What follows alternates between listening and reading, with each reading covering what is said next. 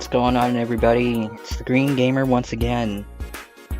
We're gonna play Ace Attorney again.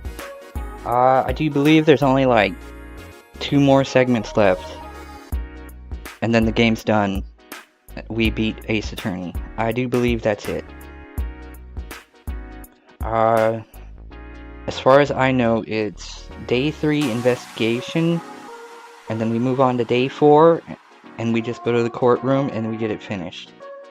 That's all we've got left. I'm pretty sure. That's what I've heard anyways. I don't really remember when I played this game the first time. Yeah, I've played it before. I just don't remember all of it. So if anything, I don't know how long I'll be doing this. But let's get it done. It's the best I've got to say. Let's go. Let's go get someone put in jail. 3, 2, 1. Objection.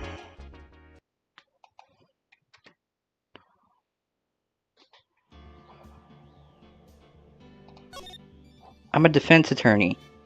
Come on. Someone's got to go to jail. But I'm not the prosecutor, I suppose. There are different ways to put it. Whatever. February 24th, 3:12 p.m. Wright & Co. Law Offices.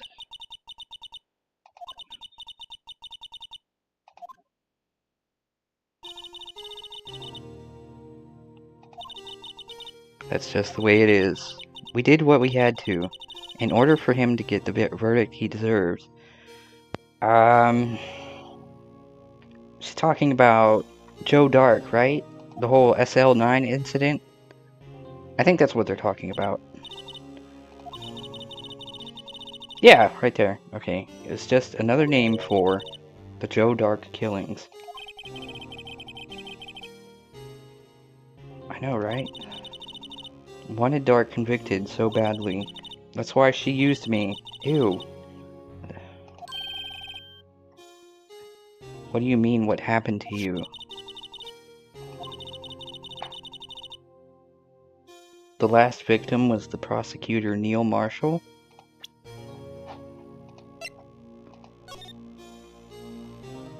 It was... So that's lined up by who died first and last? Okay. When he murdered Officer Marshall's brother, he left behind an incriminating piece of evidence.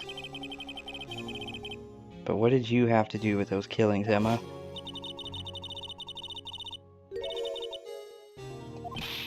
What? He tried to kill you? Oh. Was the only one trying to save her. So I guess that means she can't exactly look at Neil Marshall as a bad guy.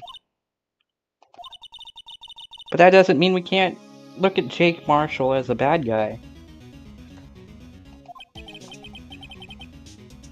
Yeah, me neither. Okay.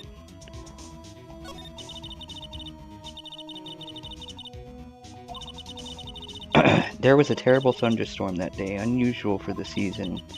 I was alone in my sister's office. We were planning to eat dinner together once she finished her homework. Work, whatever. Then suddenly this terrifying man came bursting into the office. Yeah, Dark. It seemed like he was running from someone. He pulled out a knife and screamed at me. I didn't know what was going on. Just then, Prosecutor Marshall showed up. Joe Dark tried to take me hostage, but before he could, Mr. Marshall tackled him. I'll never forget it.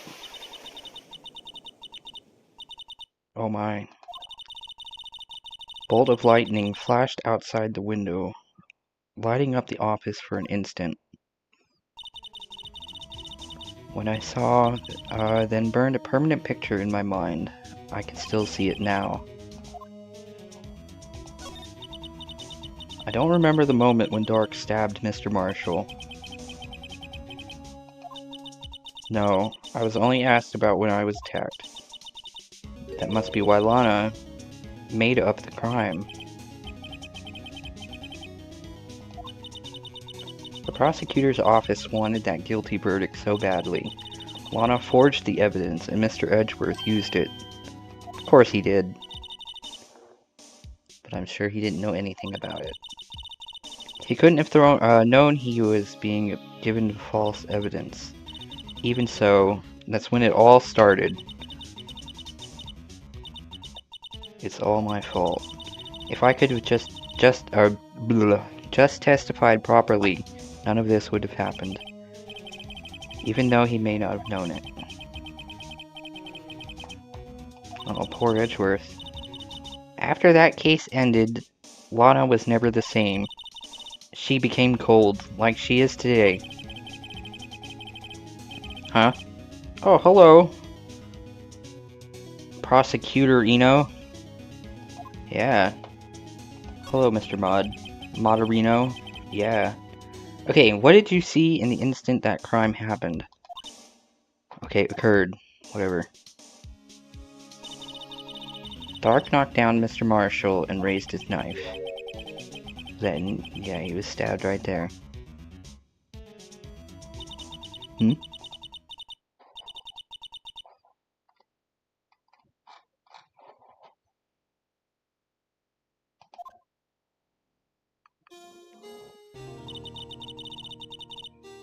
When I came to Lana was cradling me in her arms.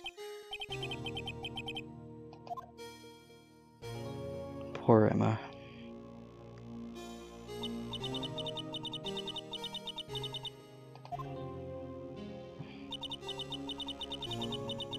I tried, but the words just wouldn't come out.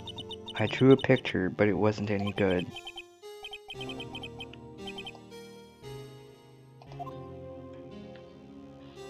Only 14?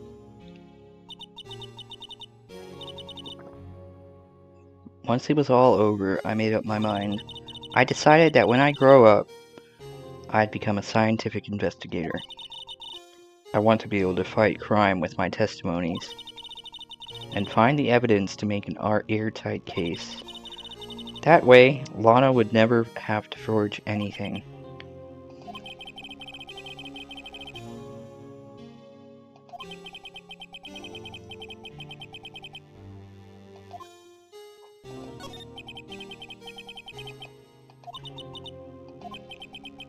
You said you were in Lana's office at that time, right?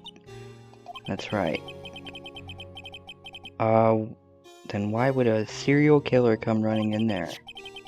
Not only that, but he was being chased by a prosecutor. Joe Dark had been taken in for questioning that day. This happened at the police department. He tried to run away halfway through the interview and fled into my sister's office. But why did he run all the way over to your sister's office? Wait, hold on a second. There we go. Okay. Because the detective offices and the questioning room are right across from the elevator.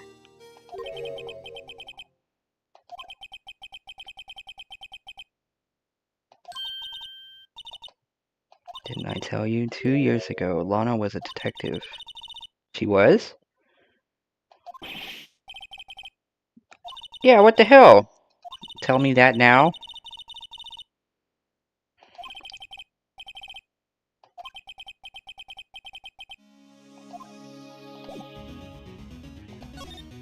You're not wrong. She would be here, wouldn't she?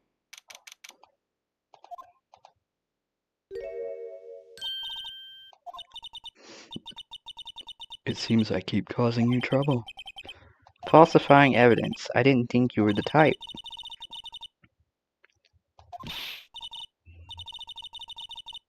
If you're wrong, an innocent person might be found guilty. Believe me, I understand the risks.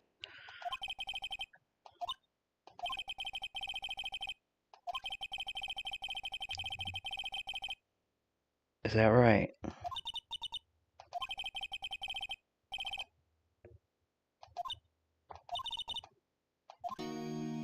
Yeah, tell me. Come on, Lana. Tell me all about it. A lot of revelations were uncovered at the trial today, not the least of which was the fact that this case is largely connected to another one 2 years ago. Evidence from that case was stolen as well, though I expected as much. Lana is just full of lies, isn't she? Like, what the hell? She didn't want to say anything, but now we're hearing everything from someone else. Well, I guess her now, but still. I believe that no matter what happened, you always stick to the truth.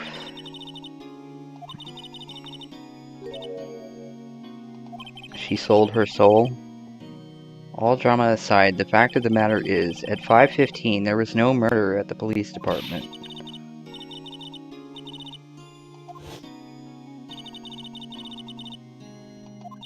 No, Mr. Goodman couldn't have died there.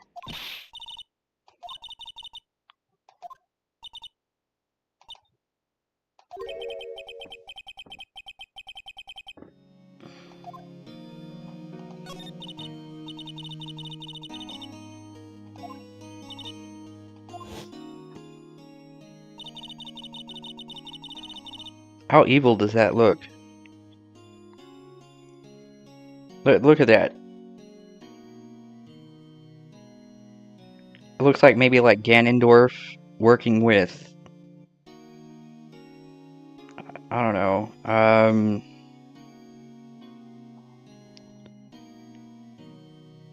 Maybe the villain from 100 Dalmatians? I don't know. He was the deputy chief of police back then, but he still looked or worked the crime scenes. Damon Gant. He was everything I aspired to be. They were the best team ever. They solved crimes before the reports could even be filed.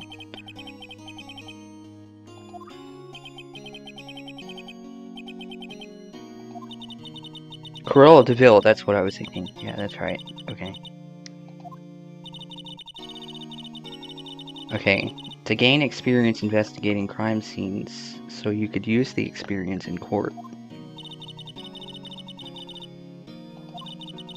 But then again, that would be the wrong villain. Nah. No, that wouldn't be it. Okay, anyways. After that, he became chief of police and arranged my transfer to the prosecutor's office.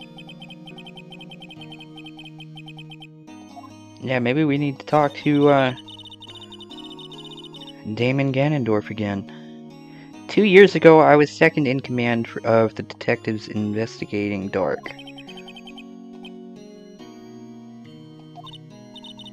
Yes, Deputy Chief Gant and I shared the same office and the same investigations. They even had the same office. We led a team of the best detectives on the force. Detective Goodman, whose case it was, Jake Marshall and Angel Starr. It was the first time Marshall worked with his brother. He was quite gung-ho, so to speak.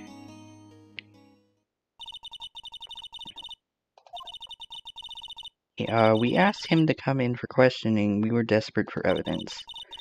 That was when his final murder took place. Prosecutor Marshall was trying to save me from Dark. The first person who happened upon the scene of crime was me. Damon Gant and Neil Marshall were the ones questioning Dark that day. The investigation was in its final stages and Dark must have suddenly panicked.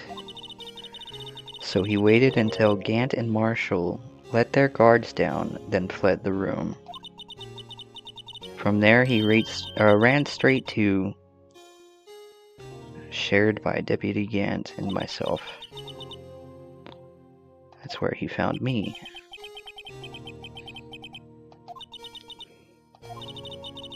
I was filing some papers while Gant and Marshall were questioning Dark. When I returned to my office, I saw 3 bodies on the floor that smelled like blood. 3?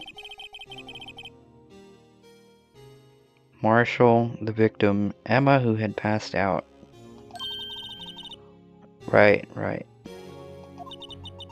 During the struggle, it seems Mr. Marshall struck a final blow before he died. Dark had incurred a minor concussion and lay unconscious. What did you do? To be honest, I panicked. Picked up Emma, carried her out of the room, and just held her.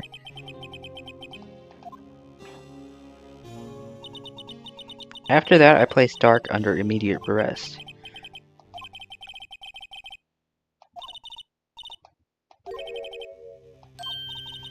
Yeah, I don't buy it either.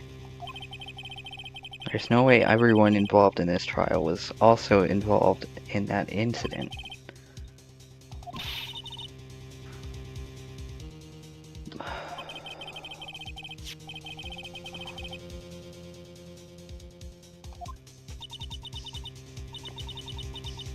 Yeah. His actions came as a surprise to me as well. Ever since his brother died, he's changed completely.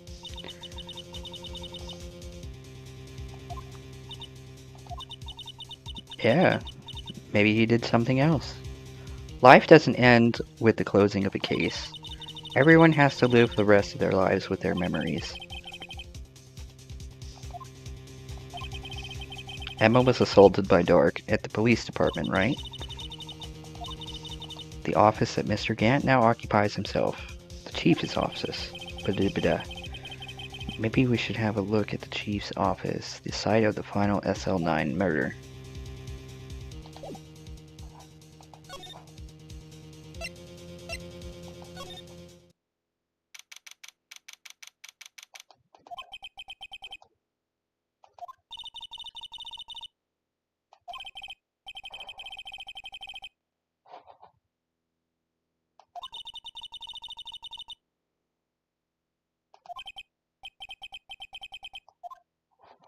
Okay.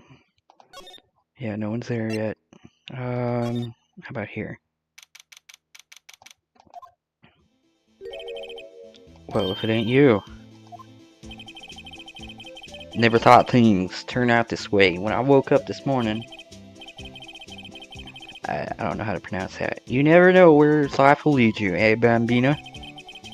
Should have known my luck had run out when old Billy dried up this morning. His pet cactus. Just over to the prosecutor's office for a little interrogation. It's a voluntary appearance, but we all know I won't be coming back. But you can't go in the evidence room today, partner.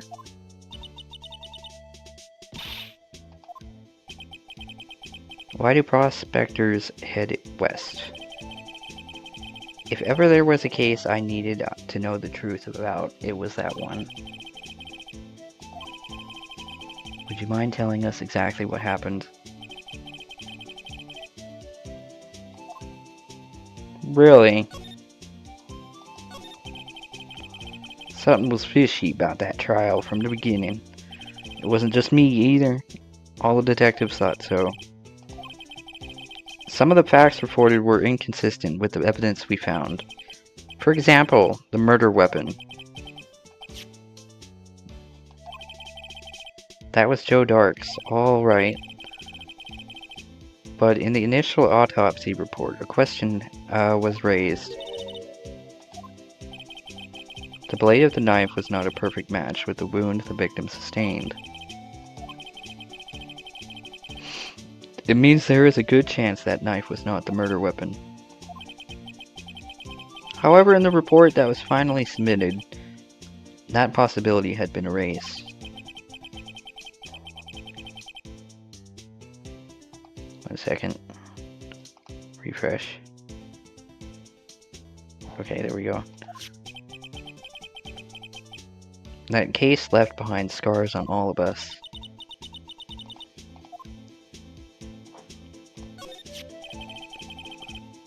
I got the looks, but he got the brains.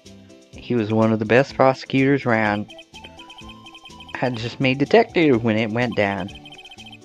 It was our first case together. He was 27 at the time. He was awarded the highest honor that very day. King of Prosecutors Reward. What are you looking at me like that for? That's an honor for a prosecutor. So maybe he was trying to kill Edgeworth. Oh wait, Edgeworth wasn't there. No, I got handed over to him. Right.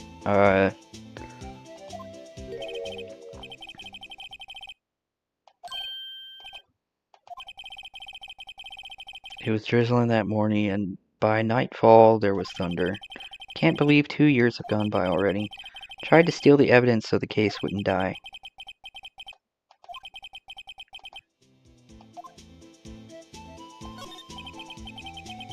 There was something going on behind the scenes in that case. We all knew that later. Every detective involved in the investigation, save one, was taken care of. Miss Starr was fired, and I was demoted and boxed away in the tiny room. If they did something to him too, the commissioners would get suspicious. No, they were careful enough not to be too obvious. Yeah, who? Don't get upset, Barbina. I mean Damon Gant and Lana Skye. The investigation led Ganondorf and his second-in-command Lana Skye. There wasn't a person on the force who hadn't heard of that duo. The case was the biggest step in both of their careers. Yeah, Damon Gant and new chief of police arranged for that to happen. She's never been the same since she left. What?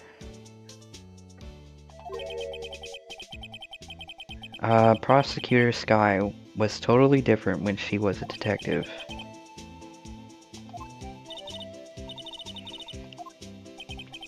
Sorry, Bambina, but her secret is too well guarded.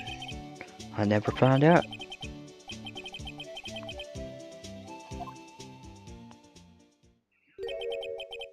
So there you have it.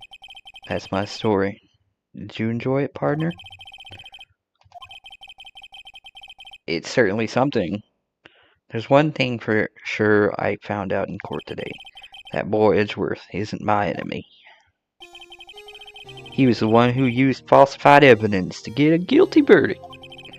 But someone else was the one who gave him that evidence and planned everything.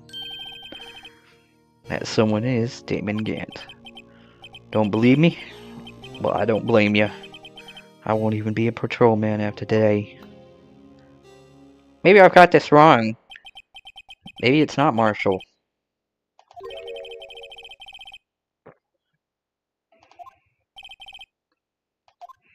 Adios, Bambina.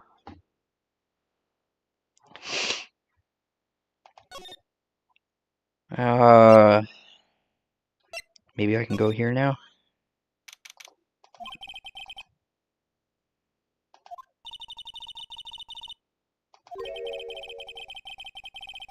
If you're looking for the others, they're in the conference room. Okay.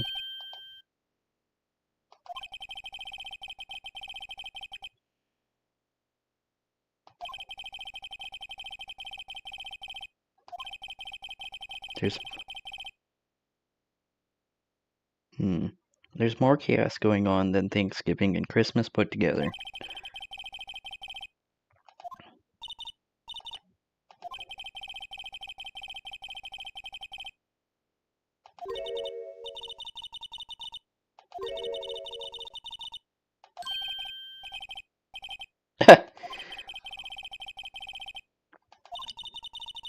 What are we waiting for? Let's head to the chief's office.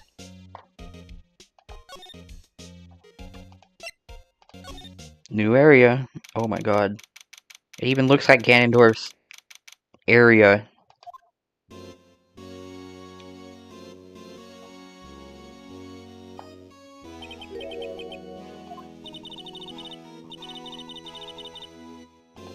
I get the feeling I'm in a final boss room.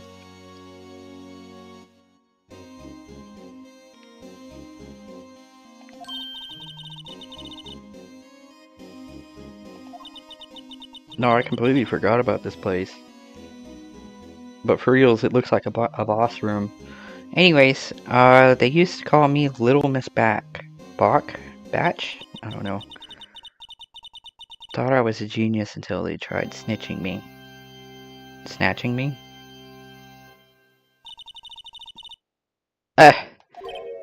Good job!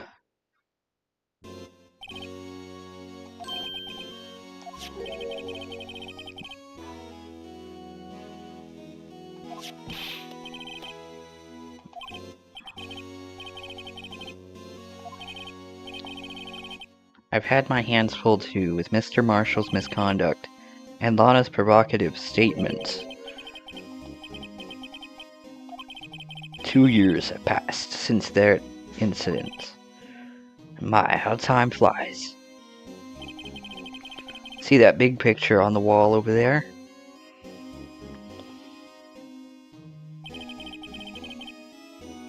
Picture of Lana, Neil, and me.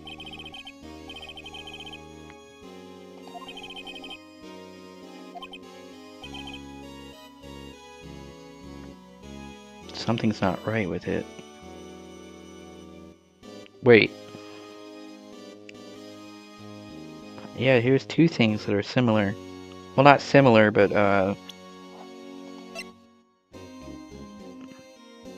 my bad. No, that's different. The sword isn't on it.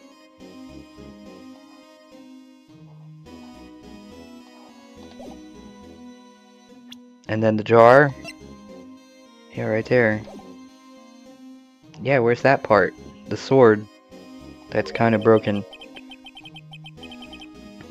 Already figured it out, Phoenix. Come on.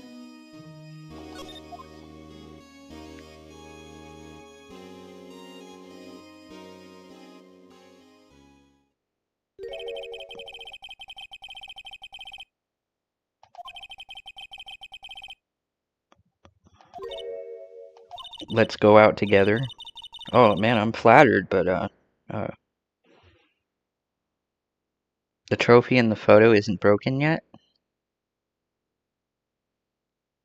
Uh,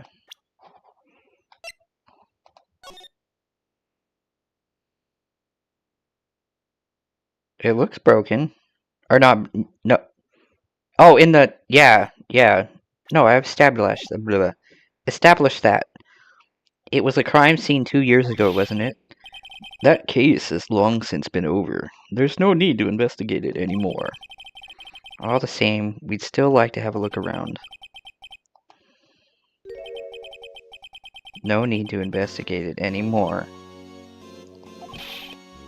Talking like a true final boss. Hurry up and get out. I have a meeting to attend.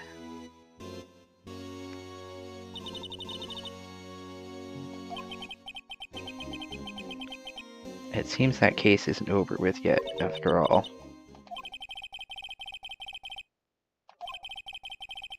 That means there must be a reason he doesn't want us looking around in there.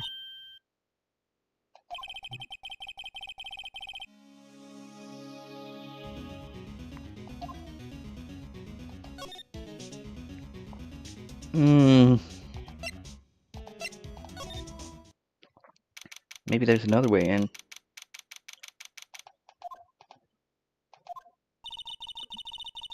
Everyone's probably busy looking into what exactly went down in the evidence room. That must be where the detectives are. Proved in court today that on the day of the crime, no one was murdered in the evidence room at 5:15.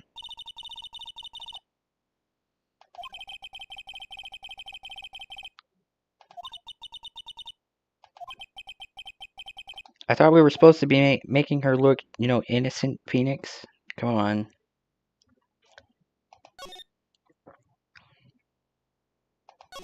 Can I get in there through here?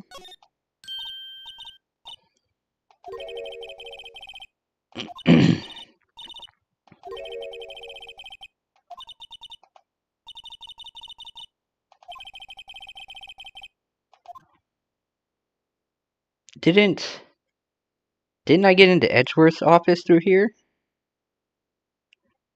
Can I get into Gant's office through there?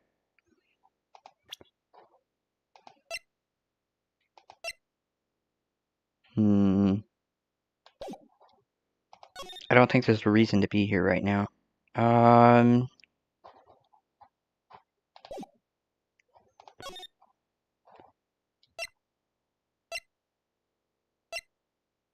Oh, yeah. Yeah, I just press that button. Yeah, that makes sense.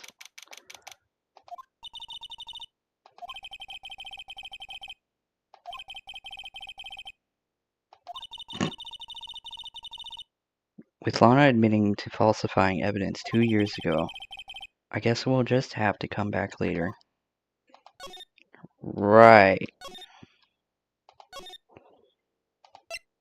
What about her?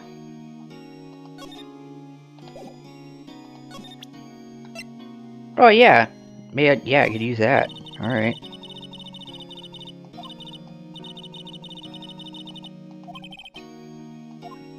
Okay, or not.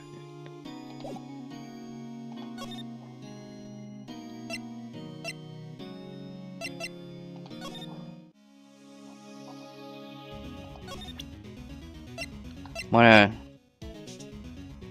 talk about that, maybe?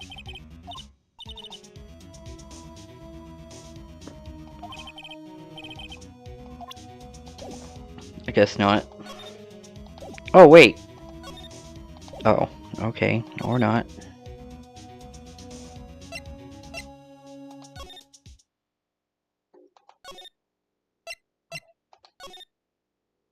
Oh, there we go. Okay. Hey, pal.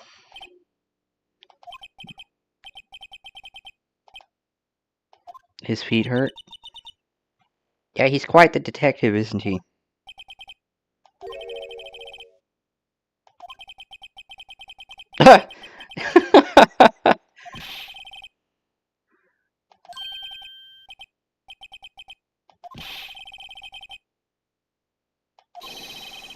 Yeah, he was just there to serve everyone coffee. It's quite the detective. I almost like the battles between you two in court.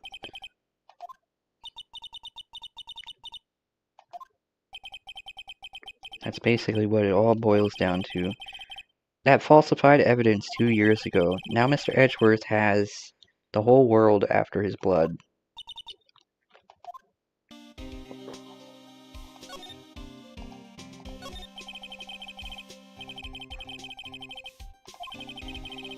If I'm not wrong, even if a prosecutor knows the evidence, doesn't know that the evidence is forged,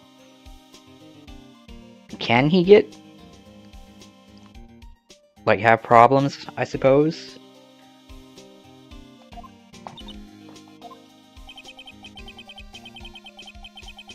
Oh, I guess Gumshoes answered that. Okay.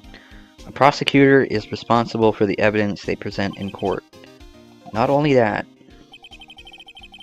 as you know, there have been a lot of rumors going around about Edgeworth. His amazing talent as a prosecutor's kept him safe from those who don't like him. But now with this, are there really so many people who hate him? In our world, only those with talent rise to the top. Mr. Edgeworth not only has that, but he's young. There's no better recipe I know of for making enemies.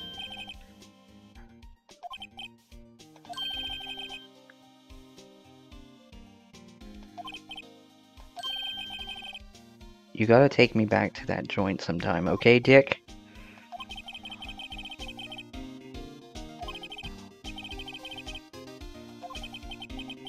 Anyway, I'm a bit worried about him. Under all this pressure, I'm afraid Mr. Edgeworth just might crack. Took a look at the file earlier while the coffee was brewing.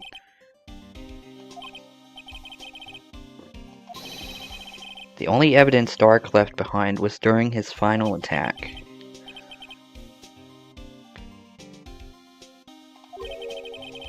When he killed Prosecutor Marshall, who was trying to protect some girl.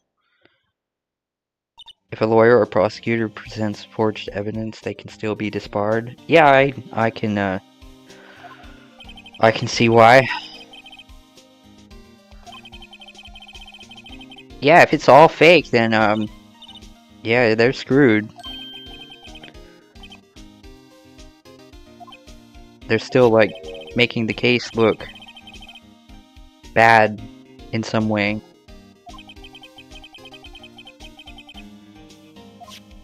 Or not bad, at least worse. Like nothing true is coming out of it.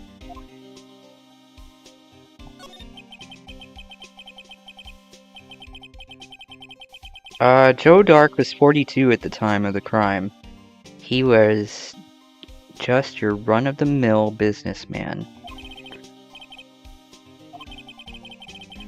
One day, on his way home from work, he hit someone with his car. An accident, yes, but it transformed him into an animal. He killed a man that witnessed the accident. Then he killed a second one. A kid walked by just then, so he killed him too. A jogger came upon the scene, and he was killed as well. Finally, he turned himself in. Yeah, he was a big animal. That's awful. There wasn't a single shred of evidence. But in the middle of the questioning, he fled and murdered his final victim, Prosecutor Marshall. That crime was witnessed by someone too, but luckily Dark was arrested on the spot. Good thing, that last witness wasn't killed. So who was that witness? Oh yeah. Right, she did not die, right.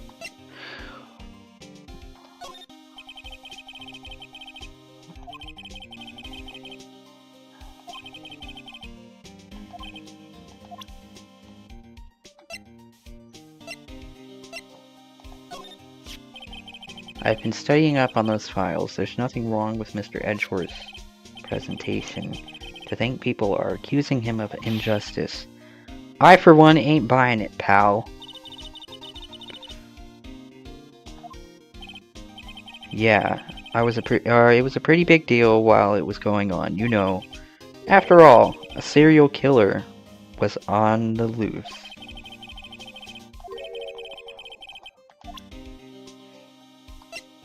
What about that? Oh. Okay.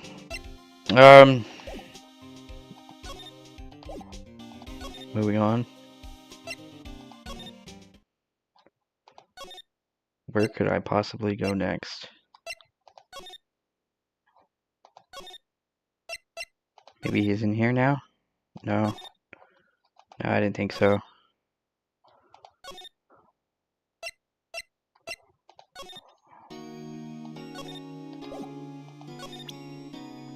Maybe I didn't do everything that I was supposed to. Oh. Okay, maybe I did.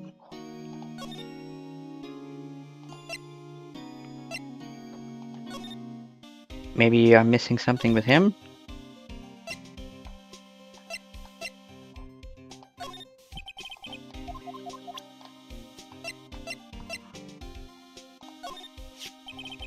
No locker can be opened without a fingerprint match.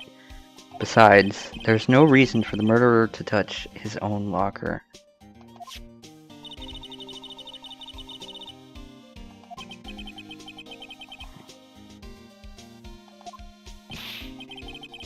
If they come to arrest me, you'll defend me, won't you?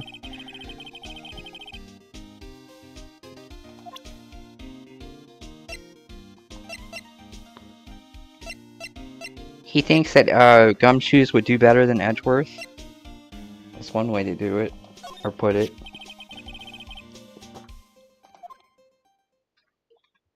Yeah, there's one missing.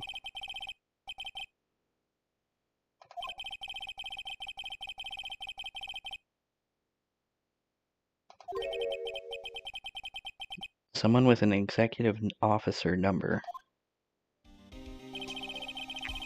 777777777. That's 1 7 too many.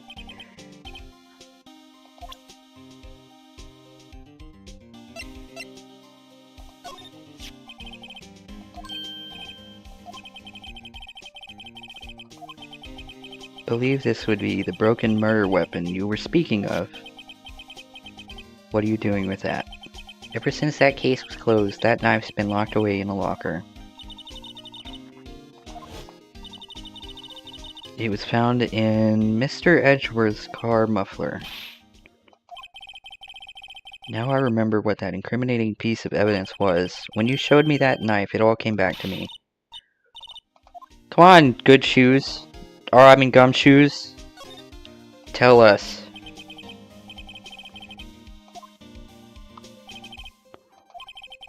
We traced it back to the store he bought it at. Plus, it had his fingerprints on it, too. That's where his luck ran out. When you take a good look at the knife, you'll see it's broken. Well, duh. Take a guess where the broken off tip of the knife was found. That's what did him in. The victim, Neil Marshall, was carrying it inside his own body. It was found deep inside the stab wound, down to the last fiber.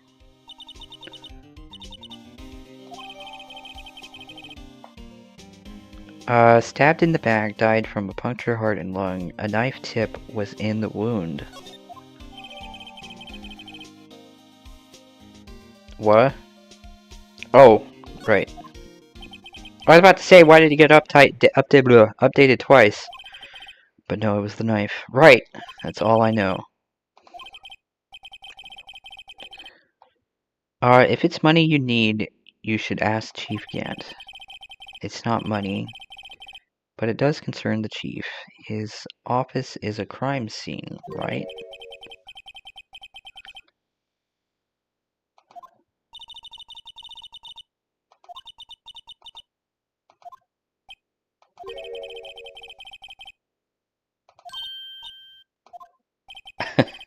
Gumshoes wants to help, okay. But if I let a civilian in there, I'd be charged with breach of trust. Oh.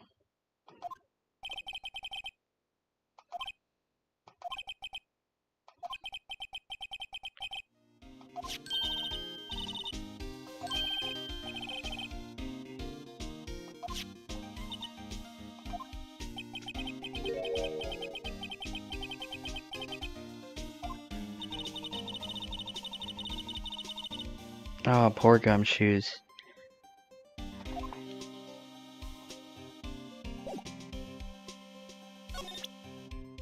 So I need to convince Gumshoes to get in there. If that's not wrong. Maybe...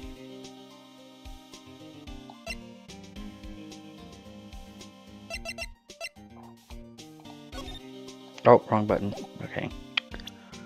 Present. A lost item report. I'm a master of misplacement, you know. He loses a lot of things. Even his mind. The way I see it, if things are meant to be lost, then they are meant to be lost. There's a higher power at work here.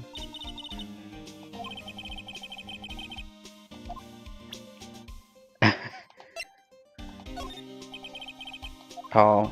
Oh no, that was for something else, right? Then what about... What was this again? Parking lot floor plan. No, that's not gonna... What about that?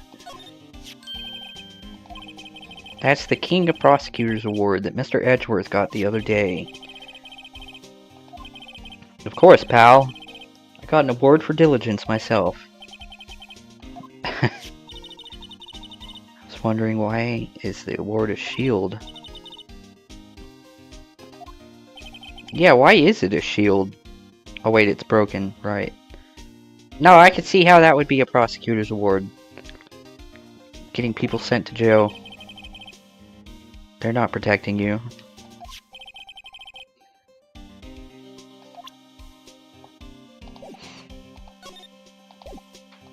Maybe...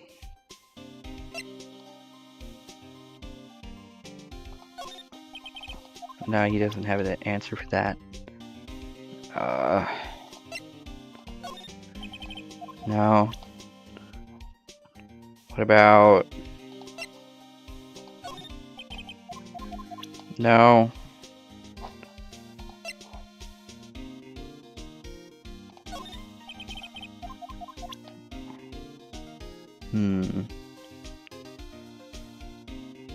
What about the other knife? I found it in Mr. Edgeworth's car, stamped with Mr. Edgeworth's knife. What would drive Chief Prosecutor Sky to do such a thing?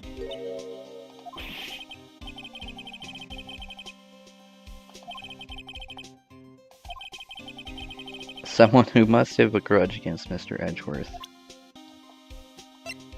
So maybe...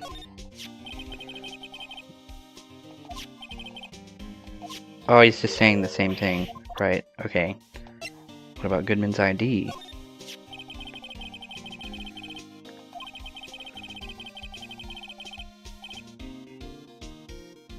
With a card and a secret number. A secret number, you say?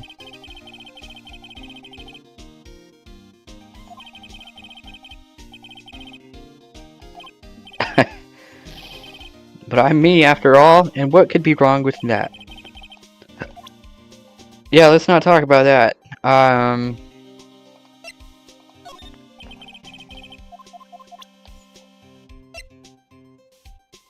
secret number. If the card won't work anymore, I wonder if that number would.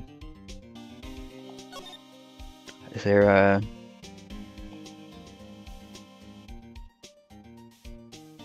Oh, there's not a number on it.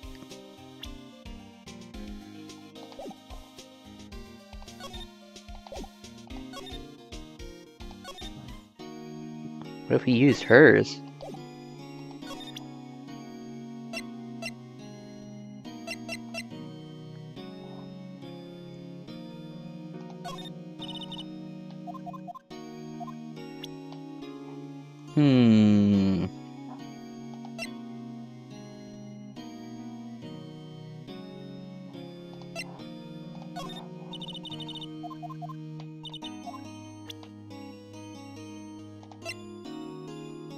Maybe...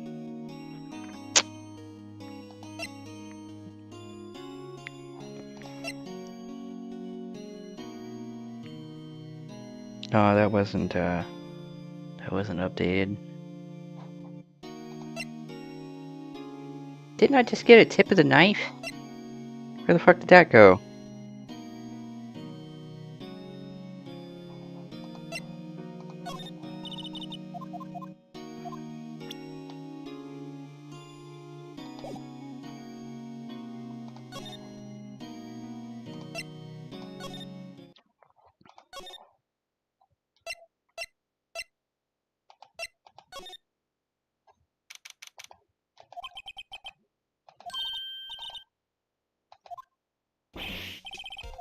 What are you doing here?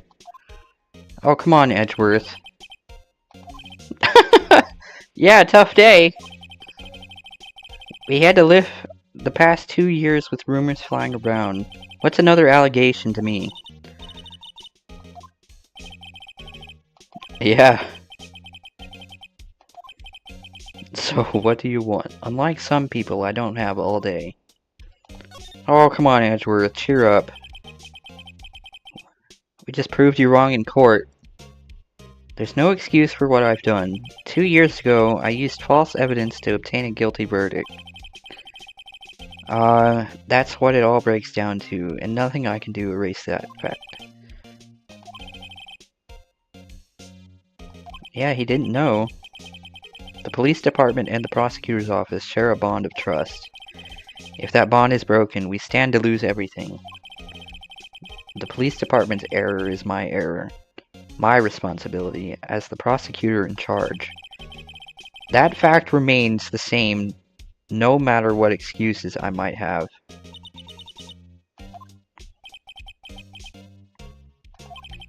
So tell me why. Why has it all come down to this?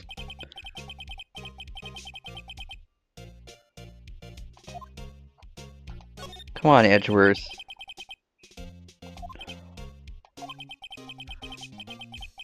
First, last year's trial, and now this one. It seems that all you do is worry about me.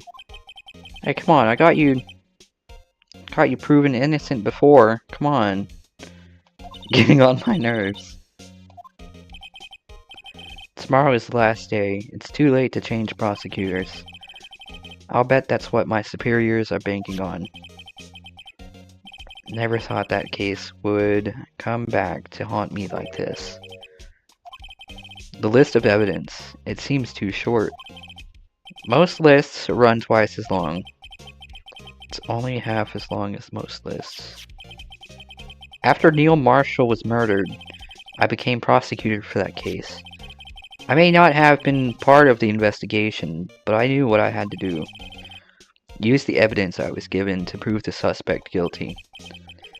So when he joined, he didn't know everything about the evidence. Like, he didn't know what was good and what was bad. Like, how could he have known?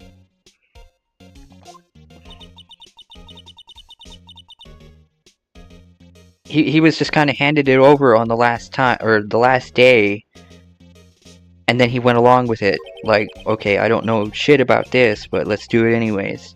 He didn't know anything about that evidence, like, at all.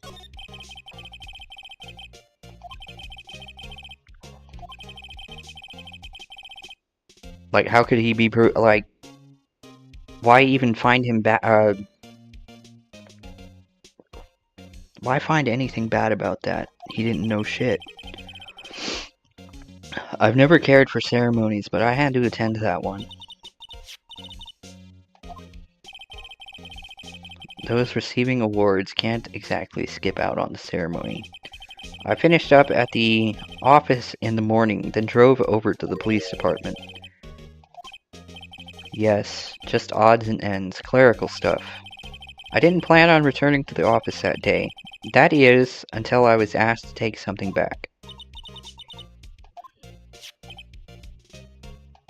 Right, the screwdriver.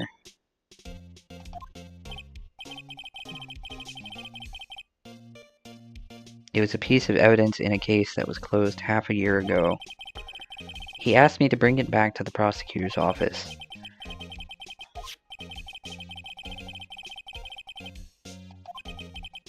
That's right.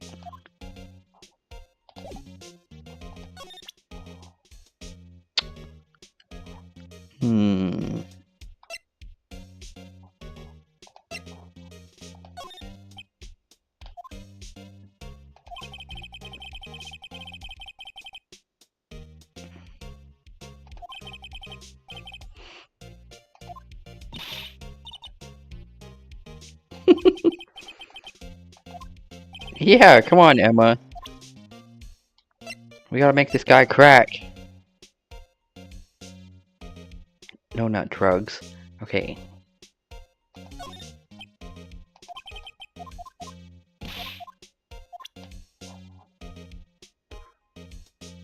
Perhaps the thing to make him crack. Are you serious? Oh, wait, slow down. Chief Kant gave this to you that day, didn't he? He asked you to bring it here. Right. But sometimes he does things that don't make any sense. At least it's better than being incompetent and doing things that don't make sense.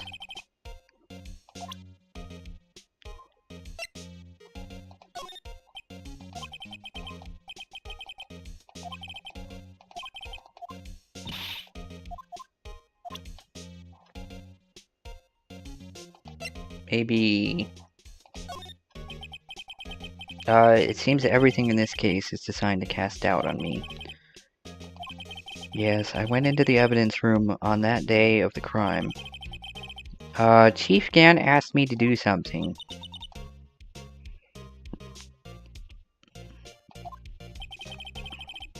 I have a locker in there as well. That room's always dark, and I was in a hurry. I didn't see anything out of the ordinary. Did he already say no to this?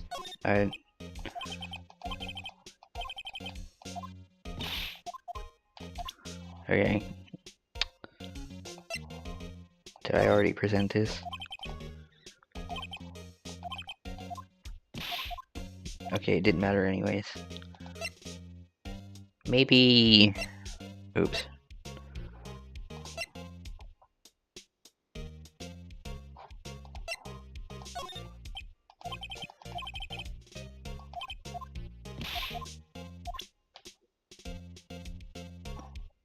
Oh, what about the reward? You know, it wouldn't hurt if you put this up somewhere, like on a shelf. That has no meaning for me anymore. What do you mean anymore?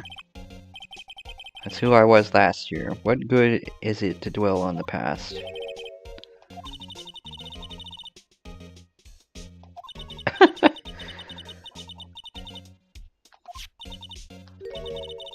Do you notice anything different? Don't you remember the other shield in the court record?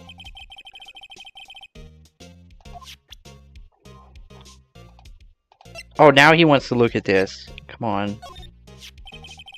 This picture was hanging on the wall in Chief Gant's office. It's not broken. Sort of. Looks like this was taken when he received the King of Prosecutors trophy. Speaking of that, there's something that bothers me. The trophy Mr. Marshall is holding. It's a little different.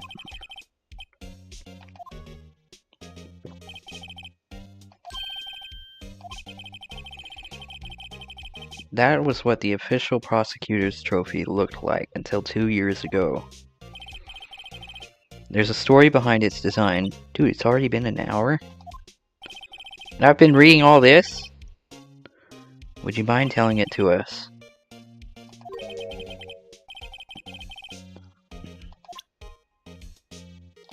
Oh, does he want to say something now? Yes, he does. This award originates from an ancient Chinese tale, really. In Chinese, the word contradiction is written with 2 characters. The first means halberd, and the second means shield. Have you heard this story?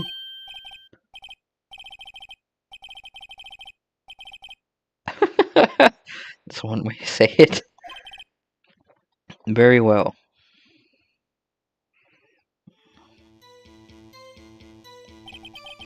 Long ago in the kingdom of Chu, there was an arms merchant. One day he presented the king with 2 items. The first was a halberd, he claimed could slice through any shield or armor.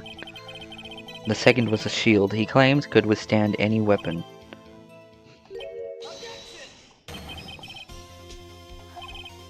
Very perceptive. But then again, you've heard this story before, right?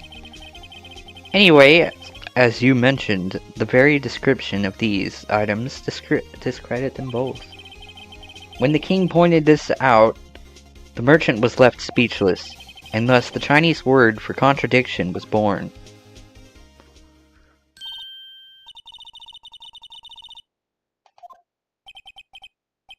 They symbolize the merchant's items, a contradiction, so to speak. The ancient tale ends with the merchant at a loss for words, but it's in our nature to pursue matters to their conclusion, even if it results in something as ugly as this.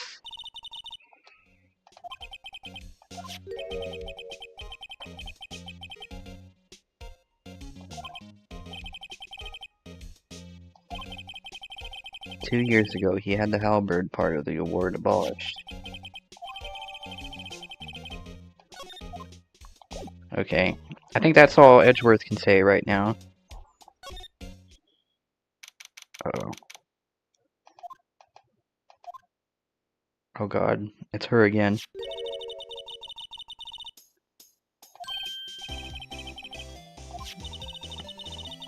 You certainly are a curious sort, aren't you? Kinda like the first person who sucked a cow's nipple to discover milk. Ew. It's Still, I never thought you'd go digging up that case from 2 years ago. Everyone in this trial was involved in the SL9 incident. Not only that, but the murder occurred on the very day the evidence from that case was due for transferal. This can't all be attributed to mere coincidence.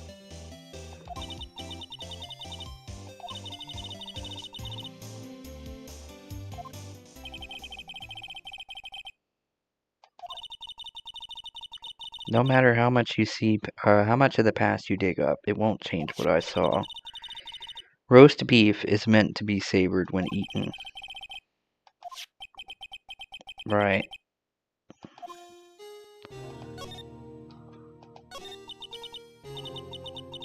That's a name I will not soon forget.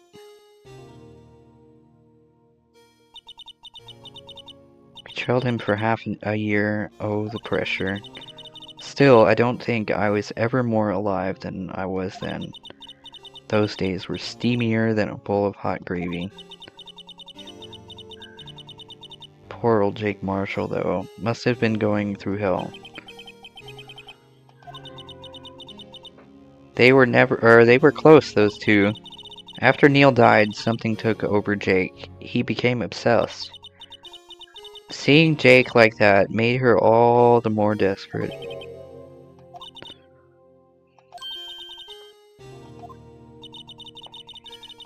The best of the best were put on that SL9 case. Of course, they were led by the legendary duo, Lana and Chief Gant. Right.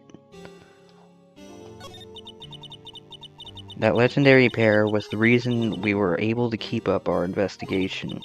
That's why we were so shocked over how it turned out. Don't get me wrong, Joe Dark got what he deserved.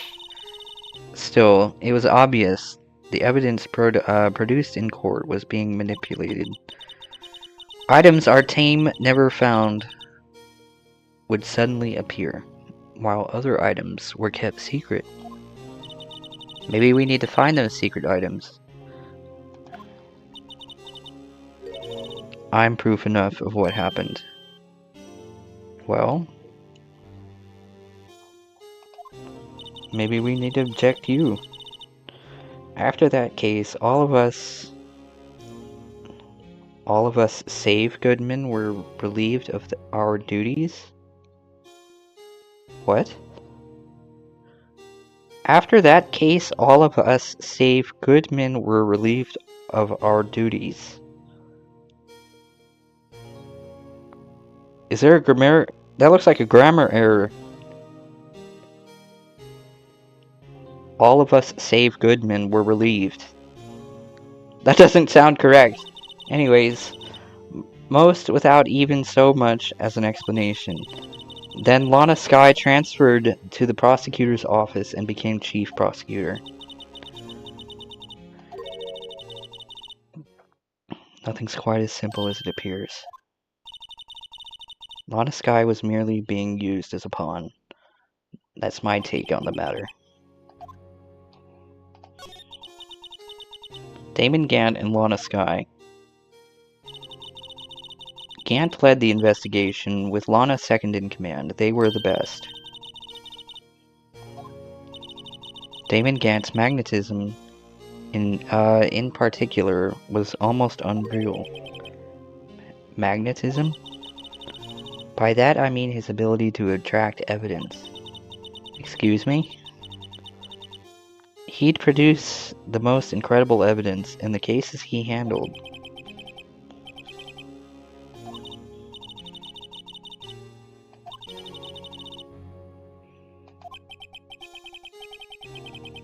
Yeah, that must be it. He was giving the evidence. Back then, everyone looked up to Lana. All the detectives wanted to be like her. Oh yes, myself included. I was a fool, really. She hated anything crooked, and always watched out for the other detectives. One moment. There we go. Okay. That's why she was so concerned for Jake. When Jake's brother was murdered, she felt as if she had lost her own brother. If it wasn't for her, I don't think Jake would ever have recovered from his shock. That's what makes it all the more infuriating.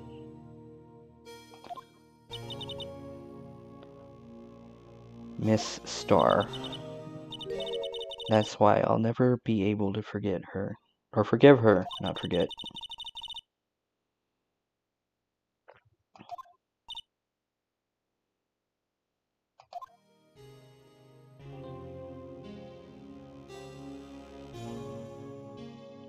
Yeah, just give me a second. I'll just,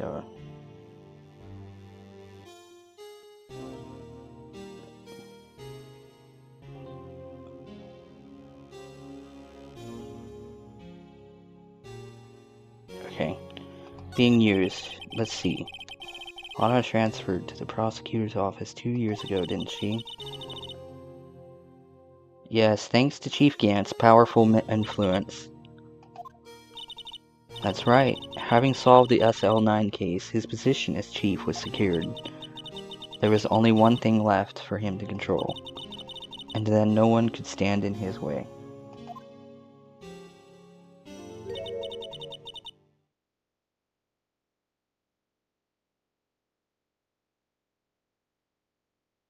The prosecutor's office.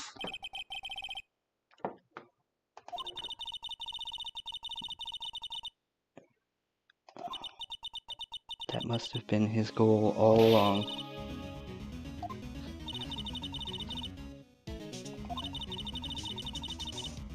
Ever since that case ended, she's never been the same. There must have been a reason for her change.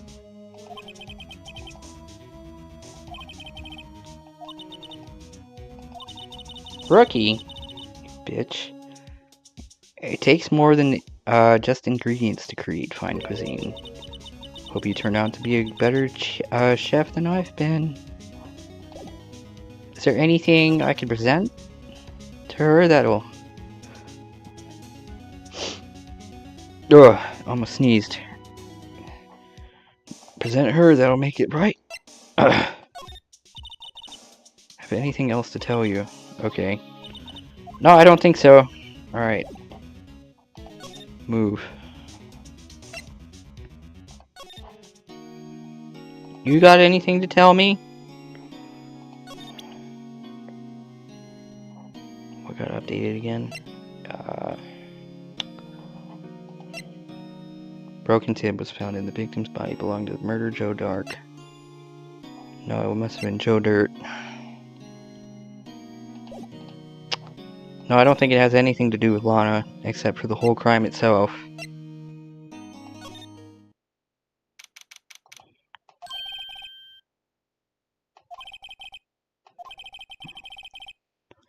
Gotta make 150 copies of these files. Brewing coffee, copying files. Turning into a regular DJ. Yeah, a desk jockey. Oh, this poor gumshoes. Gotta admire your persistency. Wow. Fumbling all my words. I'm not letting you in the chief's office, period. It'd be my neck on the line.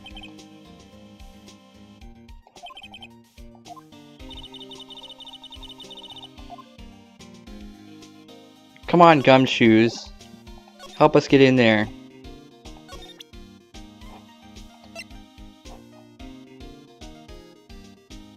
What got, updated again? I think it was this.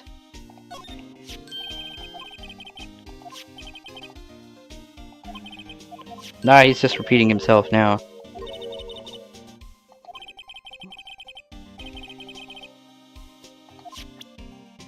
Yeah, he just repeated himself. Fuck, I don't know.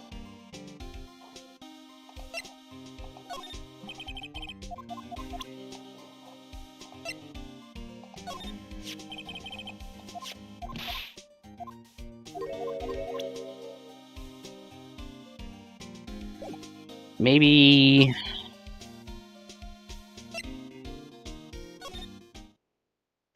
Maybe I wasn't told everything from Lana, or whatever the fuck her name is. Right, the lunch lady.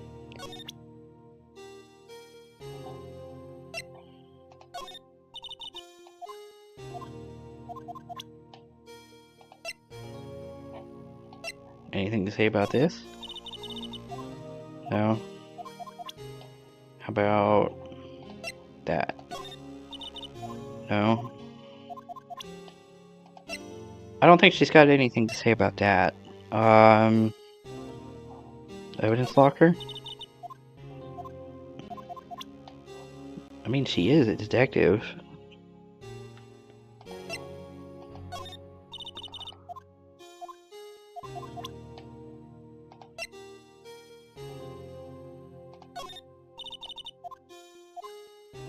Right, I guess she doesn't have anything else to say. And even though she's been saying that the entire time.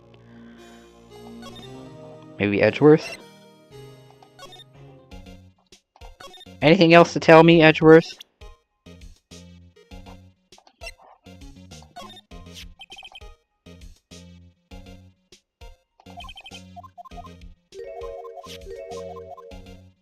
Nah, he's already said that.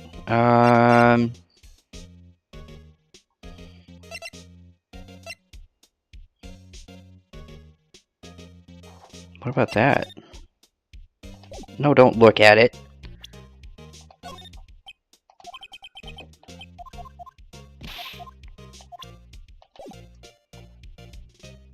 What do you think, Mr. Mod?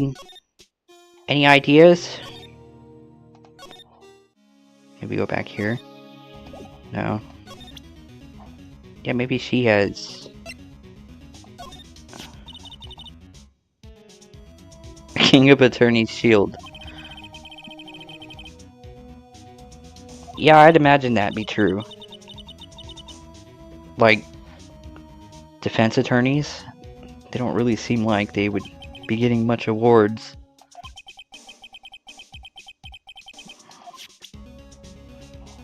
Very much, very many, whatever.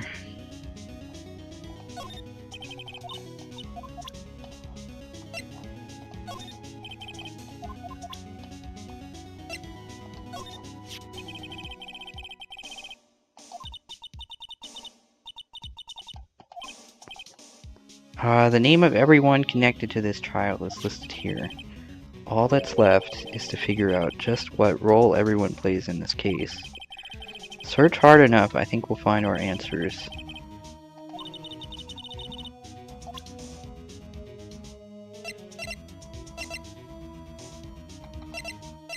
Oh, wait! Right, the screwdriver. It was brought back to Edgeworth's office by Grant's request. Maybe...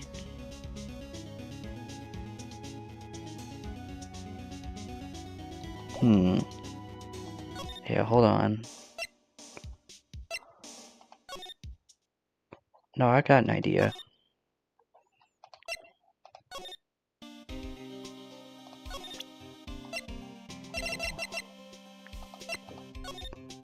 God damn it.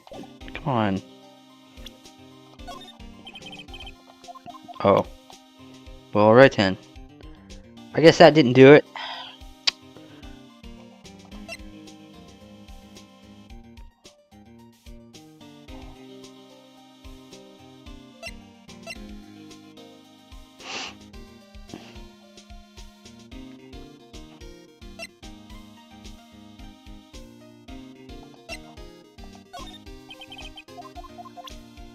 No.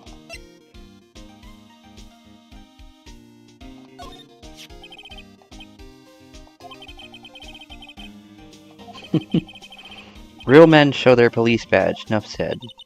Is that right, Mr. Gumshoes?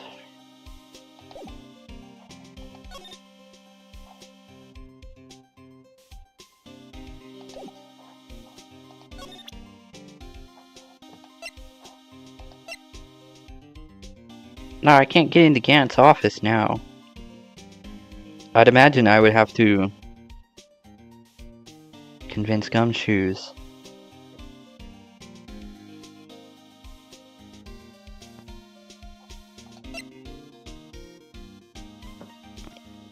then again, what about Lana?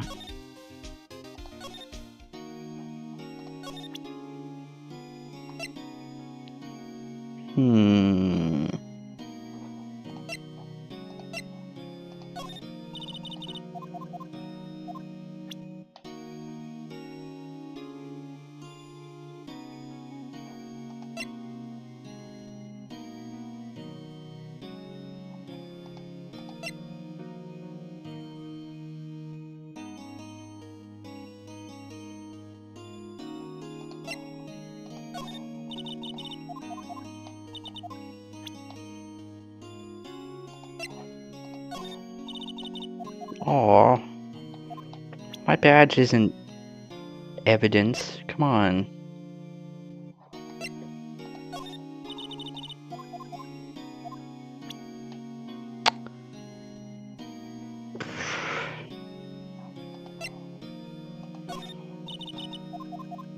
I don't think she's gonna break with evidence. Doesn't hurt to try, though.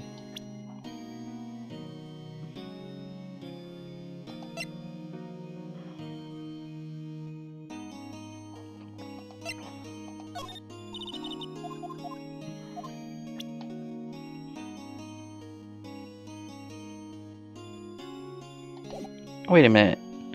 No, Gumshoes said some stuff. So why not?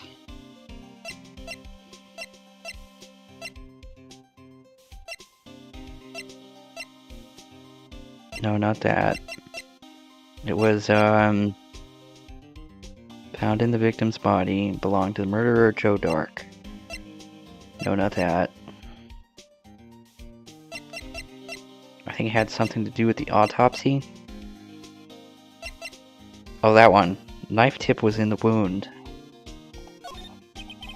God damn it.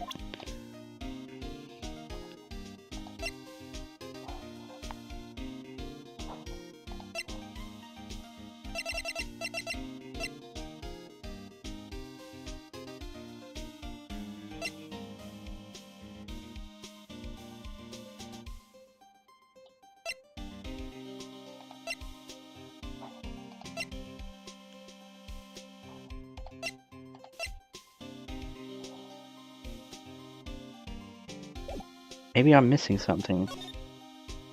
No, it can't be everything. Oh.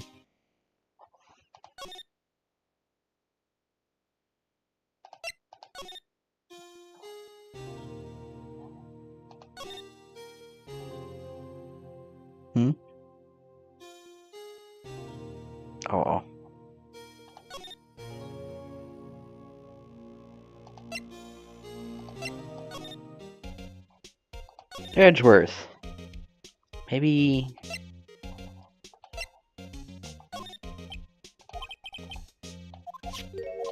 wait, hold on. I gave this to you on that day, didn't he? He asked you to bring it here. No, I thought he was gonna pretty much tell me to fuck off. Alright, he's a very competent man. Better than being incompetent and doing things that don't make sense. No?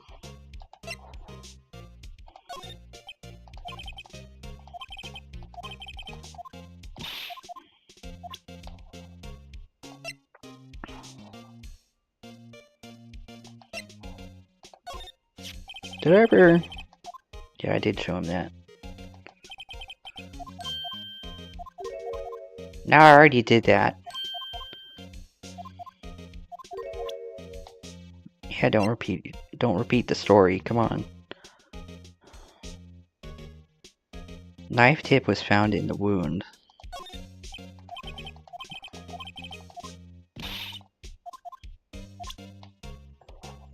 What about the jar? Okay.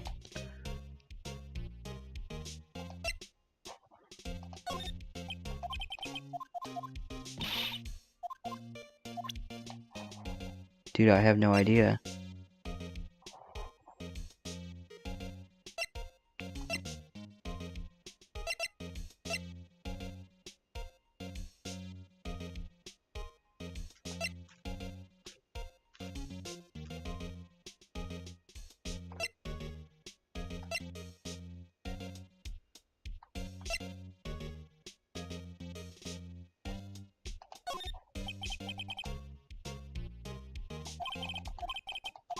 Oh no, you already talked about that.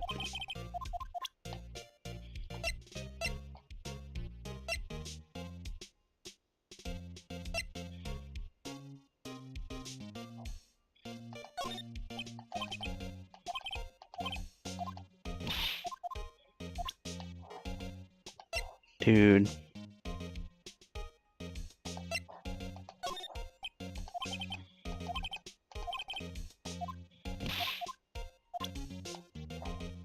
I don't know.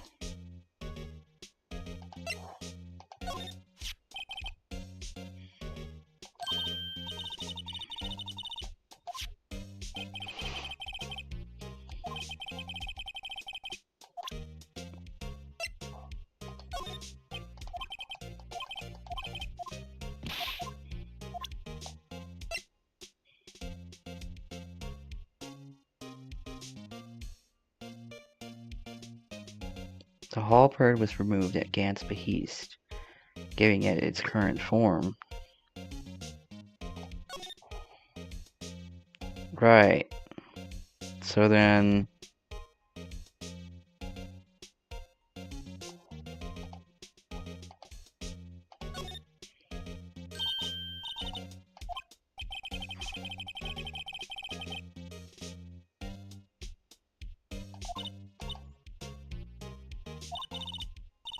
Ah! Von Karma. I guess he must be a foreigner. Yeah, that's probably it. No.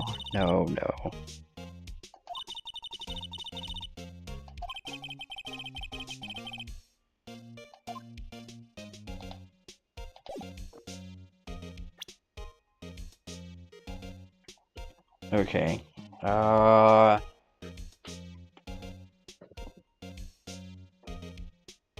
I really don't know.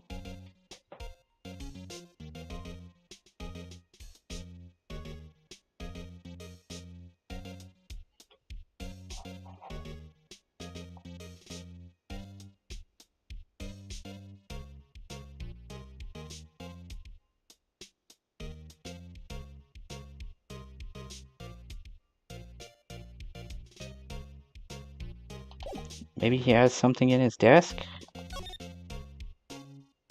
Wait.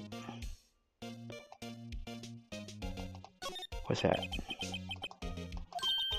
Oh, that's right, he was writing something, wasn't he?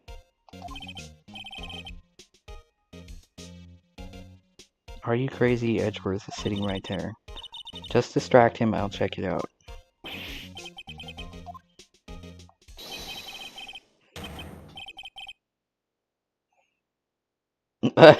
What?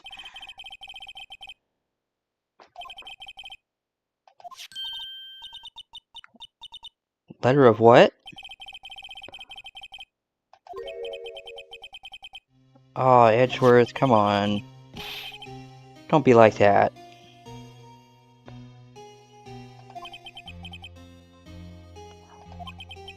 I feel as if something inside me has died. None of it is your fault. I know the path I've walked. You don't need to tell me. And the path I've walked hasn't been a just one. I can't forgive myself for what I've done. And no one else should forgive me either.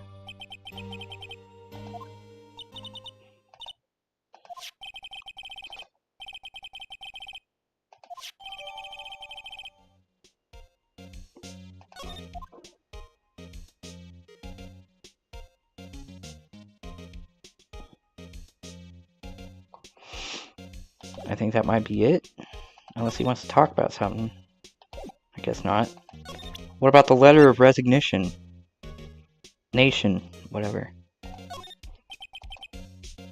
They say where there's smoke, there's fire. Apparently I was so caught up in the smoke, I lost sight of the truth.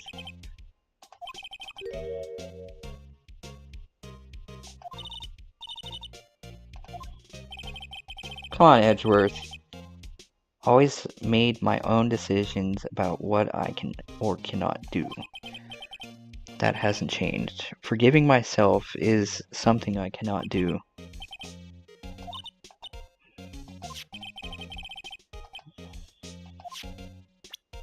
Okay, I don't know. Maybe got nothing left to say?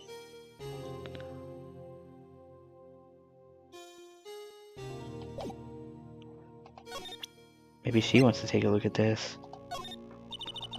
Don't have anything else to tell you. No? I think I've already talked to her about everything I can.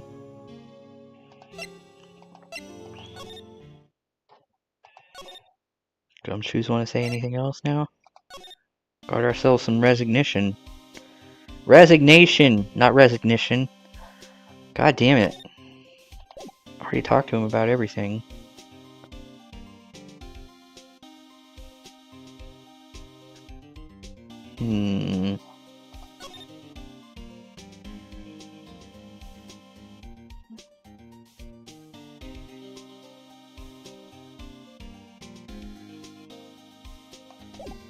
Maybe he wants to know about that. I mean, he's got a boner for Edgeworth, or whatever the fuck I want to say about that.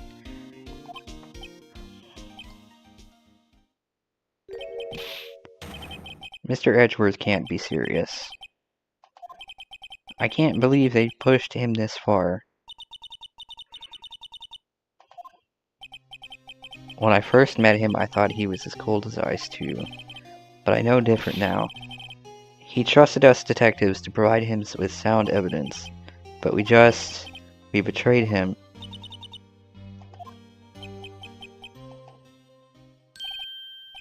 That's it, I've made up my mind. Take my ID card.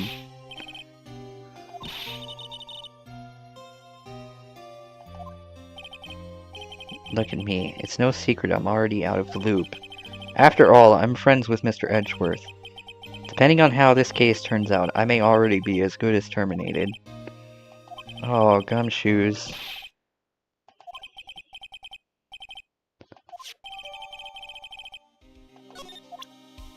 See, I told you. Can I go there now? Yes.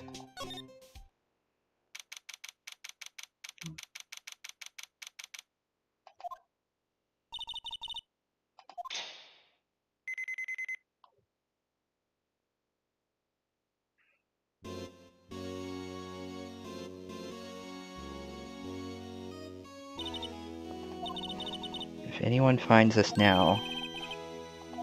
Yeah. If that happens, I'm counting on you to bail me out.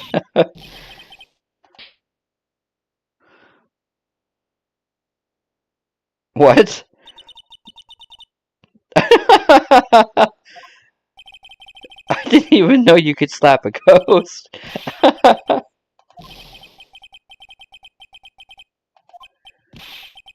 I wasn't sneaking.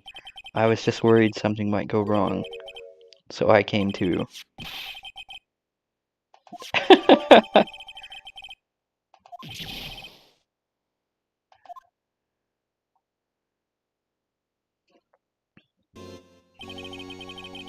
I hardly ever get a chance to come in here, so I figured I'd have a look around myself. Besides, we're all in this together now. Oh, he's all the way on our side again. Or now. Not if we're lucky. Now come on, let's see what we can find out.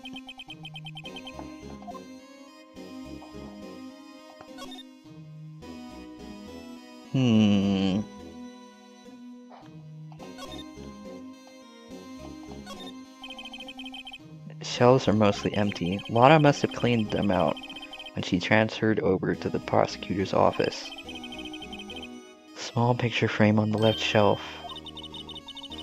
This is when Lana and I went to the theme park. Oh! Why would Gant have that in there? Lana's desk, it sure is tidy. Lana's always been a meticulous cleaner.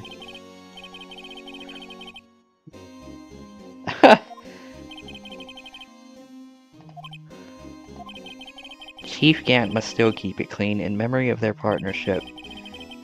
They were the stuff legends are made of.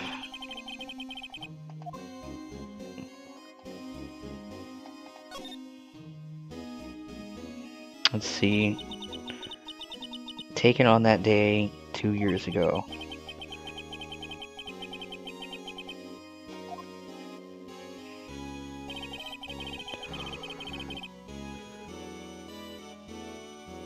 After receiving his award trophy, Mr. Marshall took a picture here, then went along with Chief Gant to question Dark. I bet he never knew he'd be dead just a few hours later.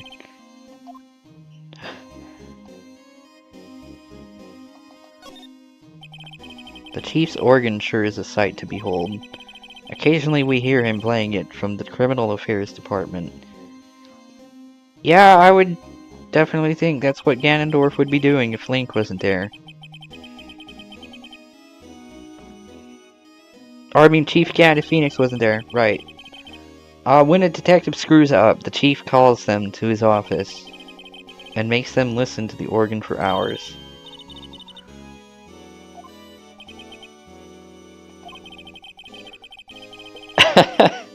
Detectives can't hear anything for years or days except for the ringing in their ears.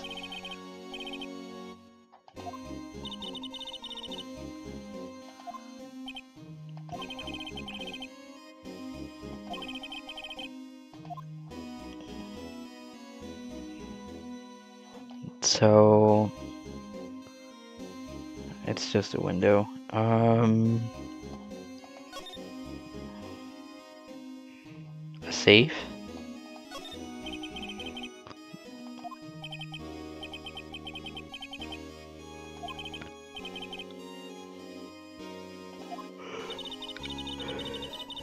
It looks like a code needed to be entered in this panel to open it. Maybe 7-digit number. I think I might know what it is. Is it...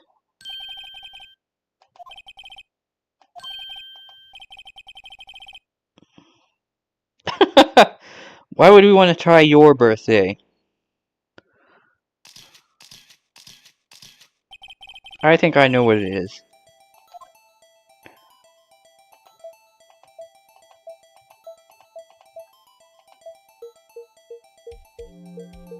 I bet I'm wrong. Oh. Wow, I was just kidding. Okay.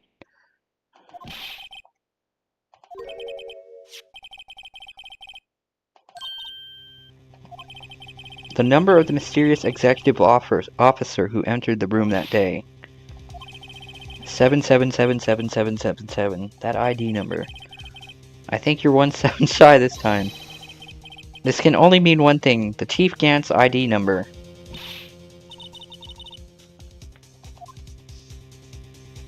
Yeah, let's look inside. Come on. Of course, Gumshoes is looking for money. A piece of the or a jar. The broken cup. Of course.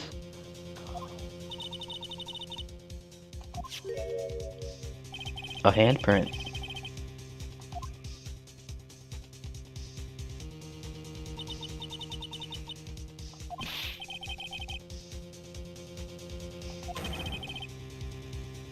You think the Chief made up the design? I don't think that's what we're looking at here. Gumshoes.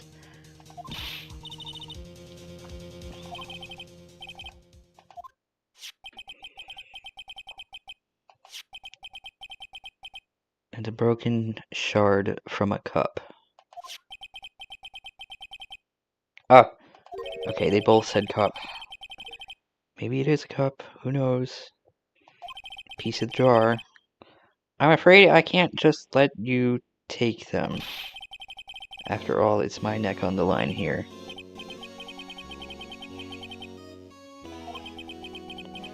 How are these two items related to the SL9 incident?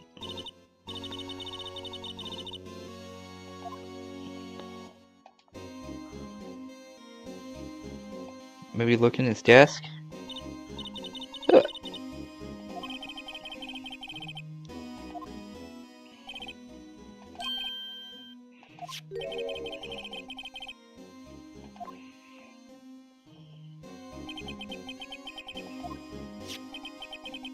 Looks like a list of evidence. In most cases, the list runs twice as long as this, though. Oh my.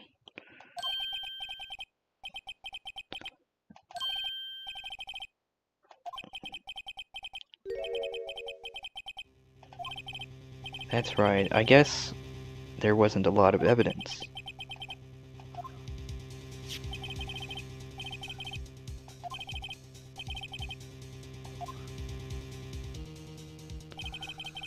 I still feel like I'm in a final boss room.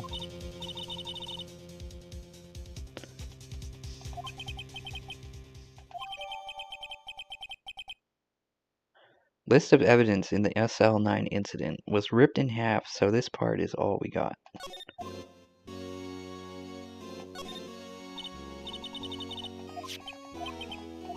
Didn't... Oh, now it wants to confirm it. Great.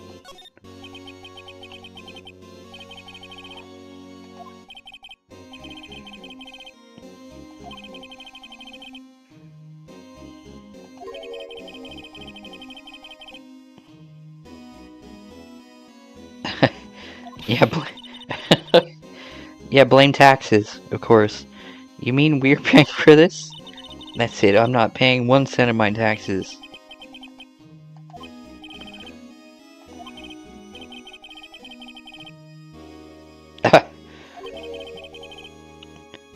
I don't think he'd fit in there, right? You guys don't know how scary that guy can be. Okay. Alright, Gumshoes. What you got to say?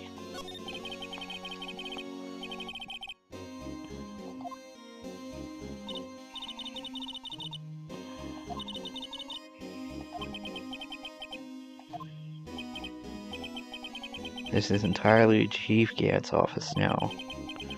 He practices a strict policy of preserving the crime scene.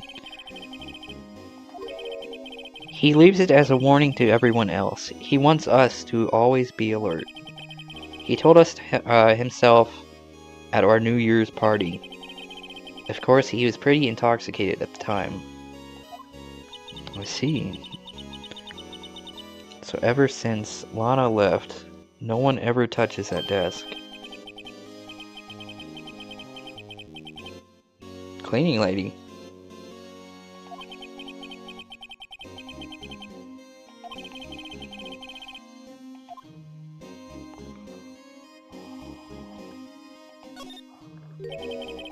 Can I ask you something? You only came here to look around, right? Because it's one of the SL9 crime scenes. I mean, that's your only reason for coming here, isn't it? You don't think... You wouldn't be... There's no way. Never mind. Don't worry about it.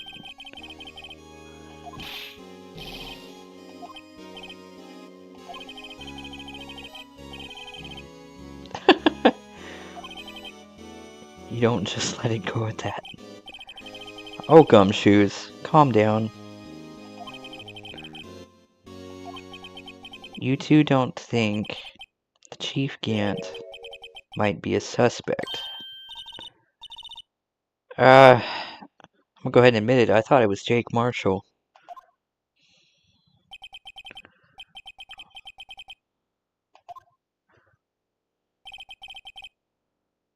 What do I think of him?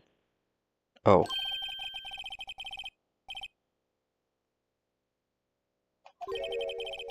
There you go, ignoring me again. Oh, Gumshoes, calm down. Oh, come on, let me look at it. Not like that. Wait. No. Whoa, hold up. The fuck's that all about?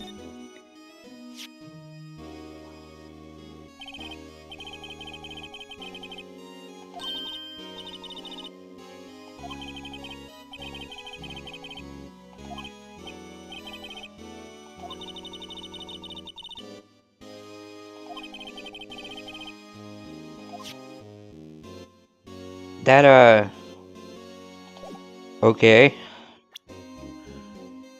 Wasn't expecting that. Could you have another look at the jar?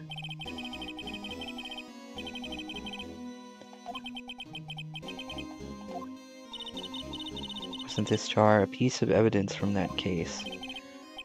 That's right. One of the shards had an SL9 incident sticker on it. You mean this one? That was in the safe? That was in the safe.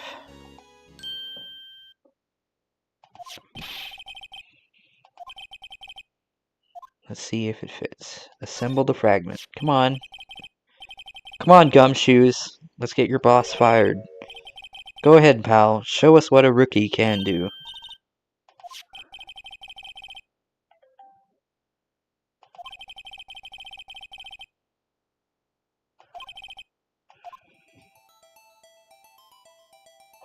Just, oops. Wasn't there a... Oh. Yeah, like that. Okay. That'll do.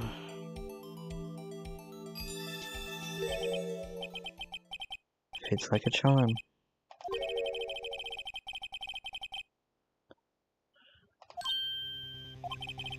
In other words, he concealed a piece of evidence from the SL9 incident.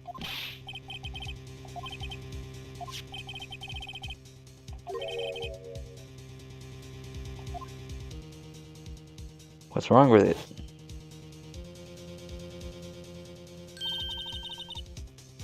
Reddish line? Oh, yeah.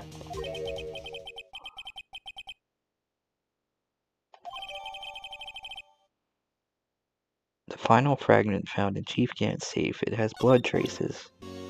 Didn't it already have blood on it? It's just got more now.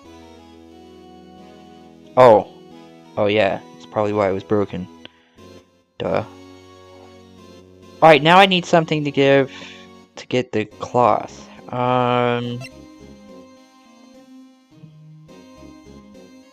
Oh, what about that?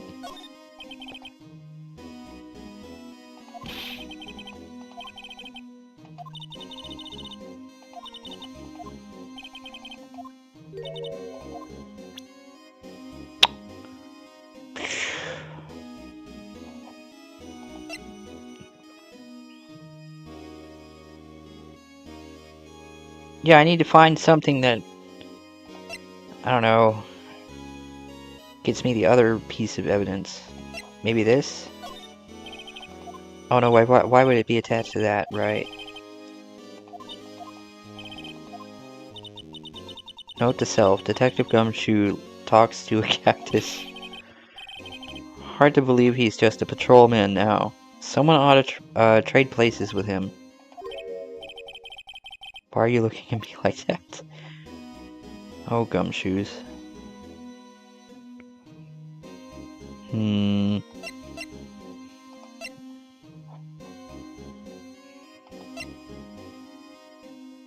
Maybe this?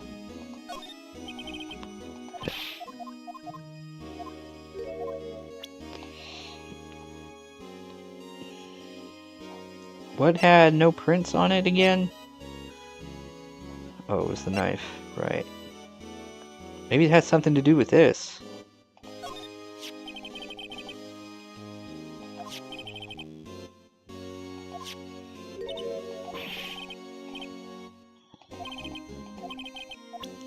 No.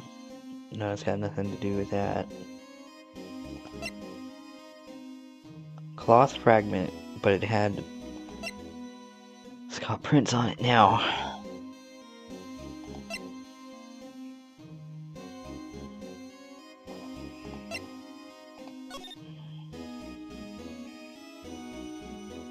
Right, right there.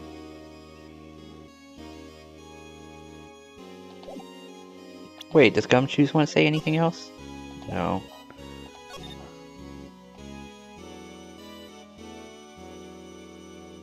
Maybe...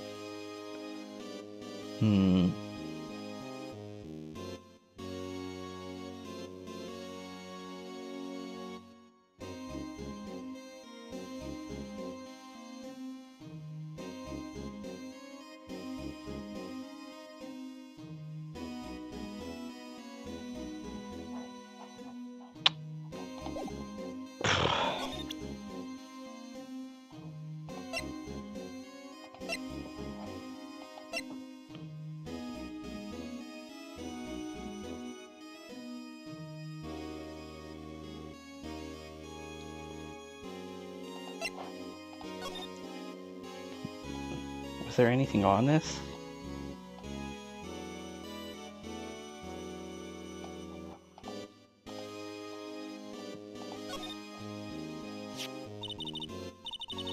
It's hard to make out, but there's a dark red stain here. This piece that the chief has is different though. The blood stains on the other pieces are just spots, but this one's a line.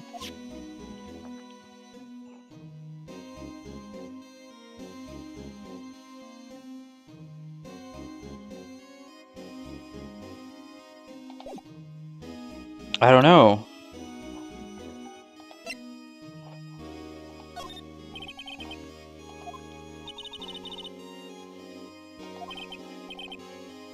He was like a mentor to me. When I first started out, he even gave me a small cactus. He said, "Dick, she'll listen to all your troubles." Oh, gumshoes.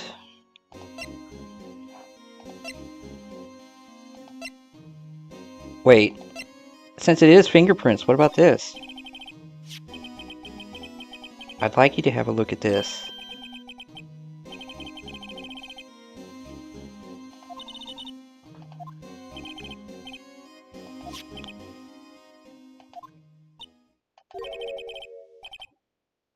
Why are you sticking out your hand like that? Go ahead and take my fingerprints.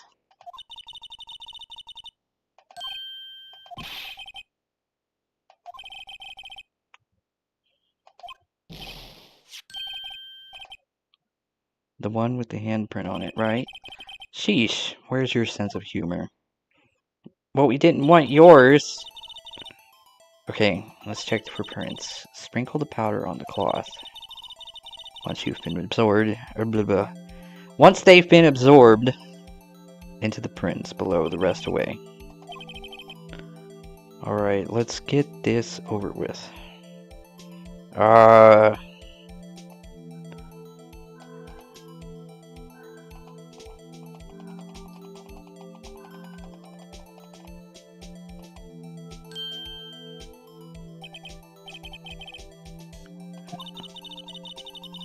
That kind of result won't be any good for matching prints, will it?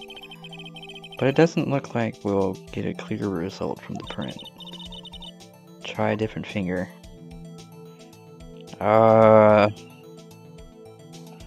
Maybe that one?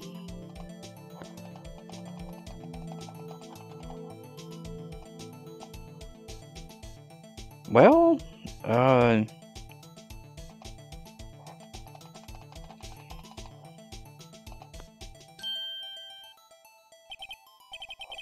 gave it my best shot. It's no good. What, do they just want to give me the middle finger? Oh, everybody does.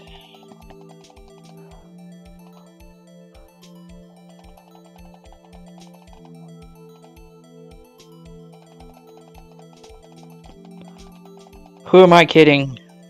Getting the middle finger every day. Let's see.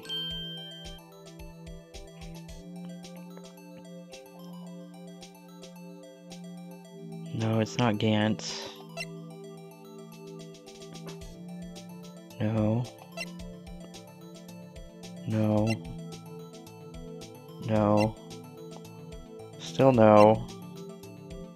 Wait.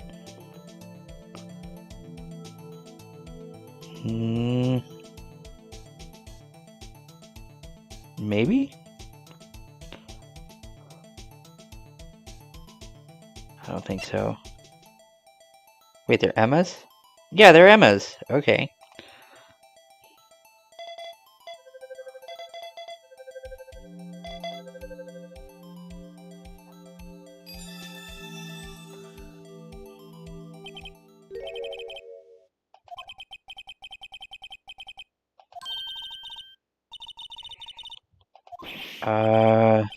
They appear to be yours. They aren't clear enough to get a match.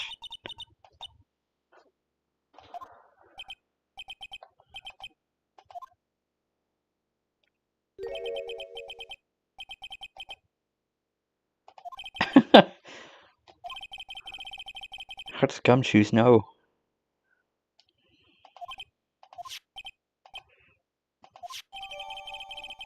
Found in Chief Gant's safe evidence for something, but what?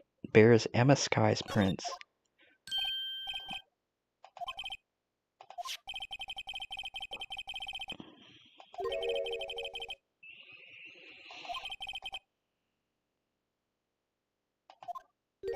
Uh-oh.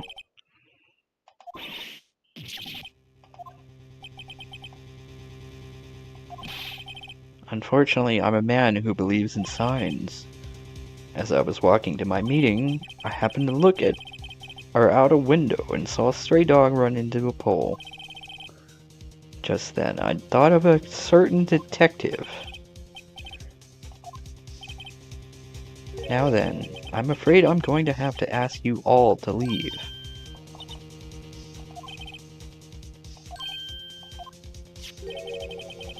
Drop off your ID on the way out.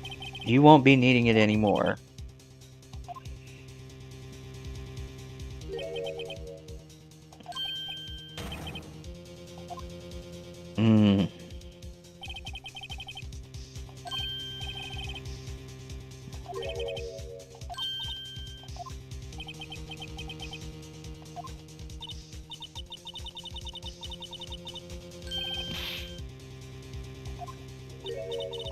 Oh.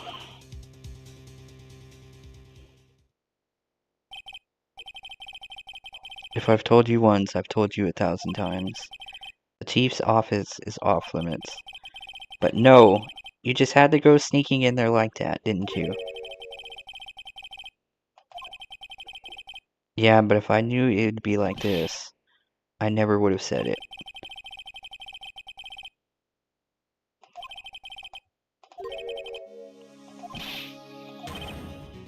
I'm gonna try to smooth things out with the chief again.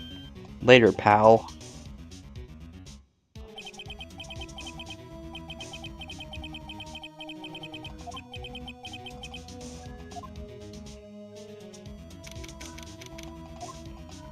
Then we go talk to Lana again.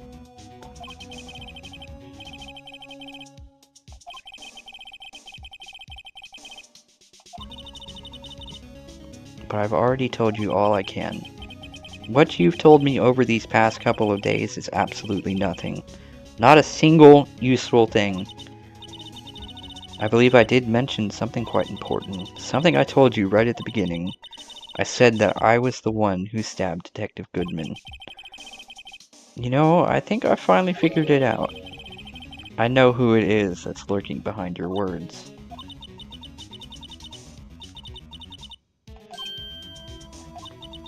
It seems Edgeworth was right.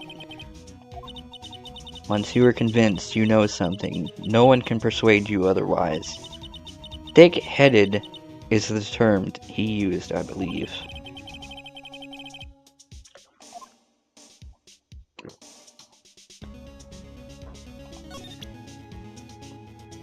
I do believe it would be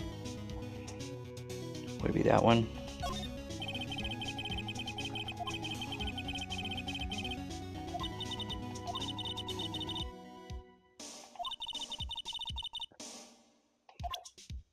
Okay, I don't think it has anything to do with that. Oh, there we go. Yeah, that'll do it. I have to admit, I was more than a little perplexed at first. You insisted you did it, yet there was no incriminating evidence. That's when it hit me. It's not that you're unwilling to tell the truth. It's that you're incapable of doing so, because of a certain individual. So you think I'm protecting this person? Protecting? No, I think afraid of is more like it. If I'm not mistaken, the person in question may have persuaded you to silence.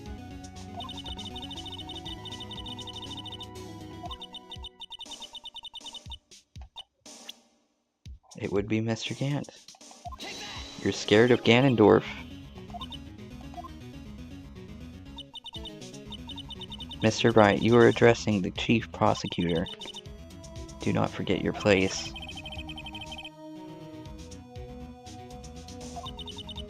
My apologies. Could you please tell me a bit more about what you think you know?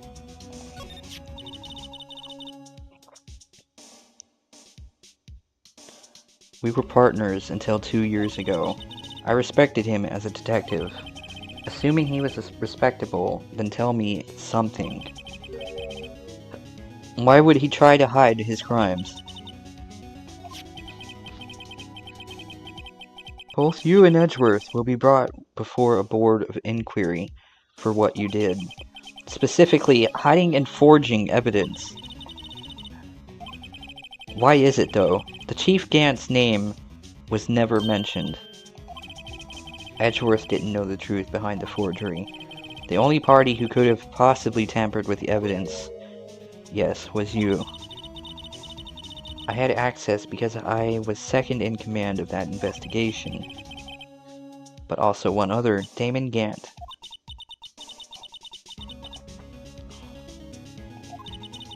Show me proof that Chief Gant falsified evidence in that case. That he falsified evidence. Oh! This. Found this in a safe in the chief's office. The jar piece and the piece of cloth. Do you know what these are? They're pieces of evidence from the SL9 incident. The person concealing evidence was none other than Chief Gant himself. Now tell me, why are you taking all the blame for him?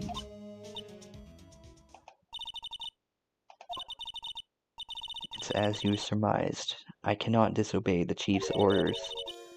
Even if it means being found guilty for murder. Why not? Come now, Mr. Wright. You can't possibly expect me to be able to tell you that. 3 days ago, I had no choice but to cooperate. Or perhaps I should say follow orders. Yes, that's more accurate than cooperate. Well, then tell me about your orders. Although I cannot tell you the details, I can say that I was given an order that day. I need you to dispose of Bruce Goodman's body. You'll find it inside the trunk of Mile Edgeworth's car. Just as I suspected. Despite what everyone believes, you were not the one who murdered Detective Goodman. I was trying to take the body out of Edgeworth's car. The trunk's lock was broken, and I discovered that murder weapon while inspecting the body. When I found the body, this was the knife stuck in it. Yeah, I couldn't just leave that knife in him. So I took it out and stabbed him with another knife. Ew. Even though he was already dead, my hands were shaking at the thought of stabbing him. That's why I ended up cutting my hand. Yes, it seems that I got blood on the victim's shoes as well. And then she saw me just as I plunged the knife in. So that's what made Miss Starr think that Lana killed him. Why did you need to hide Dark's knife so badly?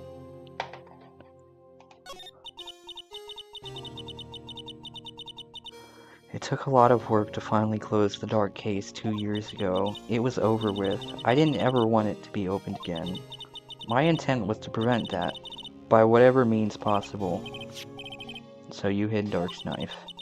The weapon used to stab the detective was evidence in the Dark's case. If word got out, which it would, the reporters would have would have a field day with that. God damn, what's wrong with my words? Alright, so you wrapped the knife in your scarf and hid it in Edgeworth's exhaust pipe. Then I called my sister to tell her what happened and to ask her to hide the knife that was inside my muffler. I didn't want anyone on the force to know about this.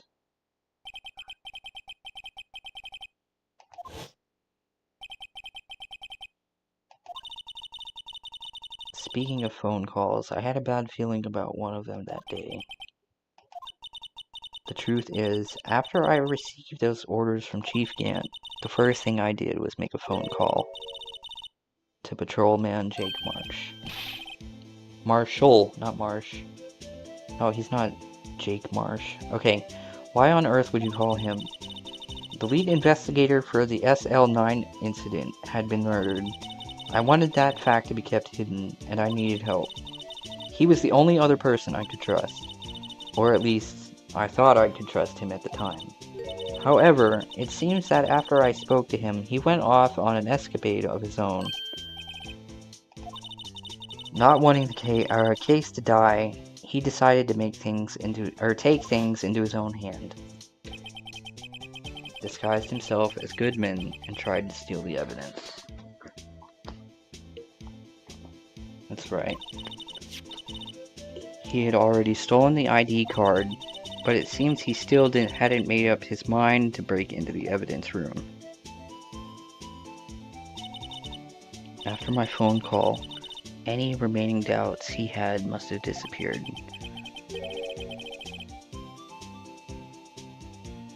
That's right. Yeah, that's why he was in that room.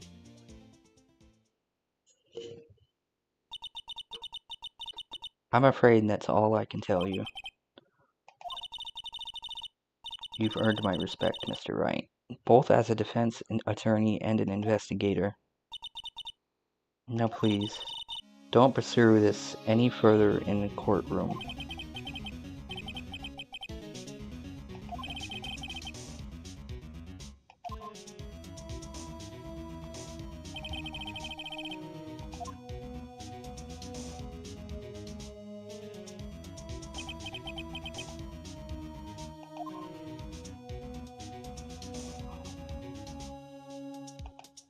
Let's see. Well, it took 2 hours to get out of day 3 investigation. Yeah, let's keep going. Yeah, this is like the only thing left, so I guess as they say, it's time for the final boss.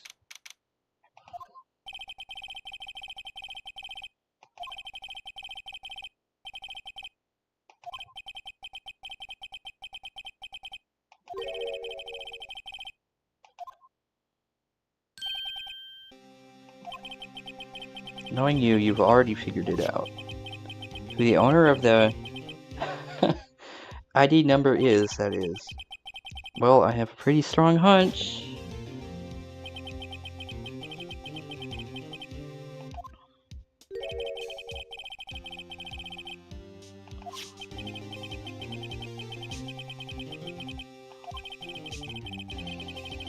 If that number does belong to whom you suspect, then no doubt will remain. After all, he hasn't been officially charged with anything. In any event, once all doubt has been removed from that list, I can call for a ruling. 5 minutes, Mr. Wright, and Chief Prosecutor Skye will be found guilty. I figured you'd say as much, but that's why I came here. To hear what you have to say. Lana's hiding something, and the only way we'll ever know the truth is to draw it out of her. Everything goes back to the SL9 incident. We don't have time to reminisce about the past. It's got everything to do about the past.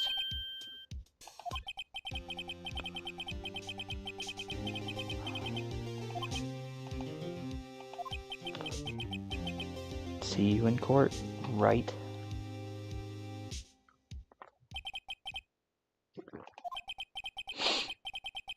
If I'm ever going to find out what Chief Gant has on her, it's now.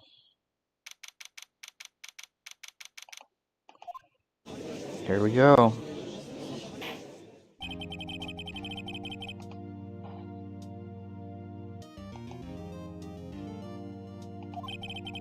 The defense is ready, Your Honor. The prosecution is ready. Normally. This is when the prosecution puts forth its opening statement. But before that, the police chief has a proposal to make.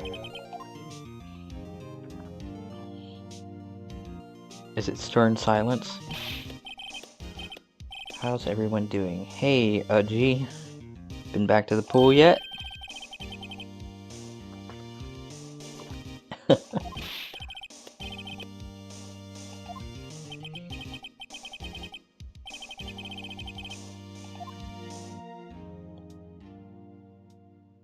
Yes, what is that proposal?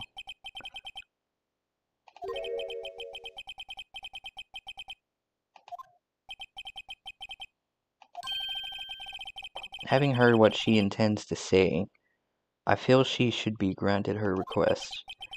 In the end, it should save everyone a lot of time and trouble.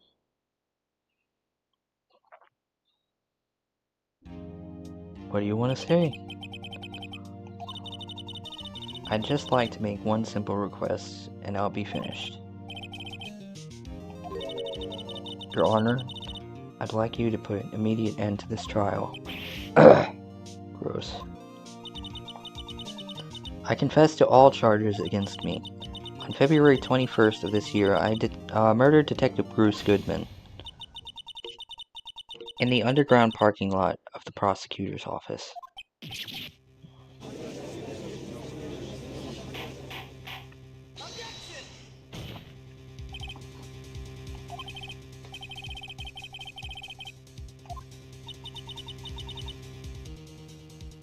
Hey, that's too bad, Lana. I gotta defend you. I ain't letting you lose out here. I no longer require your services. Your Honor, I hereby forfeit my right to an attorney. The prosecution may lack direct evidence against me, but it has sufficiently proven its case through testimony and circumstantial evidence. I would like you to render your verdict now, if you please. Yeah, they do.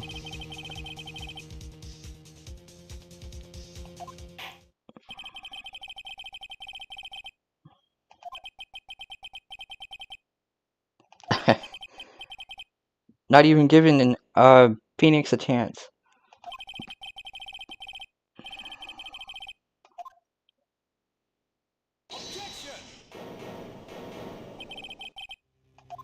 Now Edgeworth doesn't want to stop. The prosecution has not yet proven the defendant guilty, beyond reasonable doubt. Any ruling at this stage would certainly be premature. Come now, Worthy. I understand this is a difficult time for you, but why don't you just be a good little boy and keep your mouth shut? Oops. Okay, there we go. Alright. I don't think I care for your tone, Chief Gant. Creating another fabrication to cover up your past mistakes. Sorry, but I'm no longer the naive little boy you would have me be.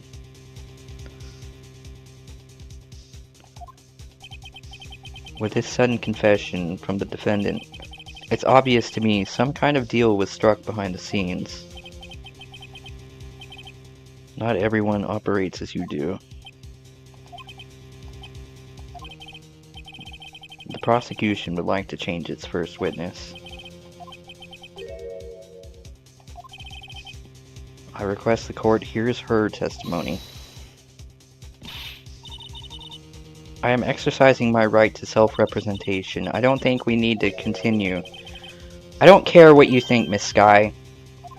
It's time for your sister to say something. No matter how tragic the truth may be, it would be an even greater tragedy to avert one's eyes from it.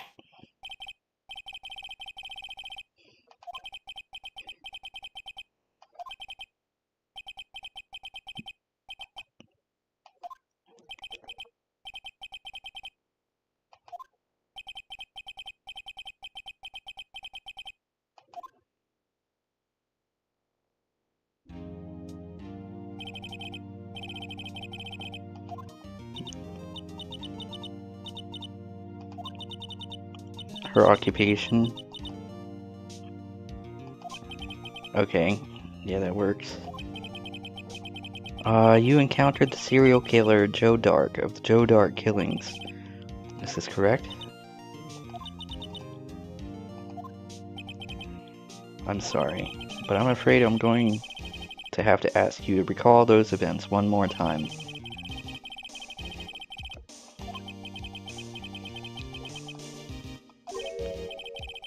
Yes, it most certainly is. Yeah, he gave in a little quick, didn't he? What the hell, Judge?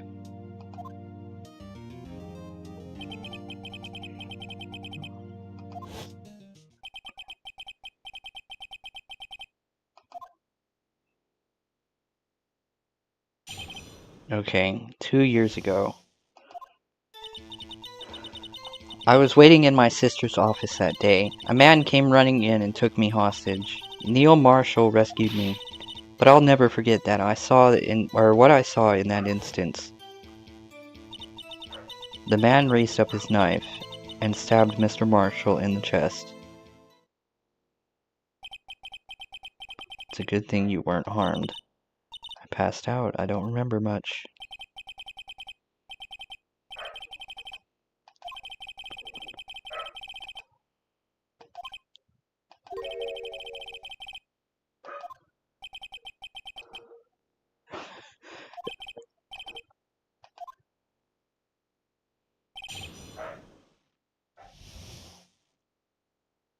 Let's see. I was waiting in my sister's office that day, and a man came running in and took me hostage. Tell us more. Yes, Joe Dark. He was a serial killer. Joe Dark was brought in for questioning on the day of that ceremony. He was desperate to get anything on him that would lead to an arrest. Then he saw his chance. He fled the room, right? Upon fleeing the room, Dark proceeded to take the elevator. He must have been in a panic because the elevator was going up. Then he ran into Sky and Gant's office. There was a lot of noise coming from outside, so I opened up the door to have a look. That's when I saw him. Neil Marshall rescued me. Okay, let us know. What did he do? That day, there were 2 people present during Dark's questioning. Deputy Chief Damon Gant and Prosecutor Neil Marshall.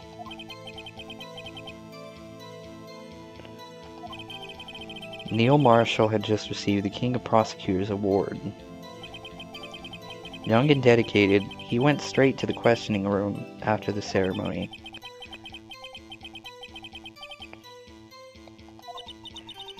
Then Dark grabbed me. I thought I was as good as dead. That's when the Prosecutor Marshall came running in. I don't clearly remember what happened then, but what happened?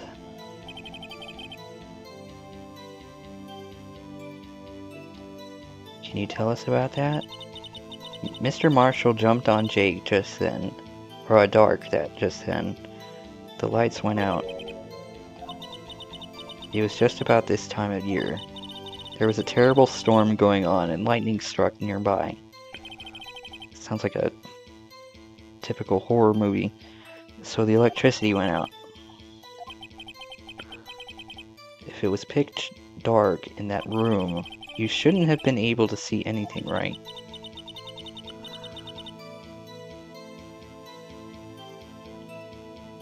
But just then lightning flashed again outside. That sudden flash left an unforgettable image of the scene in my mind.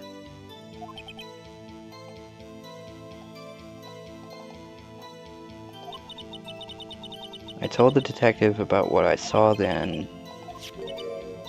Detective Goodman.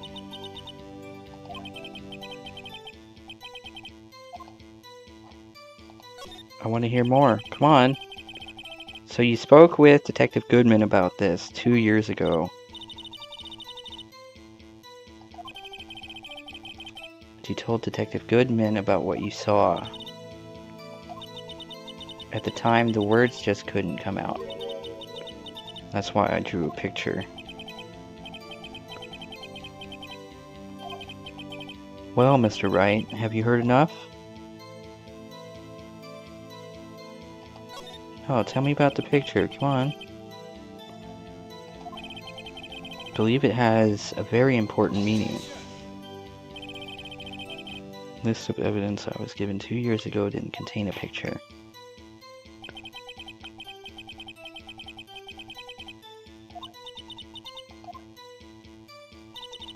I drew a picture of that scene once, but it seems to have been lost. Maybe it's the one we found? List of evidence in the SL9 incident was ripped in half, so this part is all I've got. I mean, it's got the...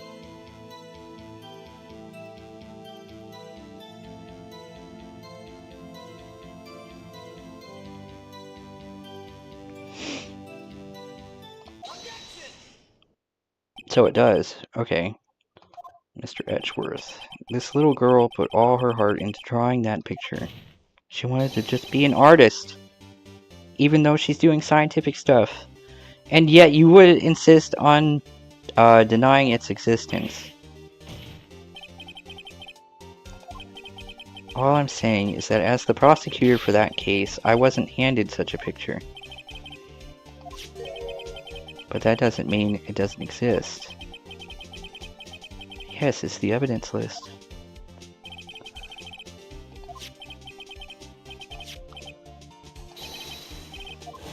It's the picture. Believe me now?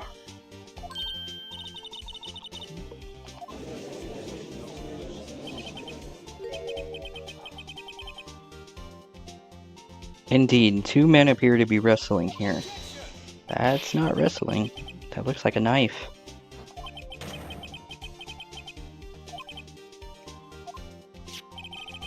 Only the prosecutor in charge should have access to that list. Found it myself.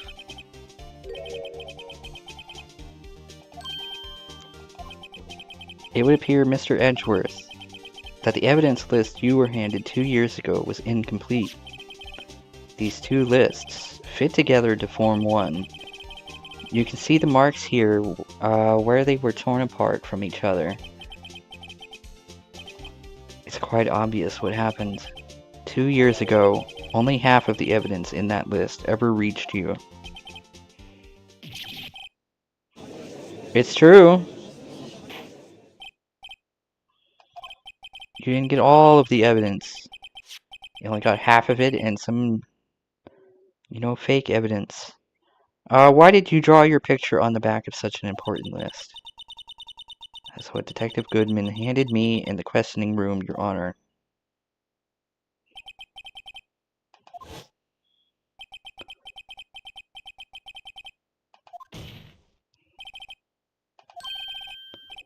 Are you alright, Mr. Wright? Your eyes are bulging from your head. If the evidence list was torn in half, then there might be more of the drawing on the back of Mr. Edgeworth's list. It's possible. Let's see. Poor Edgeworth.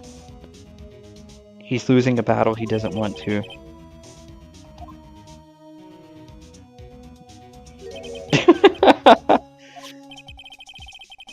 There is indeed something drawn on the back of my list. The blue badger.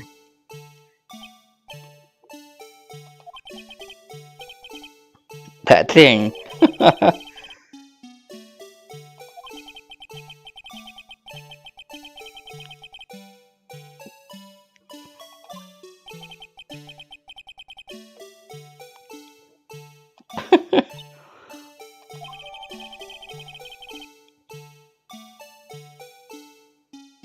Restored and updated. Very well, witness. Will you please testify about this picture you drew 2 years ago?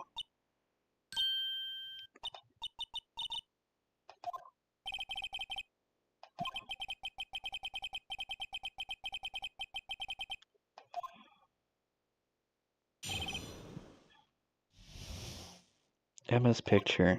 Okay, let's see. This is the picture I drew 2 years ago.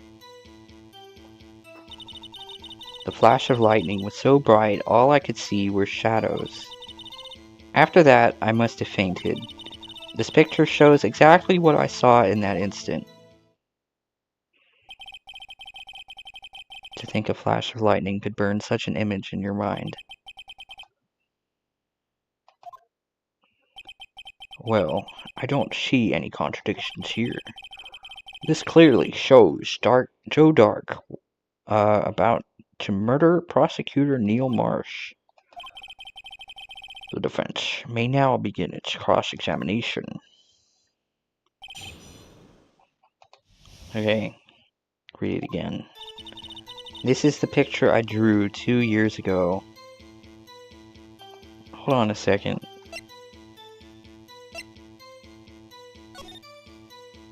Right.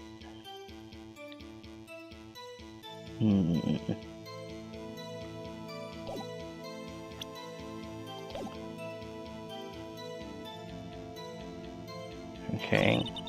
The flash of lightning was so bright, all I could see were shadows. Tell me more.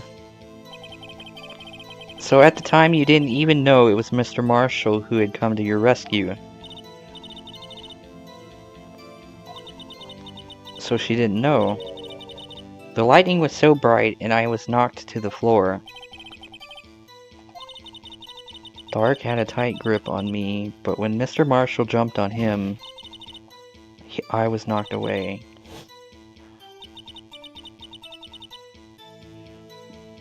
Turned around and that's when the lightning flashed.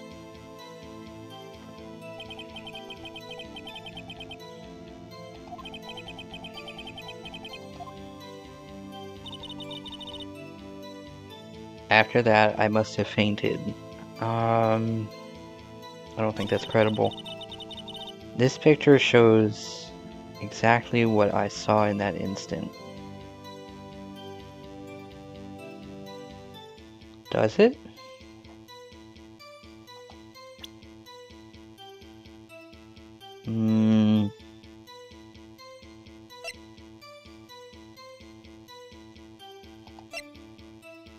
Stabbed in the back, died from punctured heart and lung. Knife tip was found in the wound. Wait, the picture shows him... It does show him being stabbed, but... Or about to be stabbed, but it wasn't in the back. It was in the heart. Or, still the heart, dumbass. But it looked like he was about to be stabbed in the... You know, in the chest or something. Hate to be the bearer of bad news, but this picture the witness drew contains a blatant contradiction. No, you don't.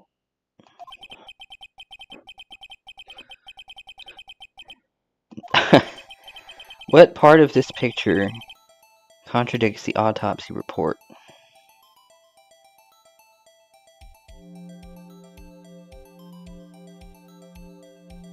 It probably would be the knife itself, don't you think?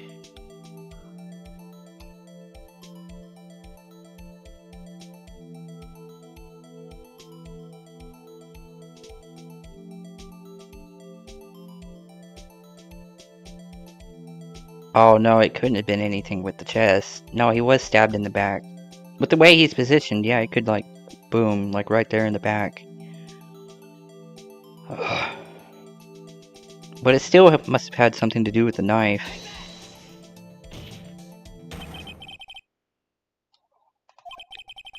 Take a look at the knife the man is holding. If you look closely, you can see its tip is broken. Even I don't have to look closely to see that, Mr. Wright. Its tip is broken too. If I recall, the tip of the knife was found broken off in the victim's body.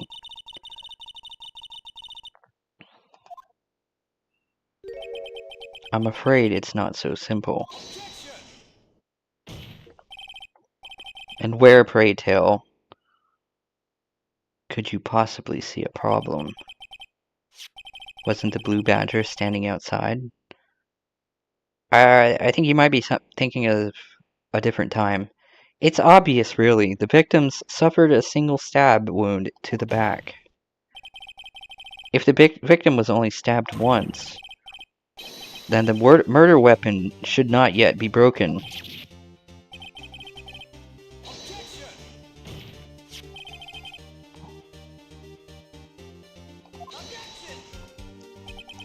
Sorry, but I'm afraid that's not possible. The tip of the knife was found inside the victim's body. If it was broken beforehand, it couldn't possibly wind up there.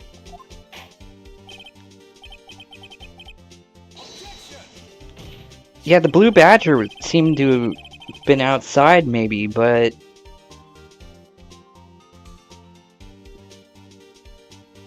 Oh, Jesus Christ, what are you talking about?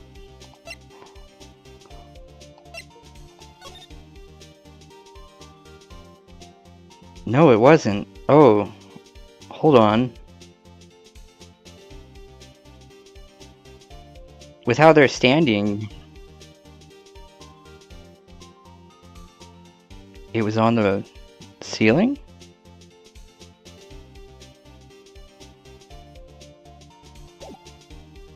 God damn it, Mr. Mod. The tip of the knife was undeniably discovered within the victim's body. Now I'm confused. The only possible explanation is the witness's memory is mistaken. That's why I asked her so many times if she was sure she remembered correctly. I believe you were annoyed at the time, but she was sure. She remembered correctly. There's no other way to explain this inconsistency. Not so fast, Mr. Edgeworth. There is another explanation. About a little something called falsified evidence. All I'm saying is that this broken knife tip might be the piece of evidence that was forged. You can't deny the possibility.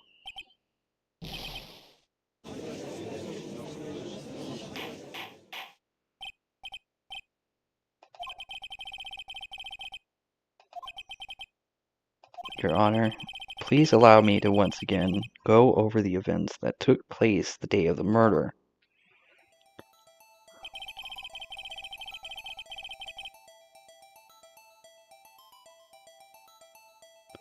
The police department and the prosecutor's office were holding a ceremony that day. After receiving the King of Prosecutors Award at the ceremony, Neil Marshall questioned Joe Dark along with Damon Gant. During his questioning, Joe Dark fled the room. Prosecutor Marshall chased after him and was killed by Dark. It is my belief that somewhere in this story there is a lie. Not you. Wait, if he was holding a broken knife, then maybe he was using something else. Then there's no other way around it. This could not have been the actual murder weapon.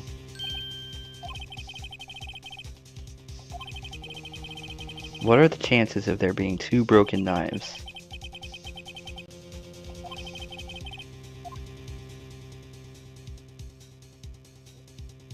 No, Emma's not wrong. So there must have been another one? If the witness is this adamant about the accuracy of what she saw, it can't just be explained away by a simple observational error.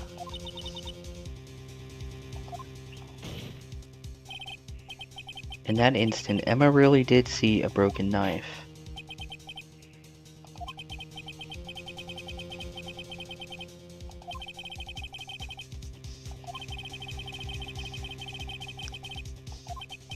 Well, do you believe we already saw it? It's in the picture.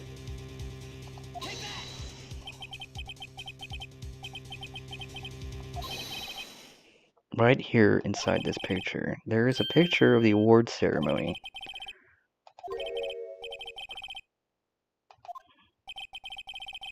Notice the award Prosecutor Marshall is holding. It has a knife on it.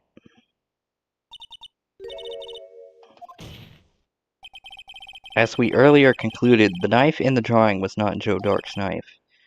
That being the case, the knife the witness saw was in all likelihood from this award.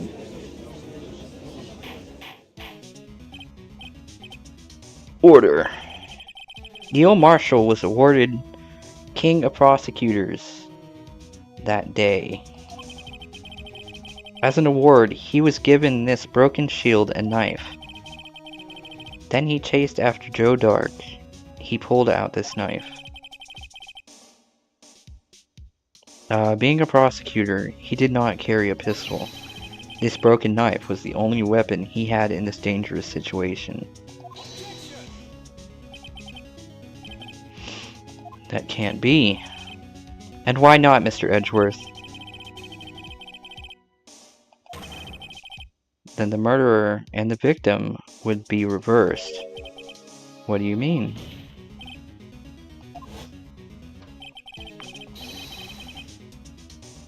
Yeah, it would have had to been Marshall. If that was the case.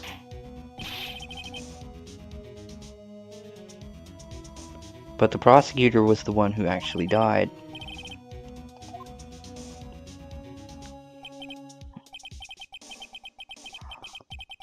It seems Mr. Wright has been a bit too eager to jump to conclusions.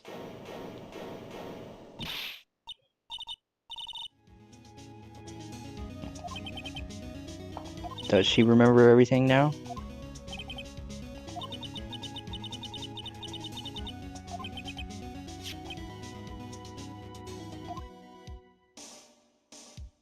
Does it have something to do with that?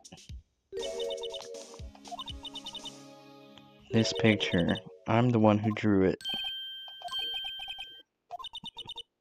That's right.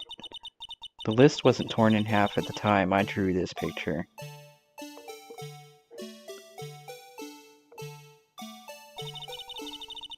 All this time I've been trying so hard to forget. I must have locked this part away deep inside me. Ew.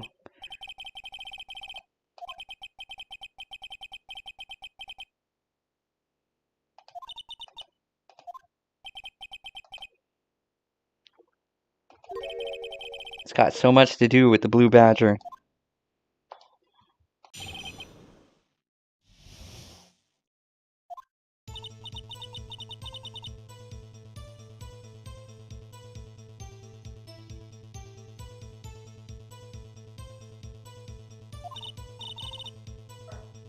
I panicked and rushed toward both of them. I think I knocked away the man with the knife. Just then, there was another...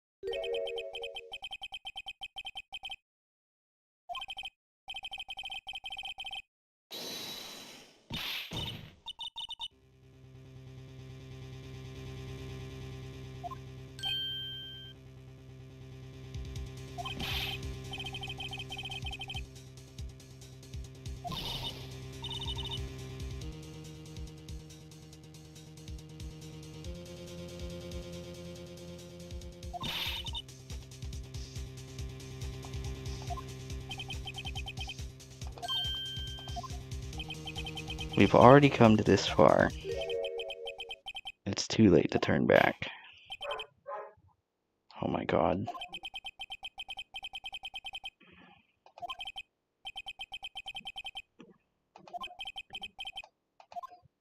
Detain the...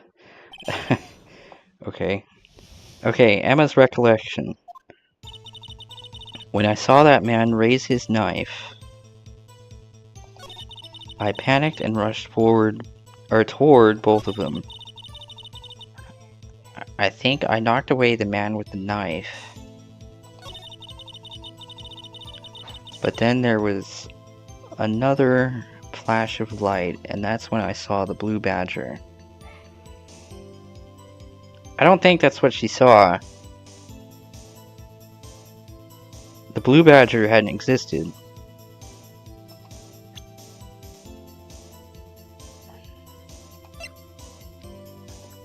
Wait. No. No.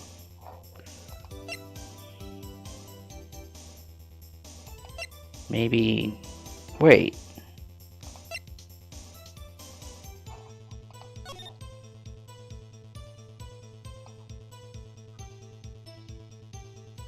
Oh my. Yeah. Hold on.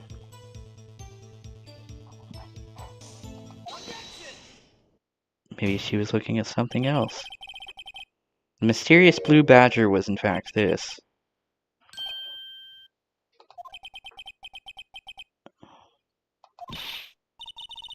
But Mr. Wright, that doesn't look anything like the blue badger. Oh, are you sure?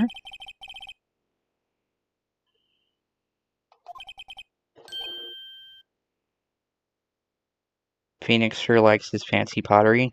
I know, right?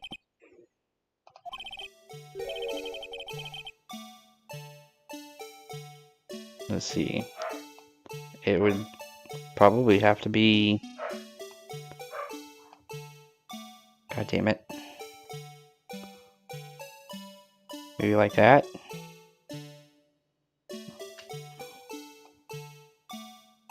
Not like that. No, that's the wrong way.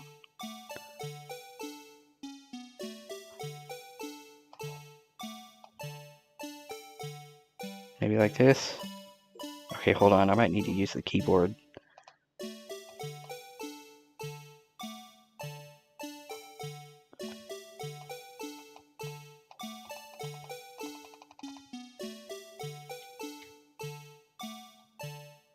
Wait.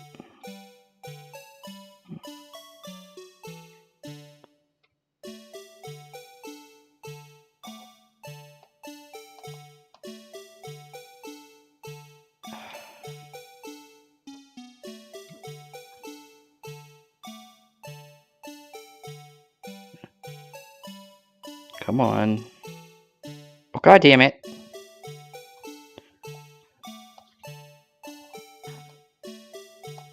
Come on, you know you want to move. It's kind of like that, but...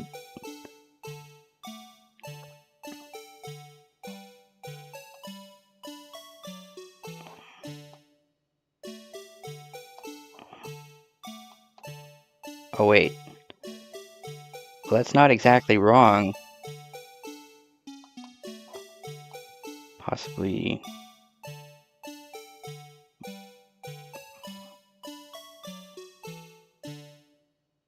No. Oh, god damn it.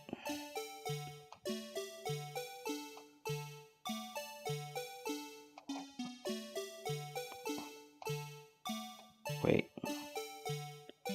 Wait, wait, wait. Oh, I got this in the bag. Shut the hell up. Could have been like... Kind of like that.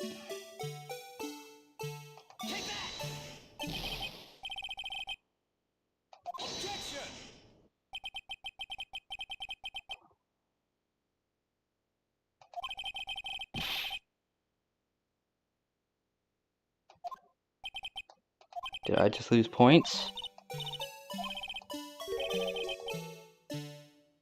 The correct angle? Oh, come on, that had to be correct.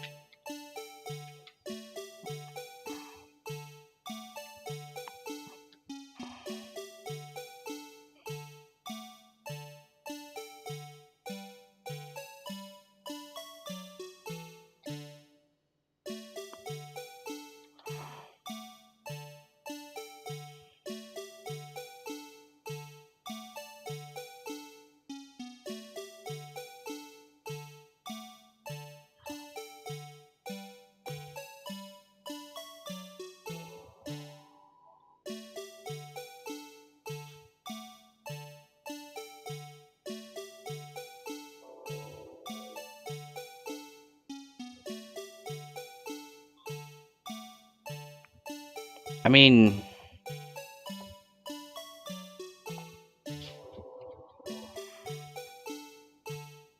Oh, there we go. Okay.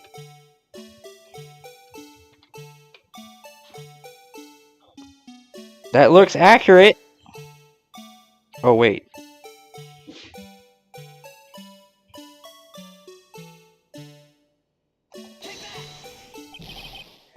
Oh, god damn it.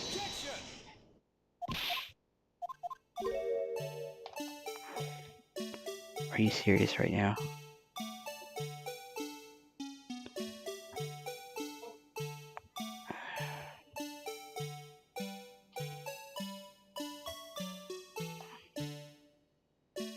That looks pretty right, doesn't it?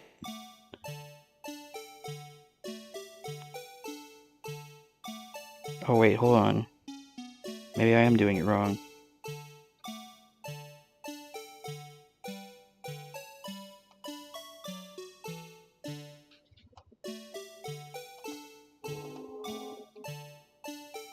No, that would be even more wrong.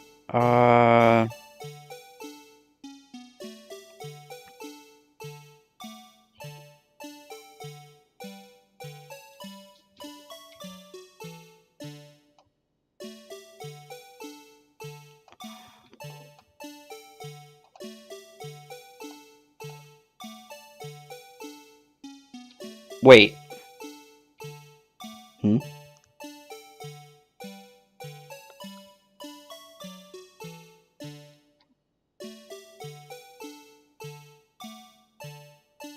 It had to have been like that.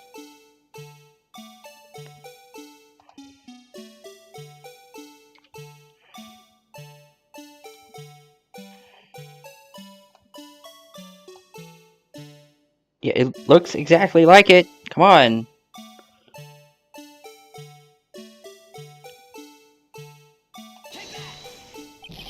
Oh, god damn it.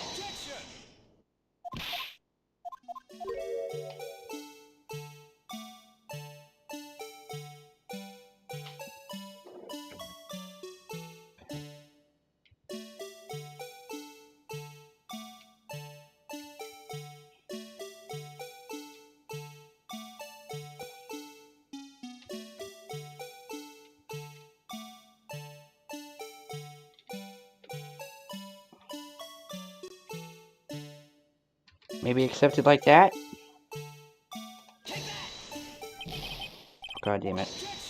At least I'm not losing anything.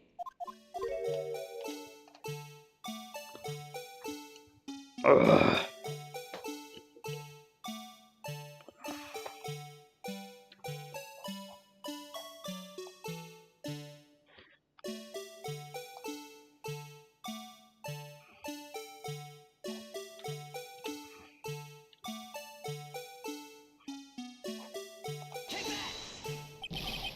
Oh, for Christ's sake.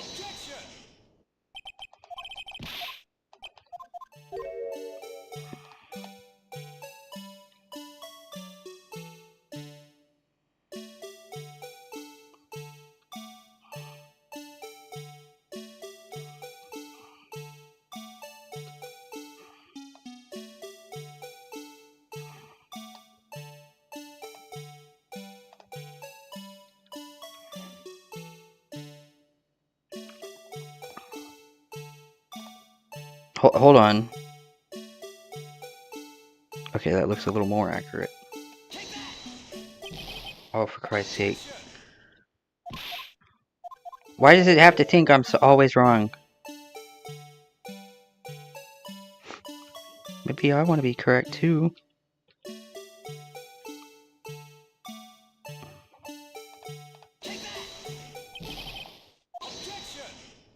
Why does it have to be, like, absolutely correct?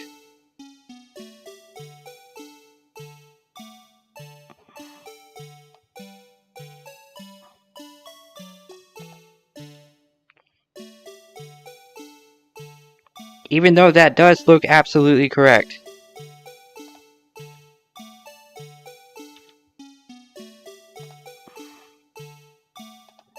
Sort of.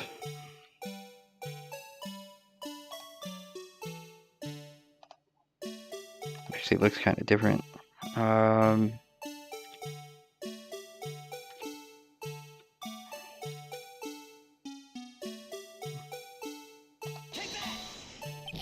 Christ's sake.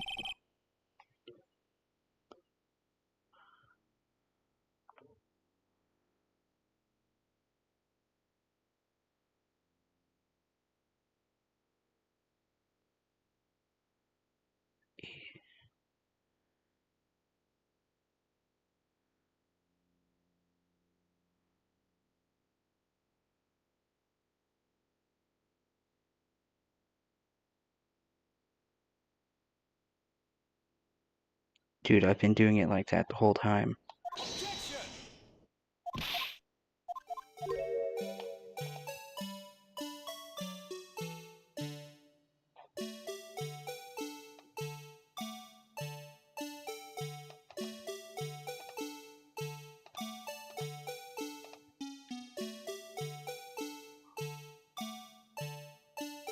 Oops.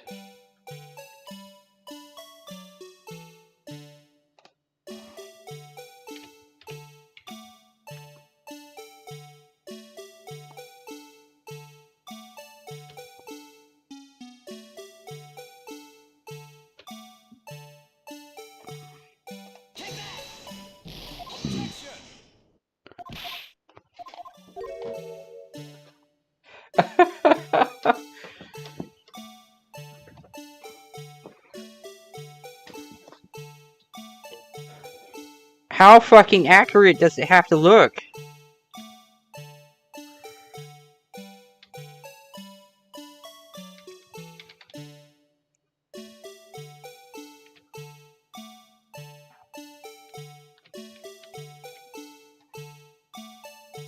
Will that work?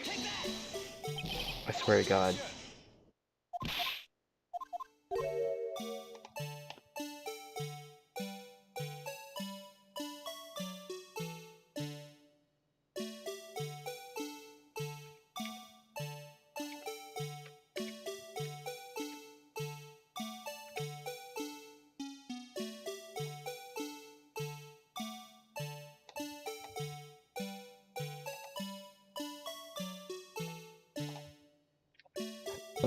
Oh, excuse me.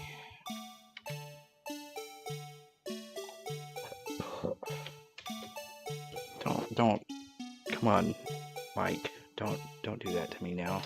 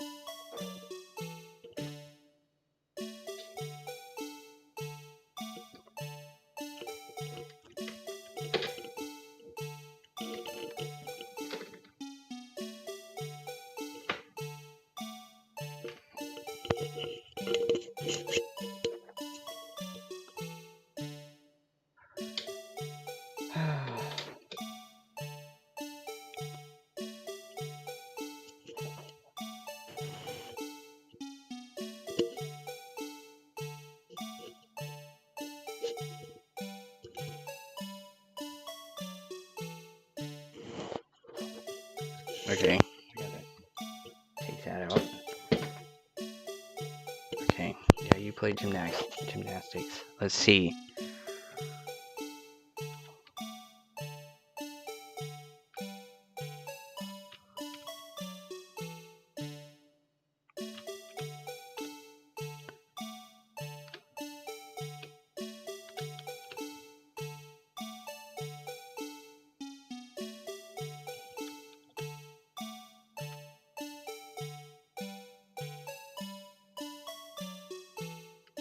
That looks correct.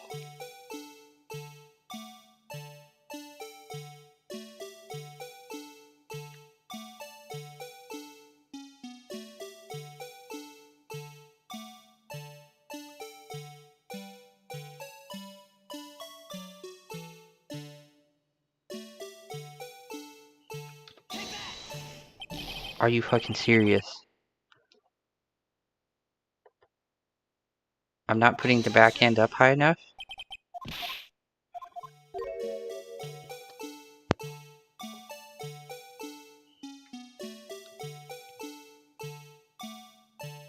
You mean like that?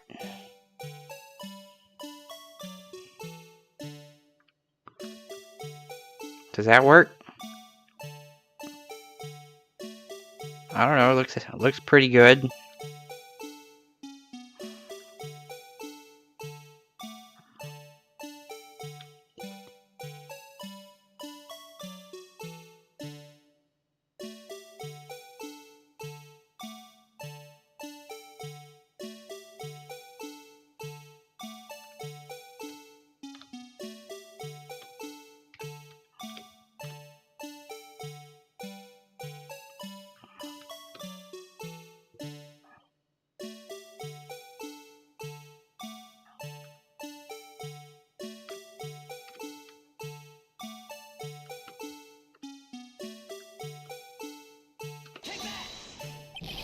Ah.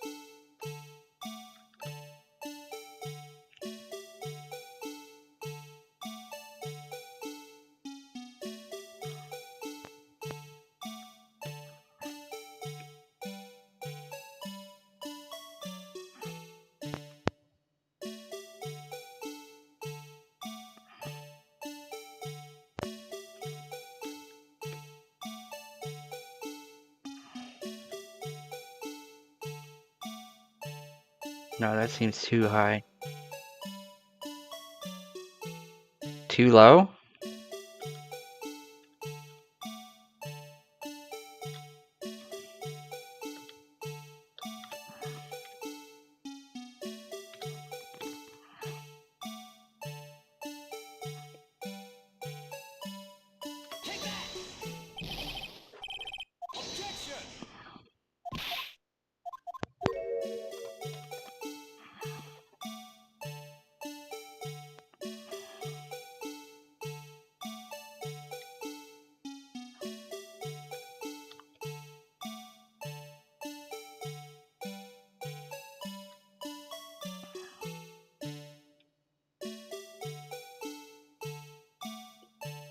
The top ball of the badger hat is much higher than the side ones.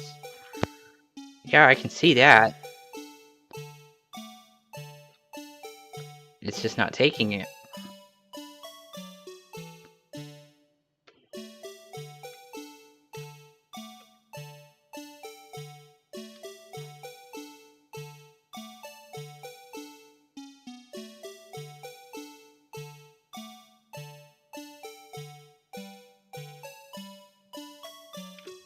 Like, it wants it so accurately, it's not letting me do it.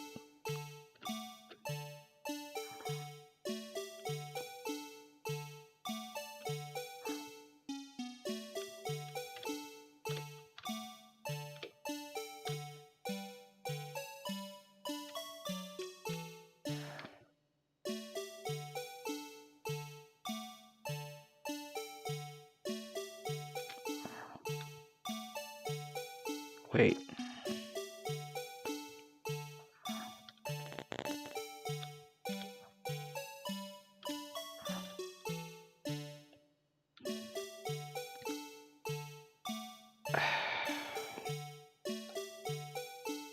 Maybe do it a little more. Do it with the mouse.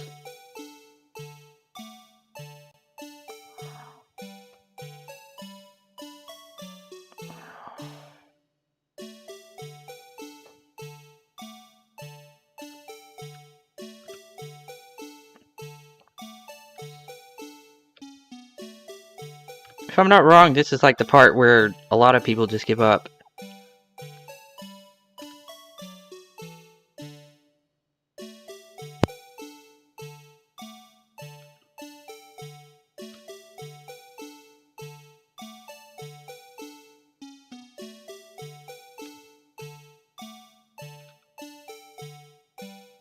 I don't know, I've heard that before though.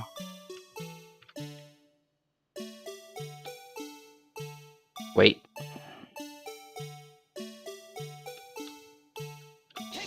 Oh, not that. God damn it. No, I didn't mean to press that button.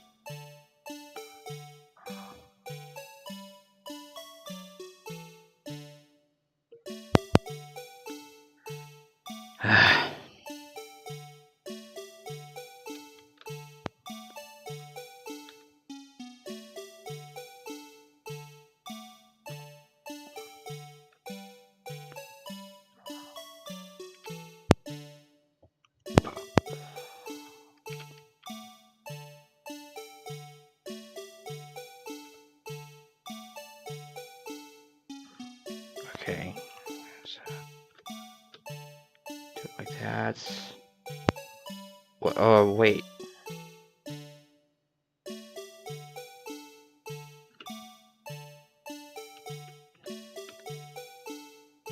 Then maybe a little bit more down.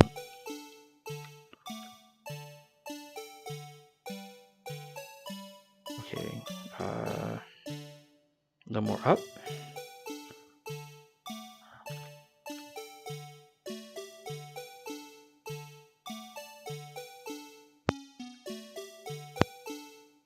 A little bit more. No. No, not like that.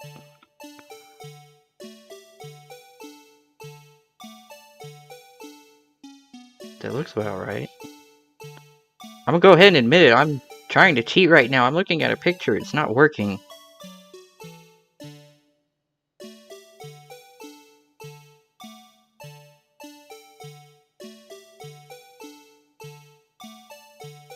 That looks accurate. There we go. Okay, finally.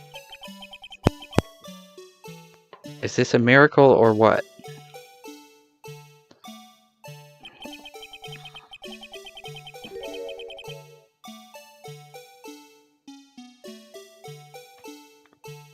No one can possibly deny this jar's resemblance to the blue badger.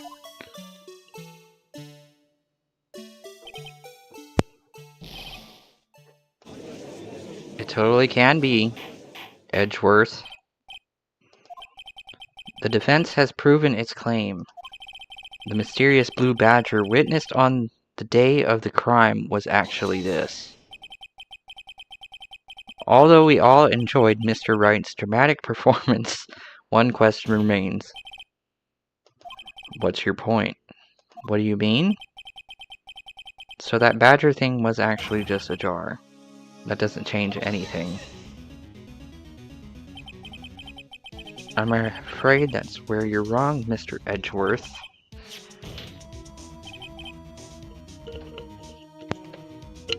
I'd imagine that would change everything.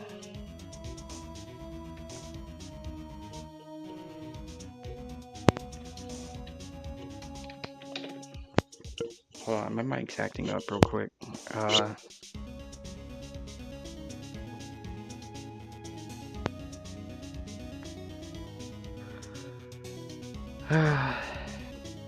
Man, I need a new stand. Okay. You see, this changes everything. Oh, yep, there it goes. Alright, let's put that on the floor. Okay, yes, it changes everything. Indeed. Very well then, please tell us, what's different now that we know the witness saw this jar?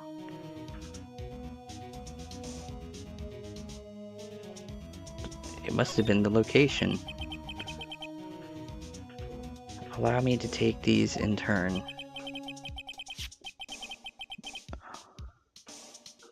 At the moment of the murder, the witness saw this jar.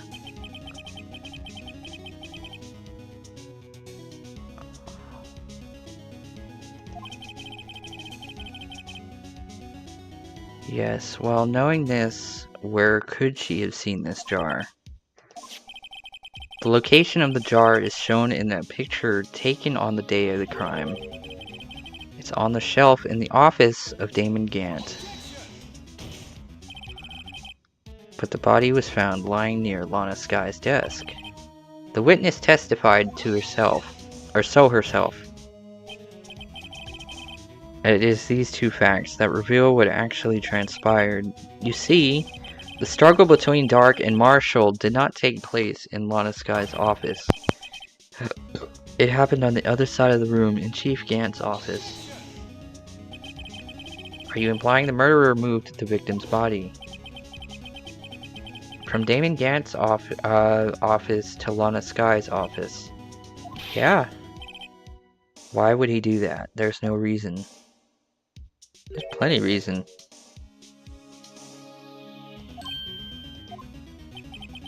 If there wasn't a reason, he wouldn't have gone through the trouble. The only logical conclusion is there was a reason. Do you know what that reason was, Mr. Wright?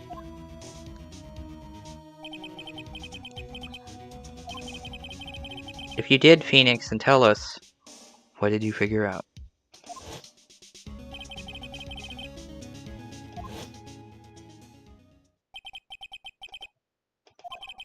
She said she knocked away the man who was holding up the knife. In the next instant, the jar was hit and flew through the air.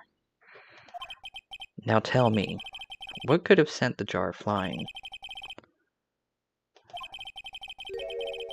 The impact the man made when he was knocked into the wall. Ladies and gentlemen, if I may draw your attention to this big picture once more.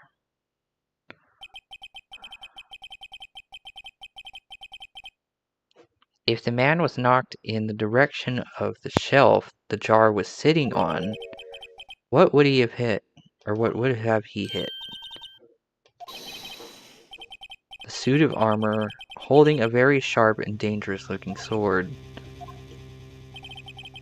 And since the man who was knocked into the armor was carrying a broken knife, he would have had to have been Neil Marshall wielding the King of Prosecutors trophy.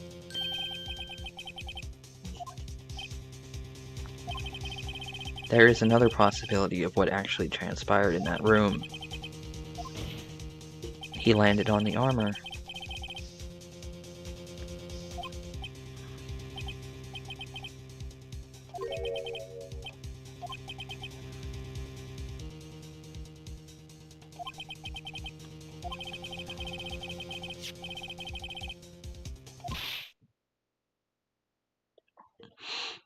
Yeah, he landed on the armor. That must have been it.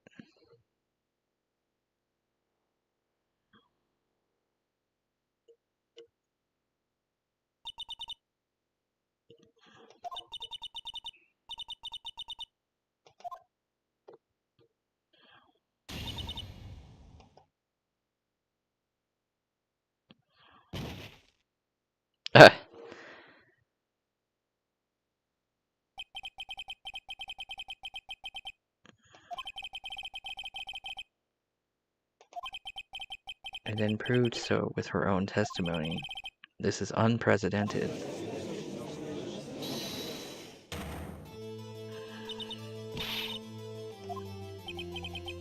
I'm sorry, Miss Sky, but given the circumstances... How can you think it was Emma? How dare you try to pin the crime on her?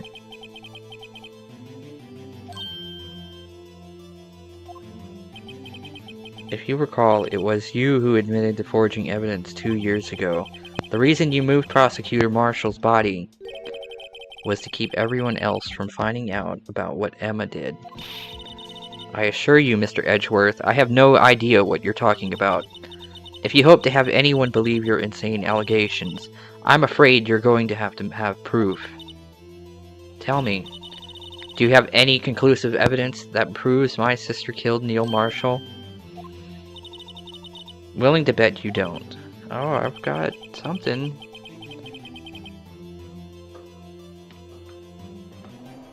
It's in the evidence.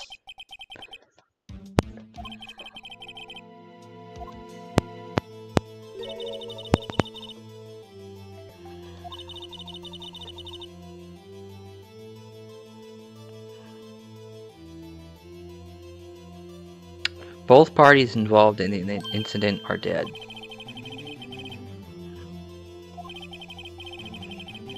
This has all been a wild goose chase from the beginning.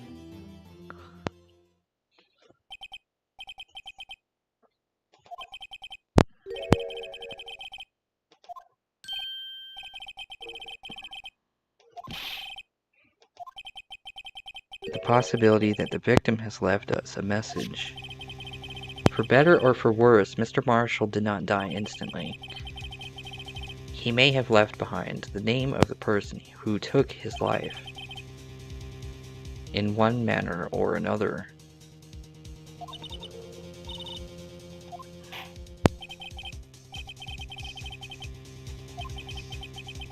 A message from the deceased. Does such a message exist? The microphone is popping.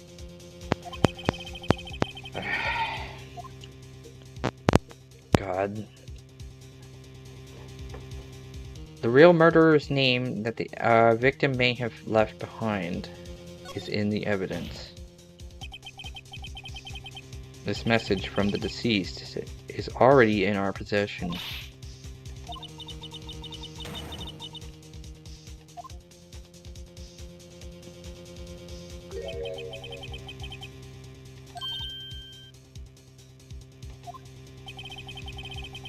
Let's see if this will work.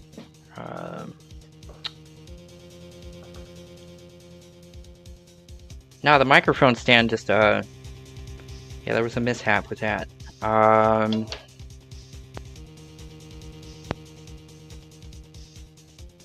I got the mic in my hand. Maybe I could use...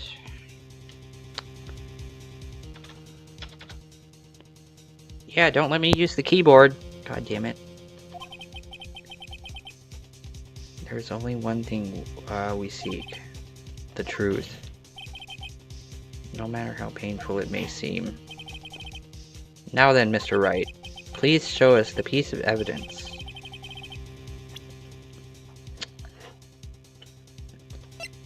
If I'm not wrong, it would be the jar. Those bloodstains.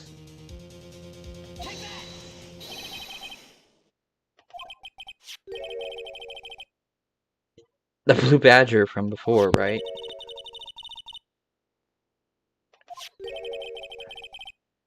If that thing could, I'm sure it would. I mean, it is a symbol for the police. A message was left here on the surface of this jar. What do you mean? If you could look closely, you can see a faint trail of blood on the jar. It looks like someone wiped the blood away. Yes, but notice, for some reason the blood on some of the fragments was not wiped away. Yes, there is a line of blood here, drawn in the blood. Yes, blood in blood. So what you're saying is, these dots were once lines.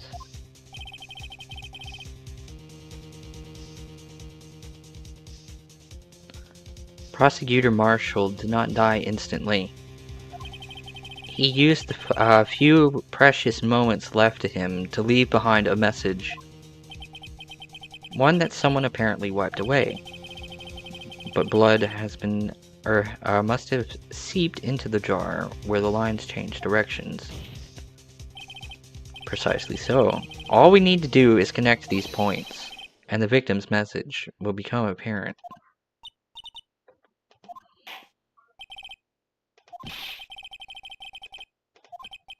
Your Honor, I believe these bloodstains will reveal to us the answer.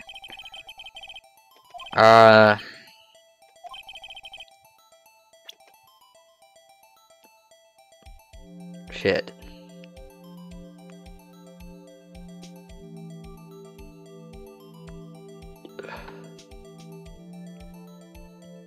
Maybe...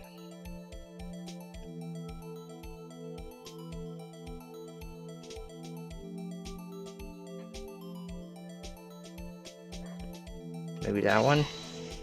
Yeah, some of them are lighting up. What do you think? I came up with this message.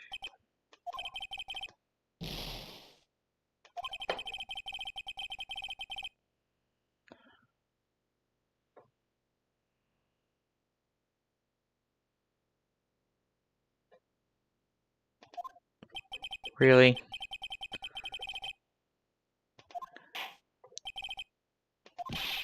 What kind of message did the victim leave for us?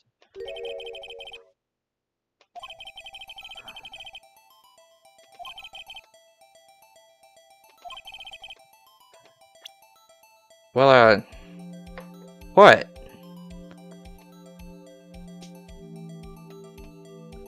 Oh. Oh, there we go. Okay, no, I did it all wrong. Okay,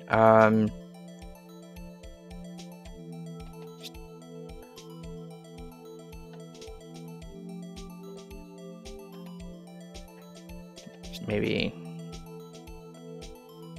Okay, I think I see it now.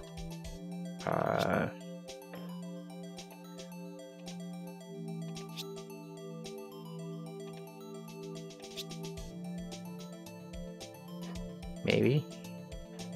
Oh wait. Close. Oh, you know what? I'll just shut up now. Let's get this over with.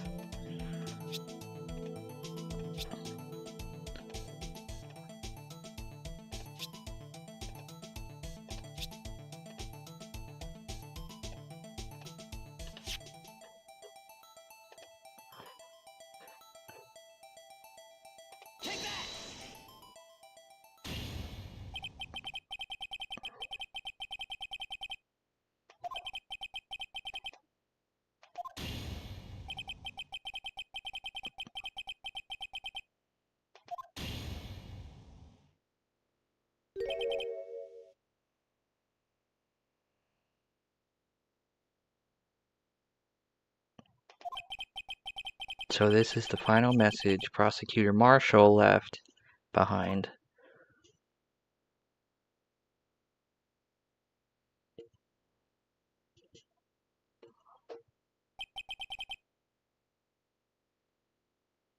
Of all people, she may not have meant it, but in the end, the one who took the victim's life was Emma Skye.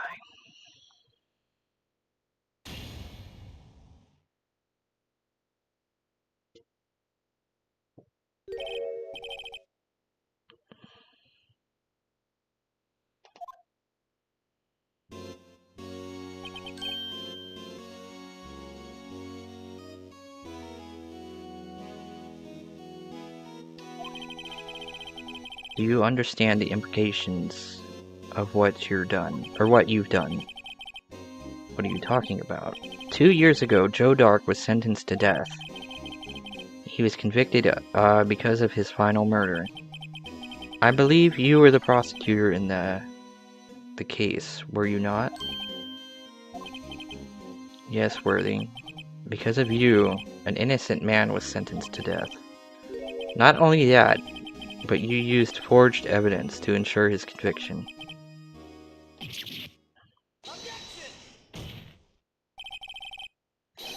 But Joe Dark really was a serial murderer. That's undeniable.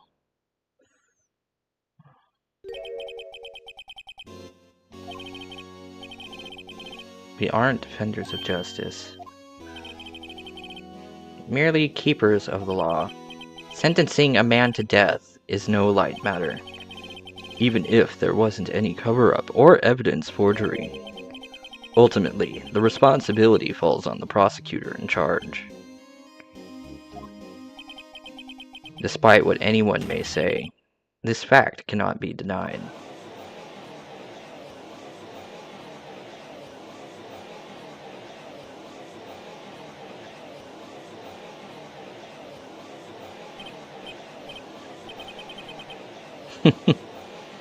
Order! Of course. Okay. The gavel's pounding fell on my deaf ears. Unable to settle the crowd, the judge declared a recess. Where this trial is heading, no one knows. To be continued.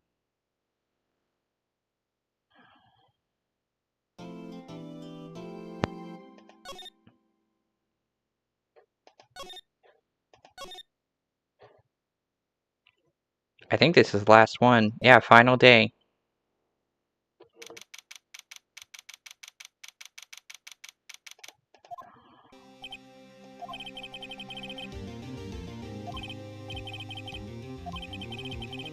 This is my problem, not yours. Hope I'm not interrupting anything, pals.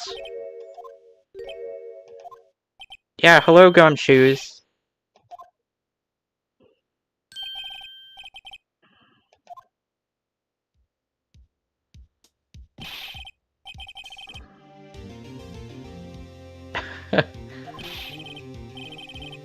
And to top it off, you call me here. I've seen happier people at funerals. You've already said that before. I take it Lana's having you run errands again. Let me tell you, this is the last time, pal. She asked me to give this to you if there was a break in today's trial.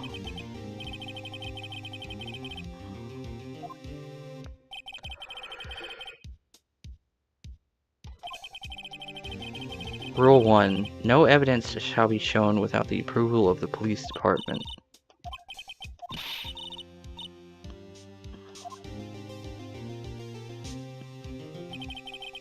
Chief Prosecutor also wanted me to give you a message. She said if you're planning to take him on, you're going to need this book.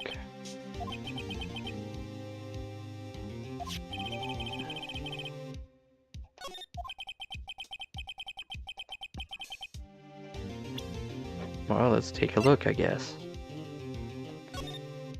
Rule 1. No evidence shall be shown without the approval of the police department. Unregistered evidence presented must be relevant to the case on trial. I see.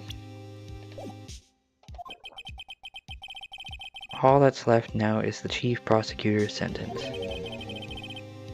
That's where you're wrong, detective.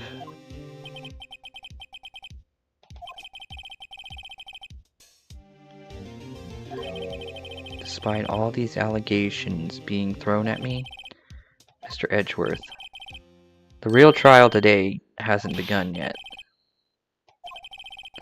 Your credibility's been all but ruined with this forged evidence you were unaware of. Emma Skye found out she's unwittingly caused a man's death.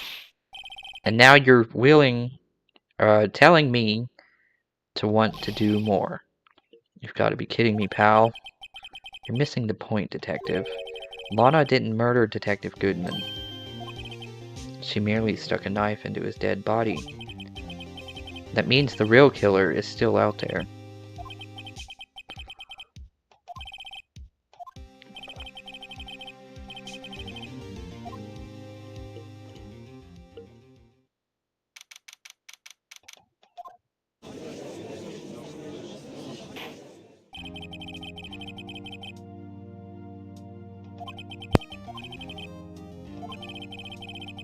The Inquiry Committee is planning to impose harsh penalties for your actions.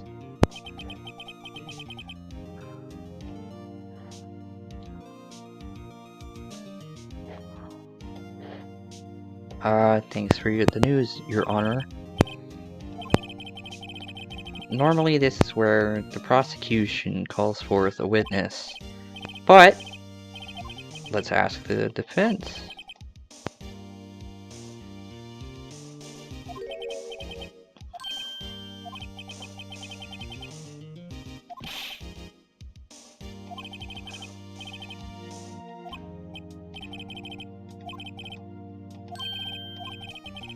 That being the case, the prosecution will allow the defense to call forth all further witnesses.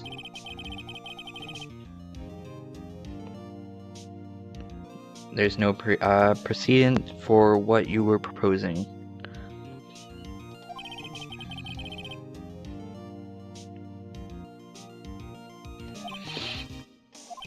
I think it was Gant. It must have been Gant. He's the only other person that was in the room.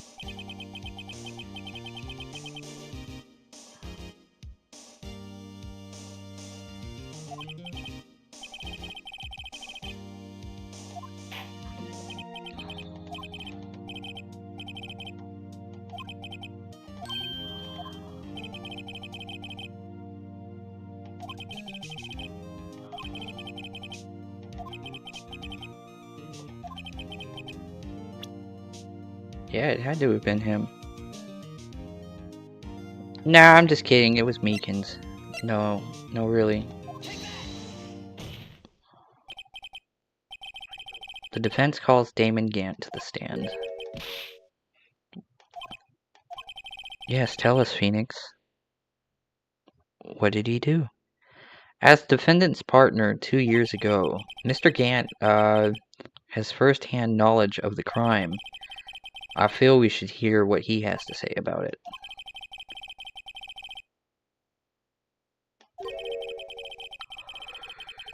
He would also be the least likely to have been manipulated by me in any way. Wouldn't you agree, Your Honor?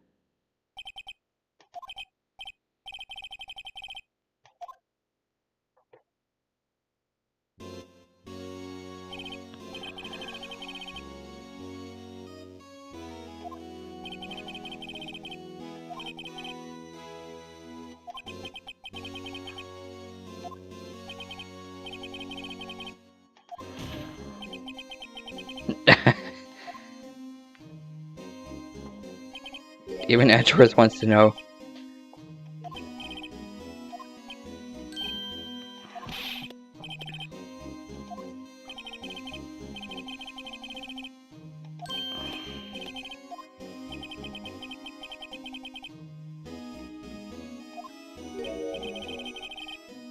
You mean that time when Lana's sister murdered the prosecutor? Personally, I think it's been made pretty clear already. Like what? Like the role you played in all of this.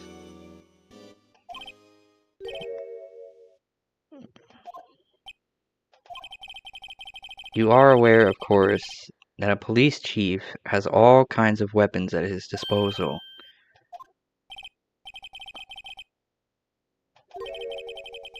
I don't have to give it if I don't want to.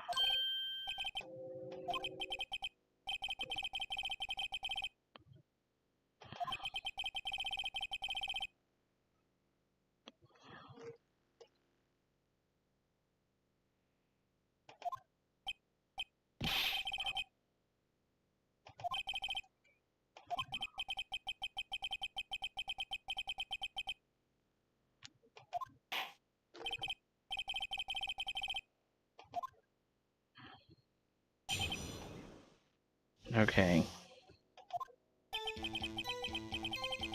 As I recall, Neil and I were questioning him that day. To make a long story short, we slipped up. That power outage didn't help either. When I went to my office, I found Lana there.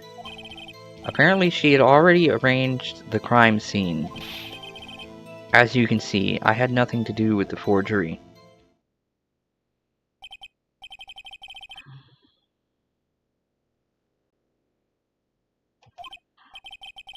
He was lying on the floor unconscious.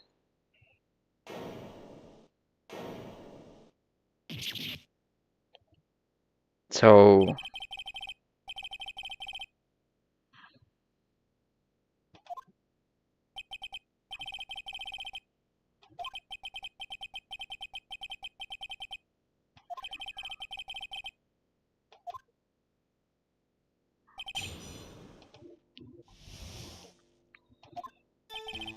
As I recall, Neil and I were questioning him that day. To make a long story short, we slipped up. The power outage didn't help either. When I went to my office, I found Lana there. What she was doing? What was she doing? It was a shocking sight.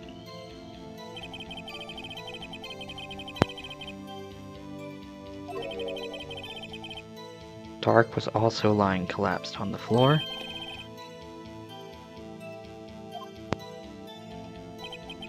Next to them were those two poor girls, Lana and Emma. Lana was cradling Emma in her arms. Looking back at it now, she must have already known what her sister had done. Apparently, she had already arranged the crime scene. As you can see, I had nothing to do with the forgery. Maybe he did.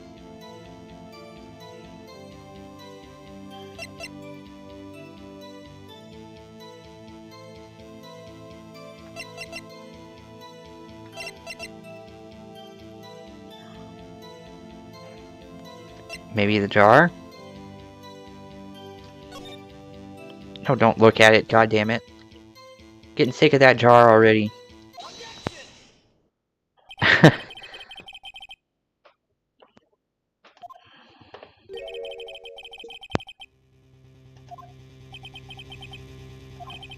Several pieces of evidence were found in your office.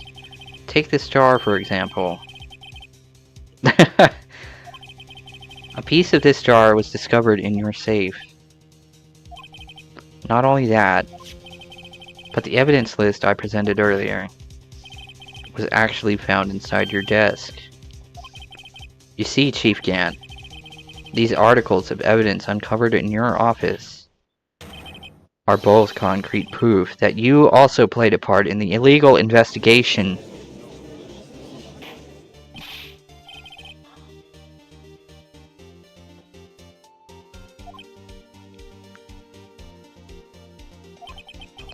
Here's a defense attorney who may even rival Worthy. So you admit to it then, that you were involved in the forgery.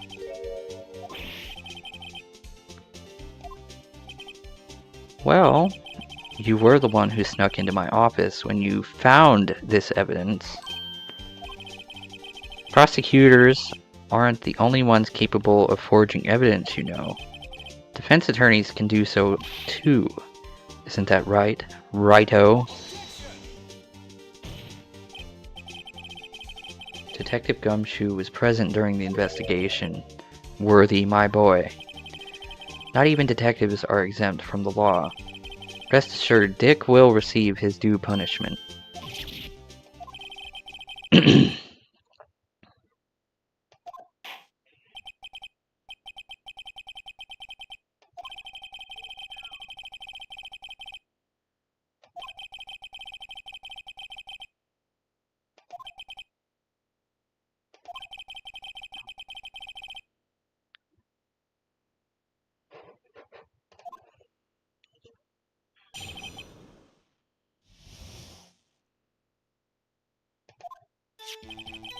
Let's see, what was it now? A jar, fragment, and a list?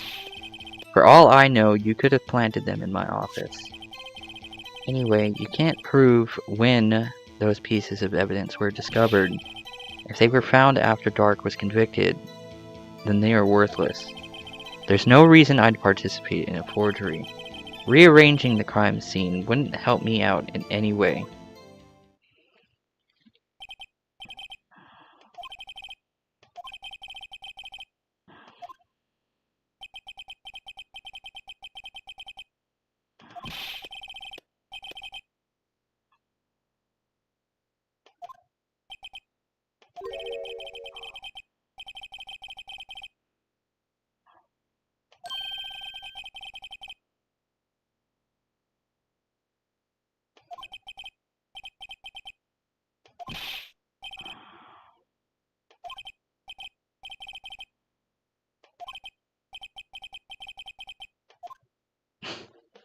Are they telepathic?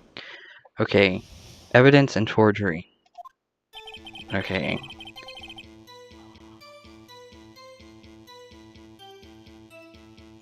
For all I know, you could have planted them in my office.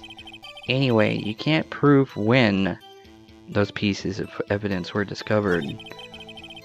If they were convicted, or if they were found after Dark was convicted, when they are worthless, then they are... God damn it.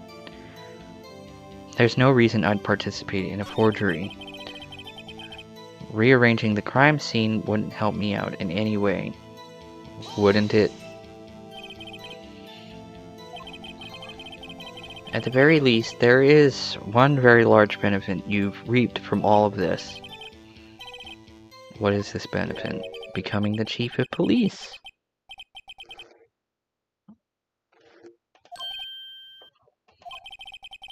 The resolution of the SL9 incident secured your promotion to chief. That in itself is sufficient motive.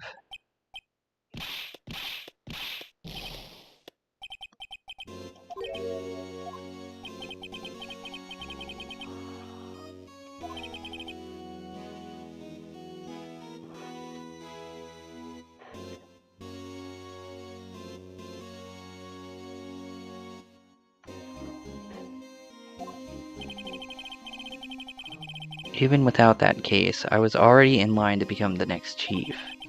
Yeah, he was in line, but it wasn't secured. The resolution of SL9 merely sped up the inevitable a little.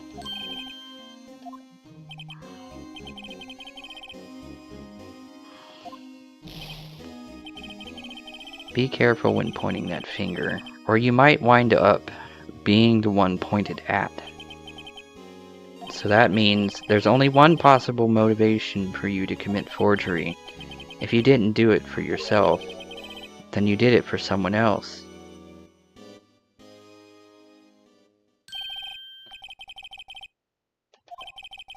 There are only 3 people I look out for. Me, myself, and I.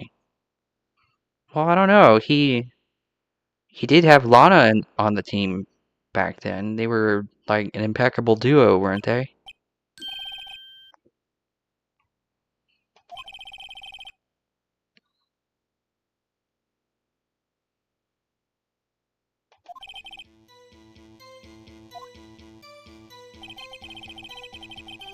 I wouldn't be anyone's accomplice if there was nothing in it for me.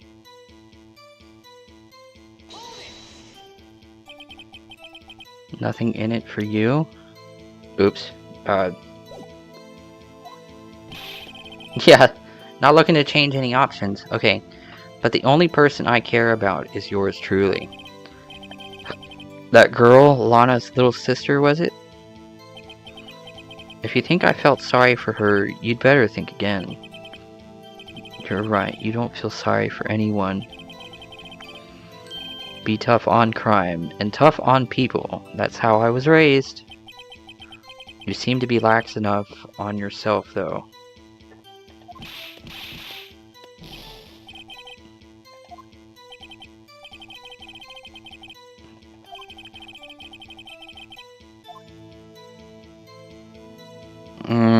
There had to have been an accomplice.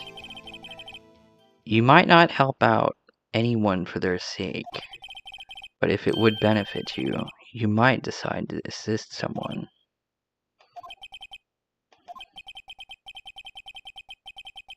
No, he had an accomplice.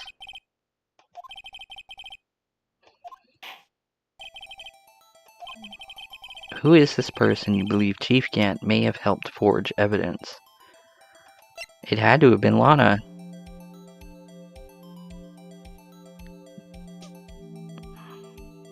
No, they were pretty much teammates. Believe it's quite obvious in light of the circumstances. Emma Skye fell victim to an unfortunate series of events. Who would want to help her more than her own sister, Lana? And as for the Chief Gant, he would also have a reason to help Lana, if she asked him to. That reason, of course, is self-profit. After the SL9 incident was resolved, Lana Skye was appointed chief prosecutor at the prosecutor's office. One second. Now I'm having issues. Hold on. Didn't foresee this event.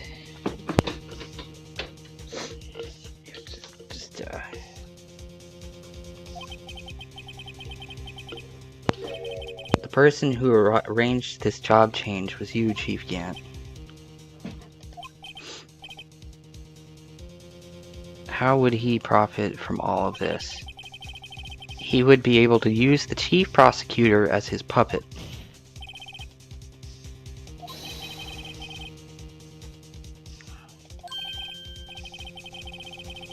Despite the chief's formidable appearance, he plays with puppets?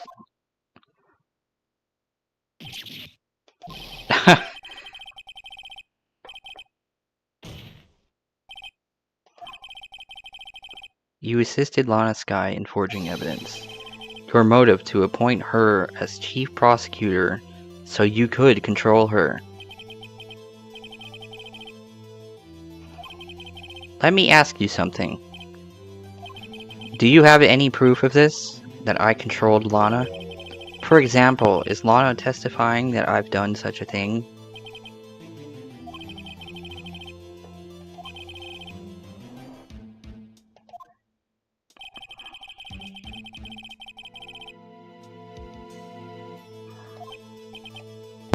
Unless that is also what happened in the incident.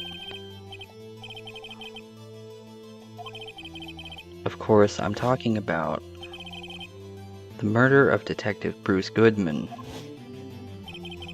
The chief prosecutor has been acting strange throughout this entire trial. Almost as if someone has been controlling her.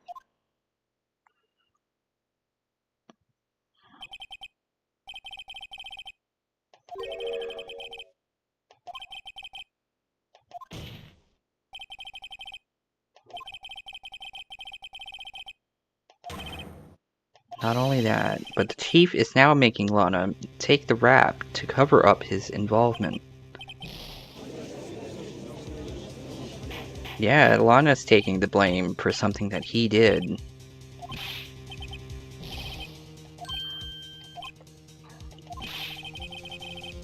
This is an affront to the highest ranking officer in our law enforcement agency. To accuse the chief of police of blackmail and murder. Impossible?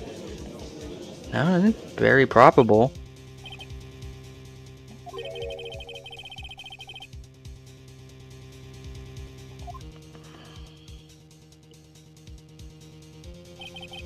It's too late, Mr. Wright.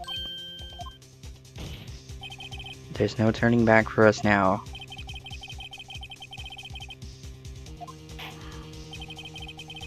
Can you prove this, Mr. Wright? That the chief, a high-ranking officer of the law, is involved in this murder?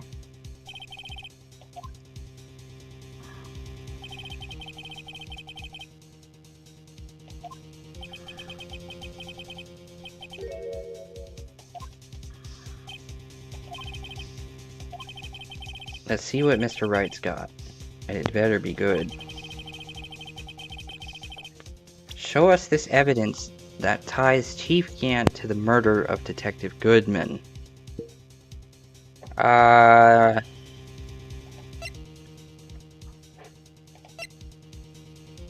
suppose it would be this. His thing is on it. His ID number.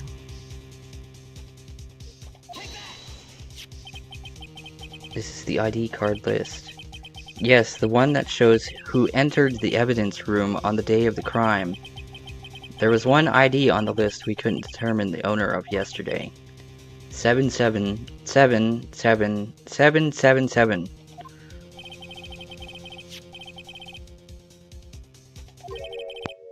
It's your number.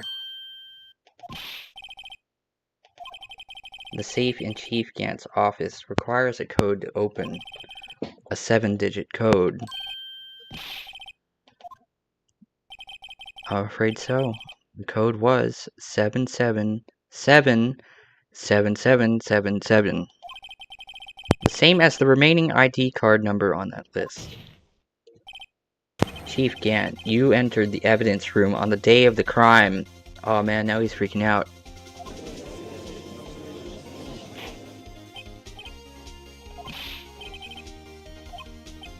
Yeah, tell us.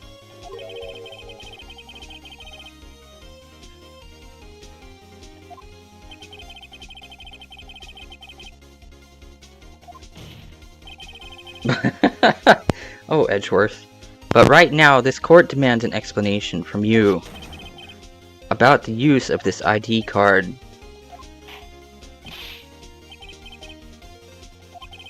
You entered the evidence room on the day of the crime.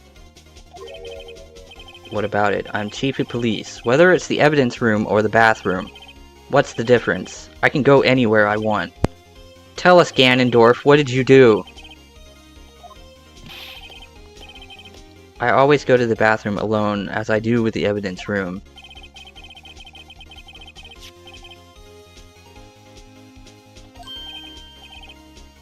Why would he be? I hadn't seen him in days. You hadn't seen him in days, Chief Gan. I'm afraid you've just undone yourself. On that day, you had to have met with Detective Goodman.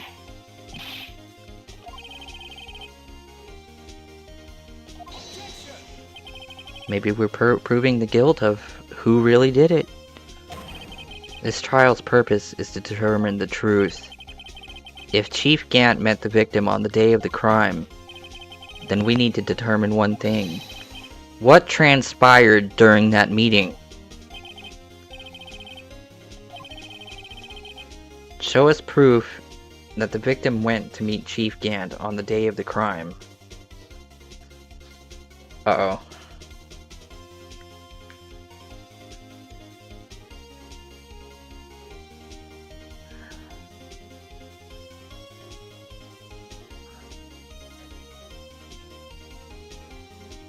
Show us proof that the victim went to meet Chief Gant on the day of the crime.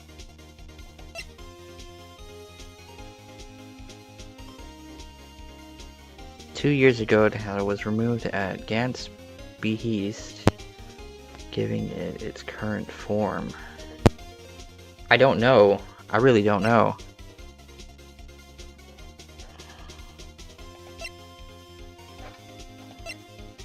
Found at the crime scene, wrapped in the defendant's muffler, small tag attached.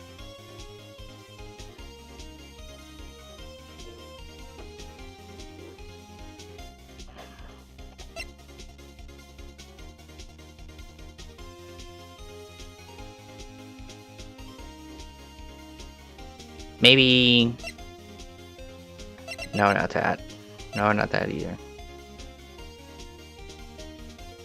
Show us proof that the victim went to meet Chief Gant on the day of the crime.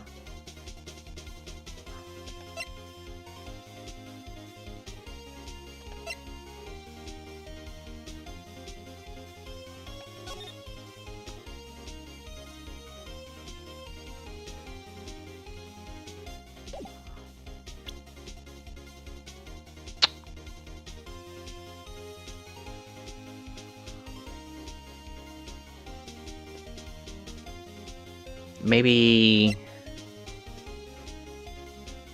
Bears Emma Sky's prints. Found in Chief Gant's safe. Evidence for something.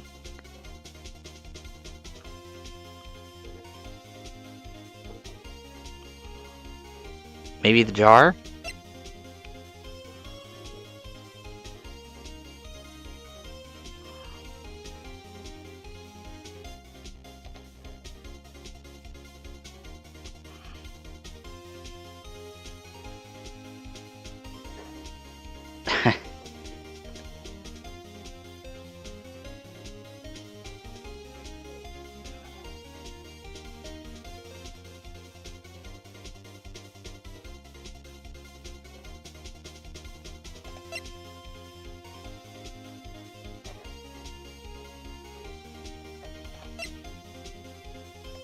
Didn't this have something to do? They lost Bruce Goodman. No, it can't be that. Maybe this? I don't know.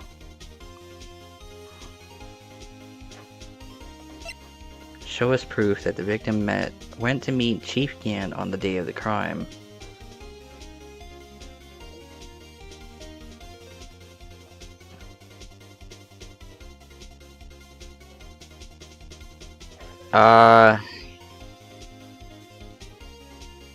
Maybe it does have something to do with the switchblade.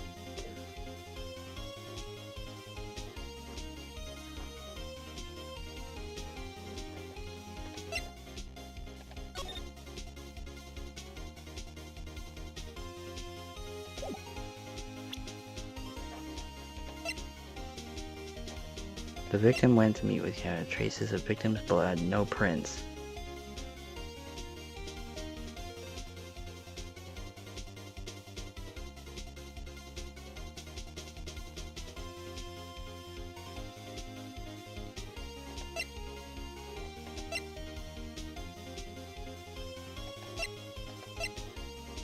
No. Floor plans? No.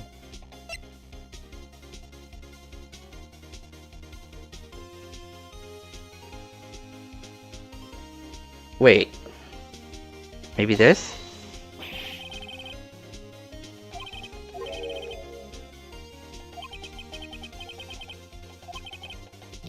God damn it. Why don't you come meet with me tomorrow? Perhaps we could write up your letter of termination. I'm going to have to ask you for evidence. Show us proof that victim went to meet Chief Gant on that day.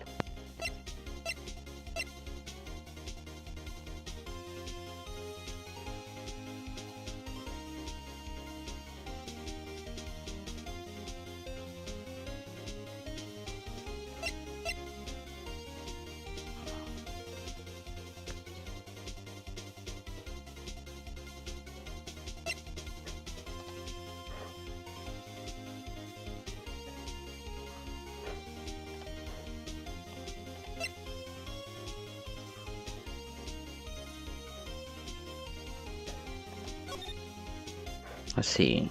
Day and time of death. Name of deceased, Bruce Goodman. Assessment. Wound was caused by a 4.5-inch knife. No, it can't be that.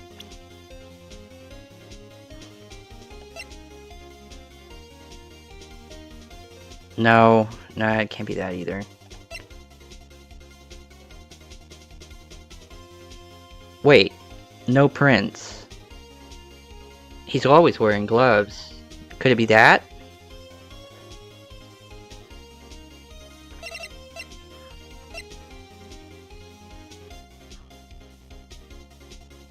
Went to meet with Chief Gant on the day of the crime.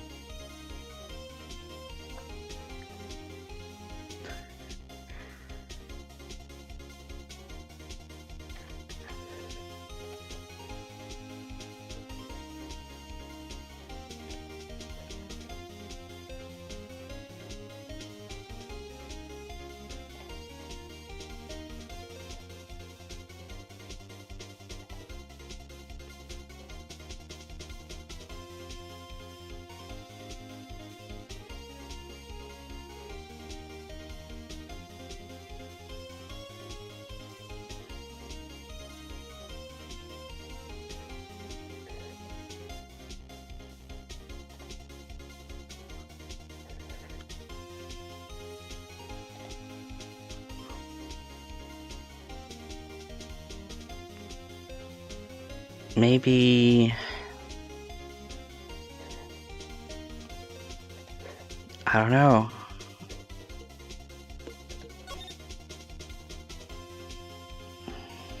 No.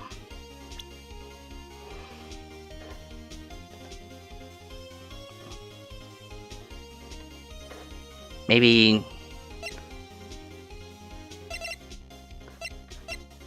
it does have something to do with the lost item report. An half-written document dated 2/21 can only be submitted to the... Oh! To the Chief of Police. Detective Goodman lost his ID card on the day of the crime.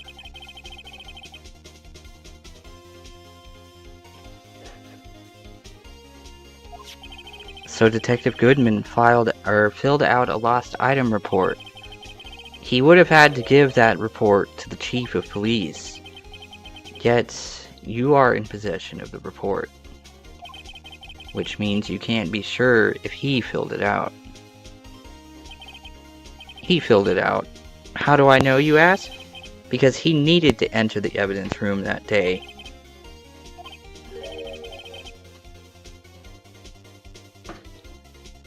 To transfer the evidence out. Detective Goodman took the form to you, Chief Gant. Then, you accompanied the detective to the evidence room. There's no other way. The murderer and Detective Goodman could have entered the room. Let me guess what you're going to say next.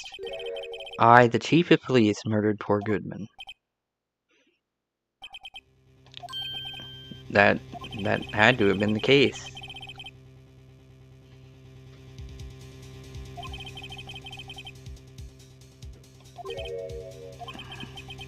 Now that you mention it, I believe I might have done something of the sort. Are you sure? It's not possible? According to the record, your card was only used once. Yet you showed us your ID card earlier.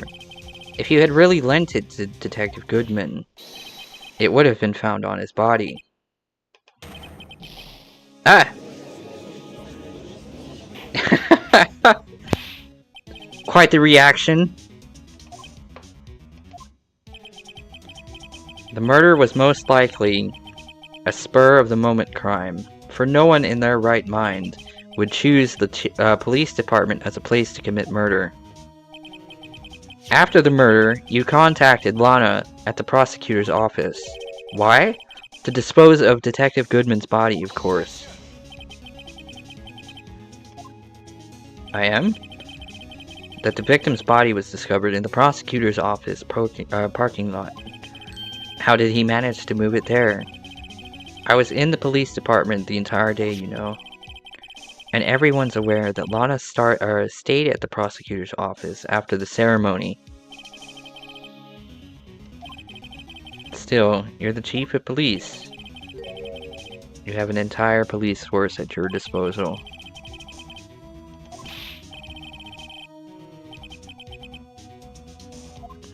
No, that might have been the case. You left all the evidence we need to prove how you moved the body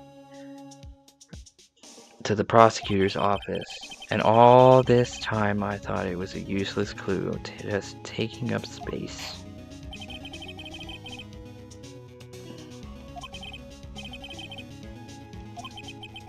To move the victim's body, Chief Gant used...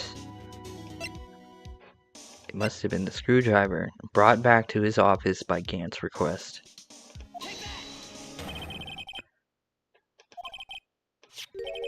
A screwdriver? But what does that have to do with this case? Mr. Edgeworth, think back to the day of the crime. What is the screwdriver doing here?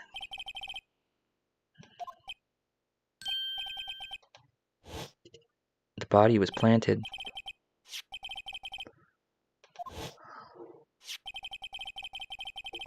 Told me he wanted to keep it here in the prosecutor's office. In any case, on the day of the stabbings, I brought this back here. After the ceremony ended that day, I didn't plan to return to the prosecutor's office. But you did, because Chief Gant asked you to. The body was found in the trunk of Mr. Edgeworth's car. I think it's obvious what happened. The body was moved by that car.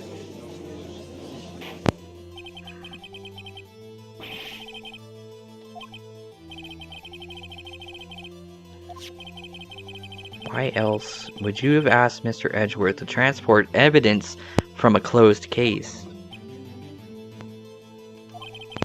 There's only one plausible explanation. To transport the body to your accomplice, Miss Lana Skye.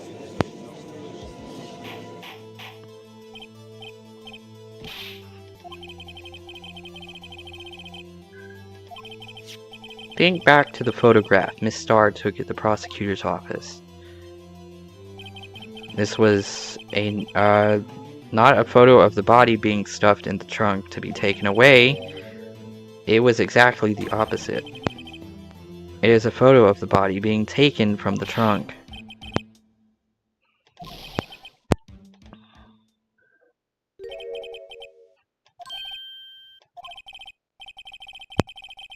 Having lunch with the District Attorney General after this. We have to get going if we're to make it in time for the early bird special.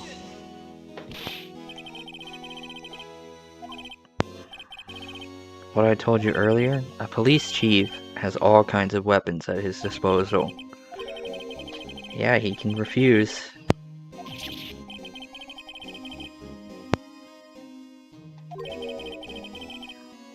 There are certain risks to be considered.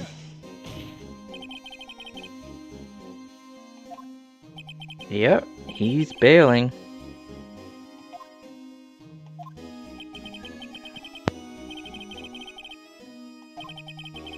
But if you had any conclusive evidence, you would have presented it by now.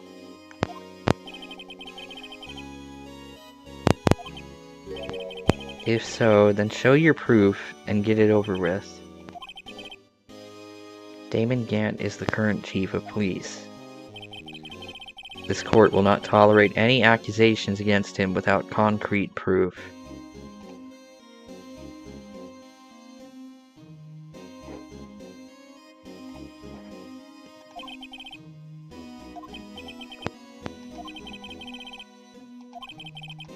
I don't think we do. Proof that Chief Gant murdered Detective Goodman and made Miss Skye dispose of the body.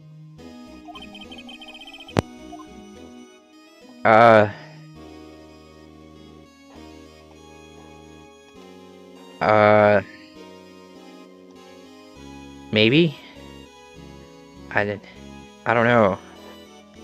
I think it's no.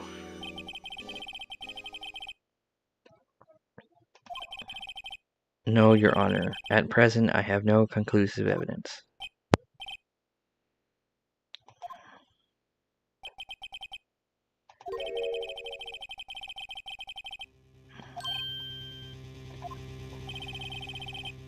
Never gamble what you can't afford to lose, righto. It seems that Lady Luck was on my side again today. Okay, Udgy. I'll leave the rest to you.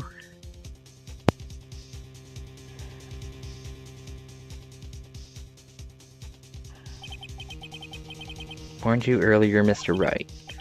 This is an affront to a senior officer in our nation's law enforcement agency.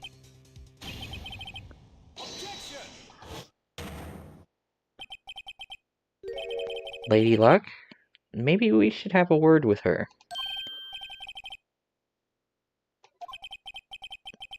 There's one lady who knows the real truth behind this trial. We haven't yet had the honor of hearing her testimony. In the absence of conclusive evidence, the only other method of proof is the testimony.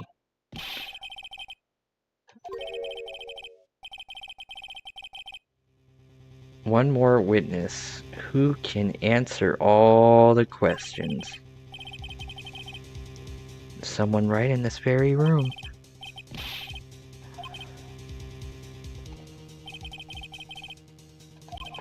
Have you forgotten? The defense is the one calling witnesses today. His accomplice, of course.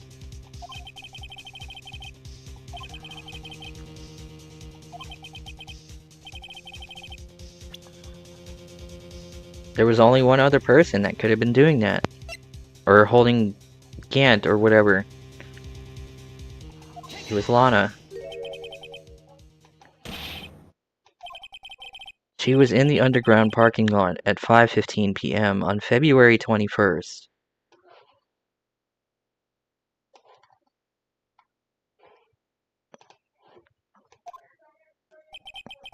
her task to dispose of the victim's body in accordance with a certain someone's orders. The prosecution has no objections, Your Honor.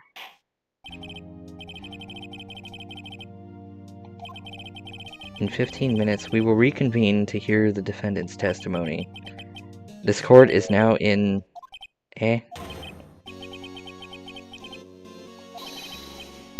Listen good, Lana.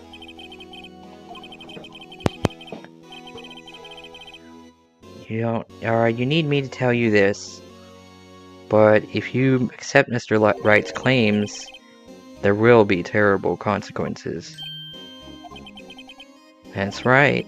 Your sister will be found guilty for Neil Marshall's murder.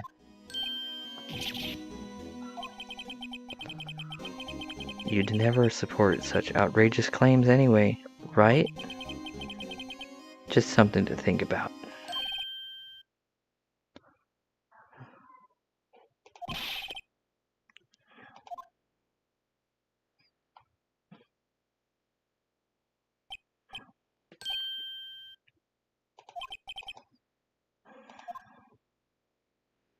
Come on, everyone. Let's go on recess. Whee!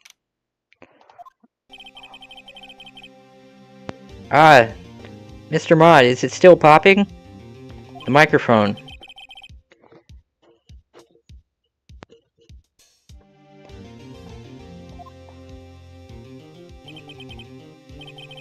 He's something else. Eh, pals?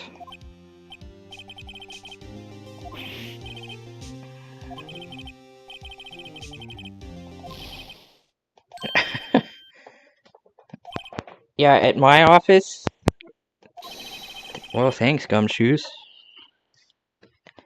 Take the place of that top knotted girl you used to work with.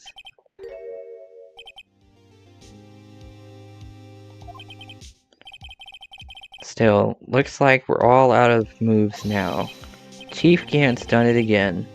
How is it he always gets the upper hand? It's not fair. He has the right to refuse to testify.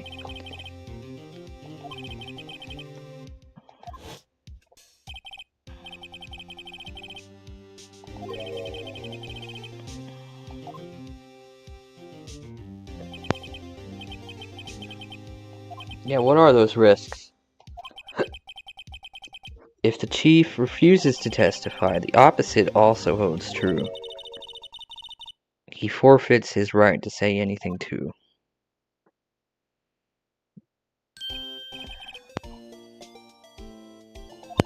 No.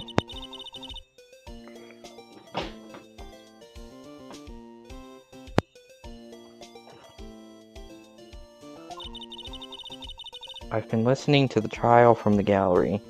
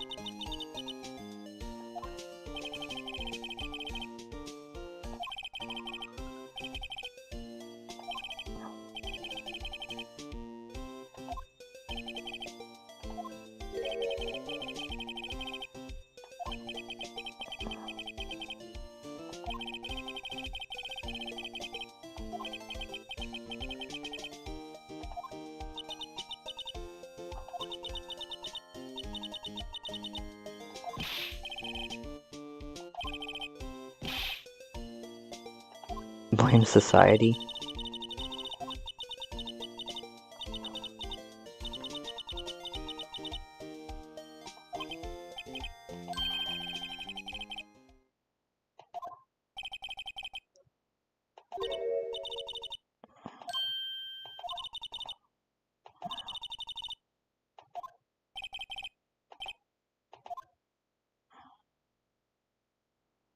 Even Edgeworth is in on it.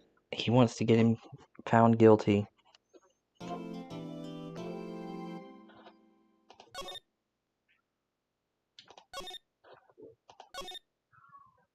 think this is the last one, like the last thing I need to do. And then it's all over.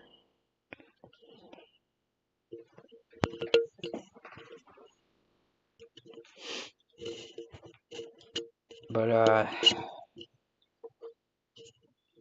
one second, since Mr. Mod's complaining about the microphone.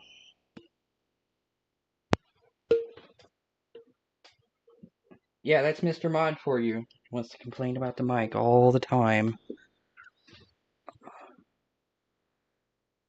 There we go. That might work.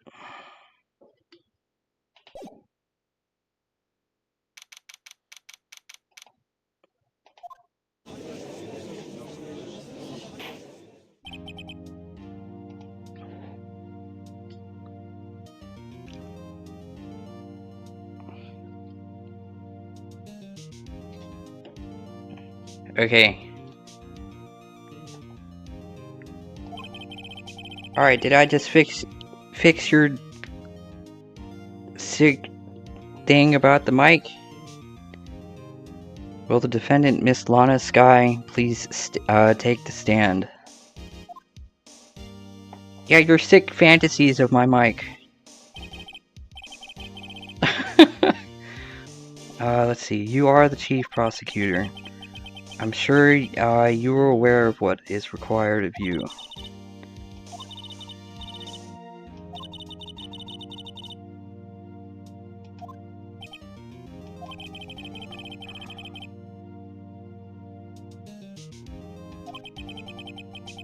And remember, you are under oath. We want to hear the truth.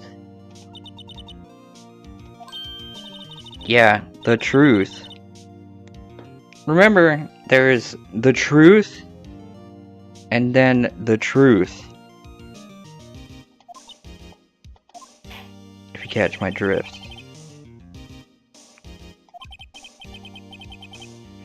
Tell us about your relationship with Chief Gant.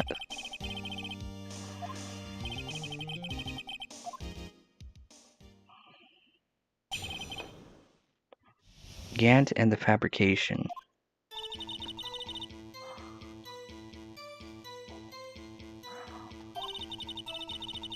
There's no truth to the blackmail theory. I fabricated the evidence 2 years ago all by myself. When I found Prosecutor Marshall's body, I rearranged the crime scene. My only motivation was to get Dark convicted. It had nothing to do with Emma.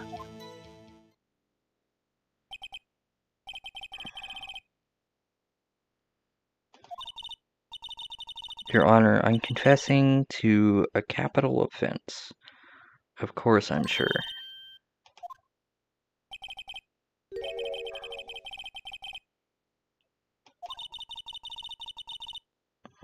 That's what I've been telling you from the beginning. Please, Mr. Wright, you've got to help her. She's sacrificing herself because of me.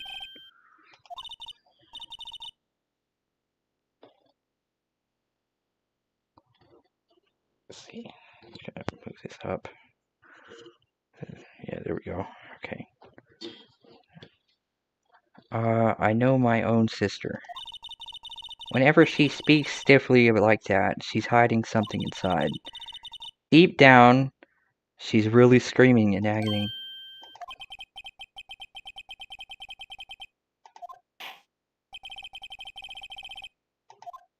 Okay. Gant and the fabrication. Right.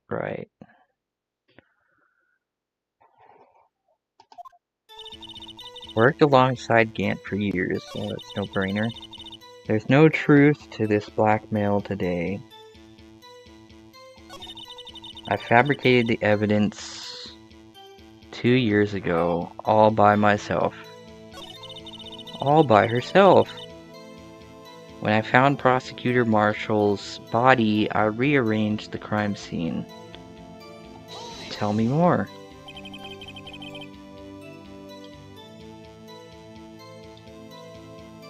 You say you did this all by yourself.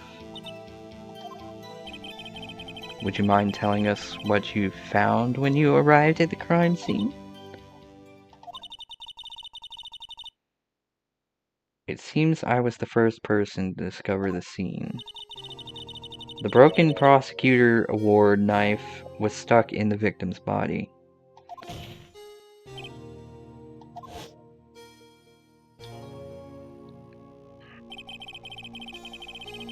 Prosecutor Marshall died from an unfortunate accident. Only a situation you dreamed was possible.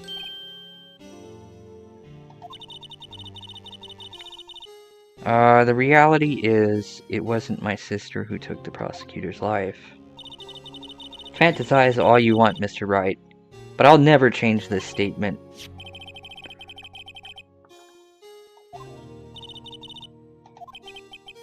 If that is so, what happened to the other murder weapon? Dark was carrying a switchblade. It was probably knocked away in the struggle.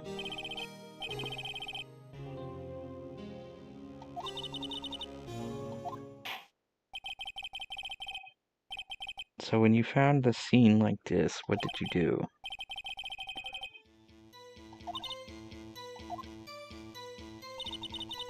I broke off the tip of Dark's knife, planted it inside the wound, then moved the body. Come on. Why would you do that? You've always had a good head on your shoulders. If that was the case, why did you move the body? Why did you plant the knife?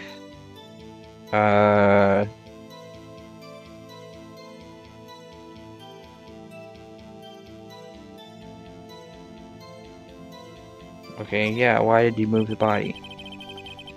When you showed up on the scene, where exactly was the victim's body? It was where you deduced it was. By Chief Gant's desk.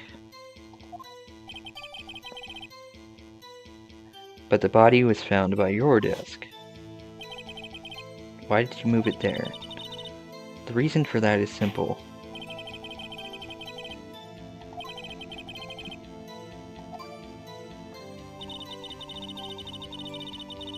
The piece of the jar that shattered during the events threatened my plan. It did?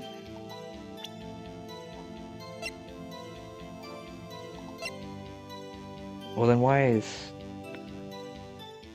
Yeah, it threatened her plan because her name was on it. Emma's name was on it. You committed that crime 2 years ago to protect your sister.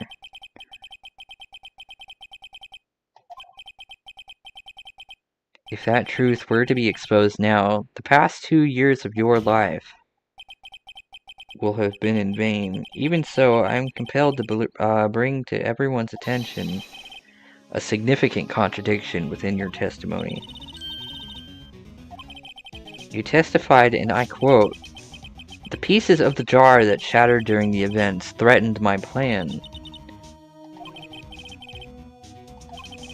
It's a simple oversight, really. You see, a message was written on this jar. Okay, I was right. With the victim's blood. Exactly so. And there is where the contradiction lies. In order for the victim to be able to write a message on the jar, it must not yet have been broken before you did. Or he did. Damn it. Having issues now.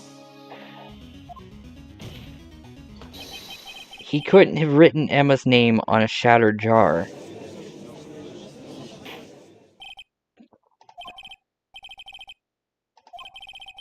More information is needed in regard to this jar and its bloody message. We may be missing something critical here. Chief Prosecutor, it seems you are as in the dark as we are about the truth towards which we are headed.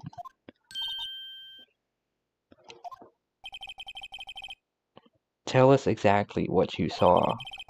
We'll piece together the information to arrive at the truth.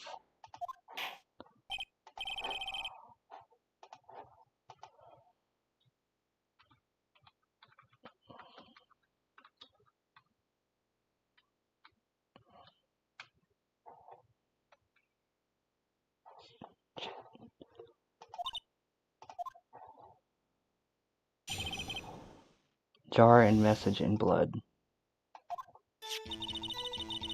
I immediately noticed the blood traces on the jar, but it was dark in the room and I didn't have time to check it out.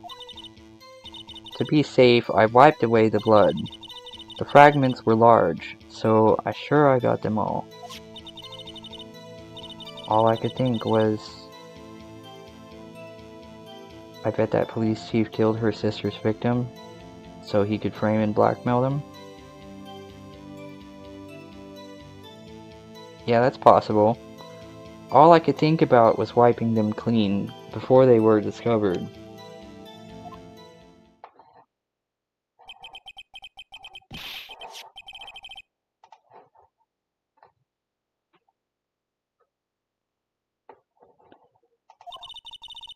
I wasn't chief prosecutor at the time. She didn't think Dark was a real murderer. That's why she tried to erase the real evidence. The defense may now begin its cross-examination.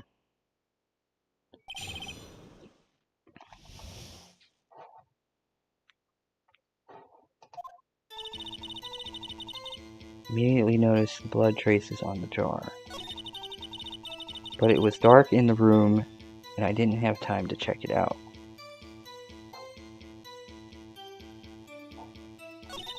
To be safe, I wiped away the blood.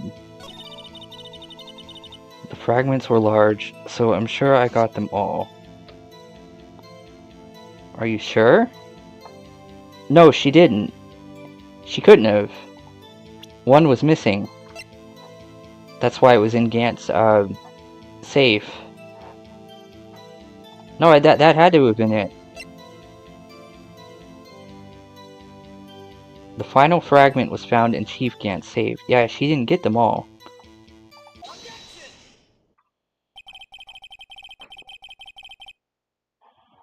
I believe this jar conceals a truth even you were unaware of. You found the final piece of this jar in Chief Gant's safe.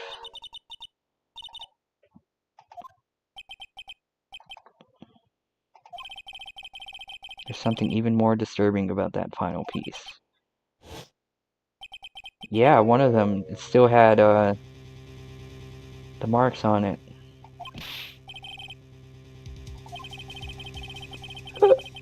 Ugh, gross. That she gathered every last piece. Oh, but no, she didn't.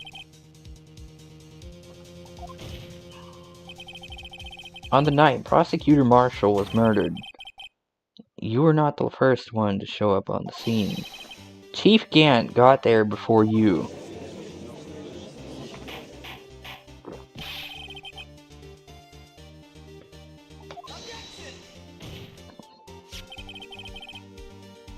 She didn't? The pieces are too big for anyone to miss, let alone on Ace Detective. That may well be, but everyone makes mistakes. Even I once wasted an entire day looking for my dentures. They were in my mouth all along. Really? Really, we had to know that? When this witness arrived at the scene, the jar was already broken. There's no way a name could have been written on a shattered jar. Another person discovered the scene prior to the witness.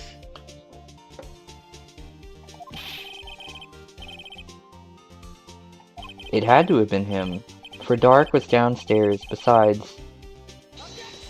okay, no, don't let me read it. If he did arrive there first, why did he hide that fact for 2 years? Well, Your Honor.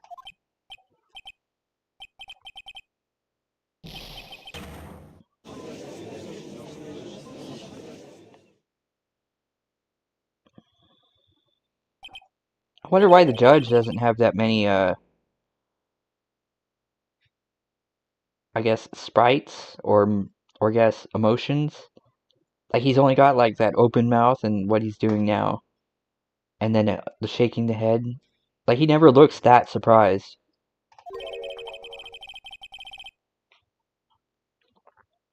Damon Gant arrived at the crime scene prior to the witness. He proceeded to break the jar, and purposefully hid one of the broken pieces. Oh, he's hiding. Yeah, fabrication of evidence.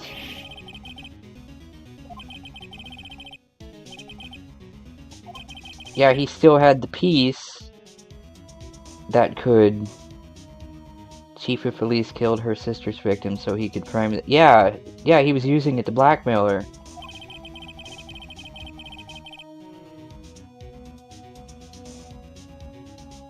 Lana Skye believed her sister, Emma, killed the victim. Determined to help her sister, she sought Gant's aid. So it seemed like Gant couldn't have done it. It seemed like Emma did it. But then Gant hid a piece of the jar with Emma's name on it. And therein lies the reason. The reason why Miss Skies became the chief's puppet.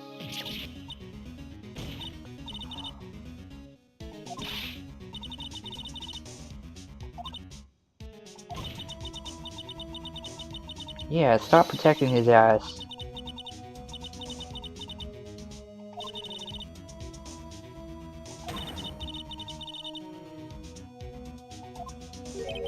No one's lying here except you.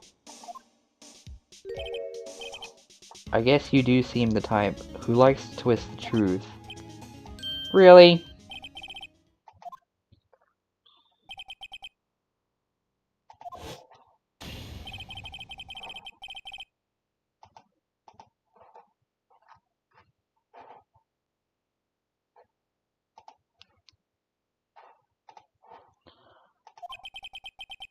Is something wrong, Mr. Wright? Lana may be right after all. So you do tell foul flies. Foul flies? Foul lies.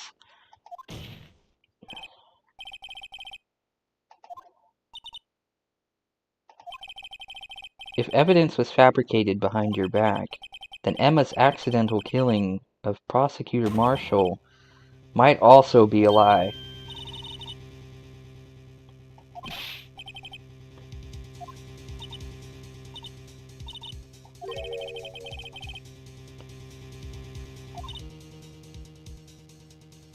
Tell us the truth, Lana. What happened?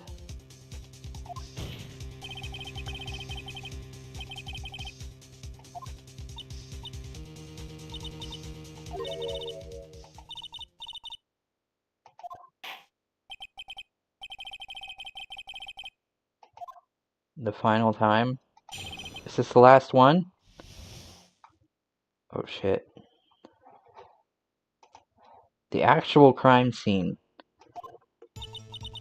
When I arrived, I found Mr. Marshall's body impaled on the suit of armor's sword. Emma and Dark were lying unconscious on the floor.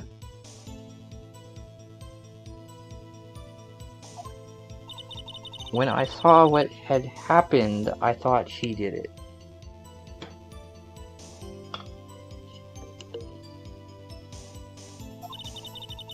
That's why I raised all the evidence that linked her to the murder.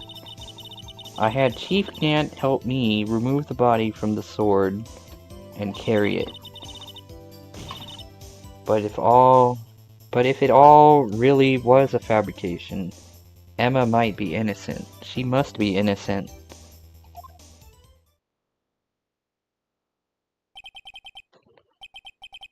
Unbelievable. The body was impaled on the armor's sword. Huh? Most characters in the original trilogy don't have many animations because they were originally GBA games with very little storage space. I mean, I don't really find this game to be a Game Boy game.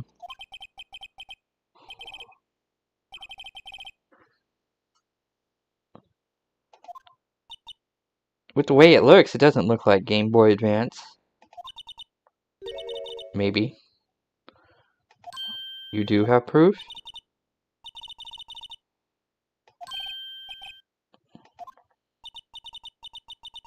A picture I took of the crime scene as I encountered it. I thought it might be needed.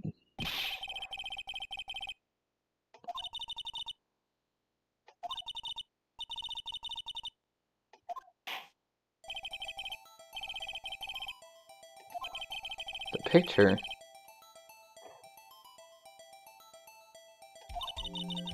What the hell is she talking about?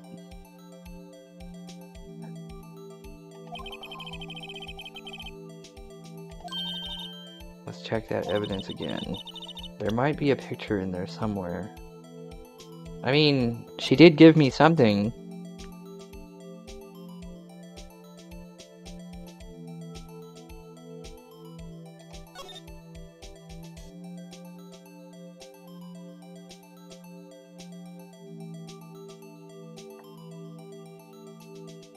I mean, that is what she gave me.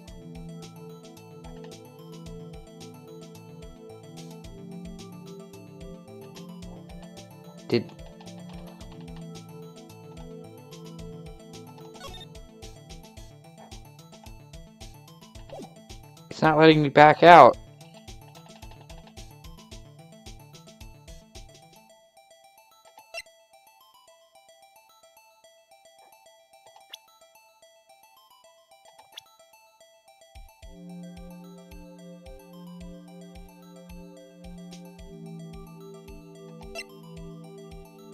Wait, it did?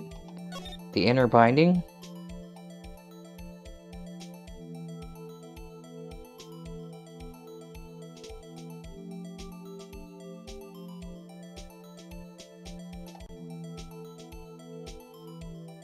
Pio? Oh.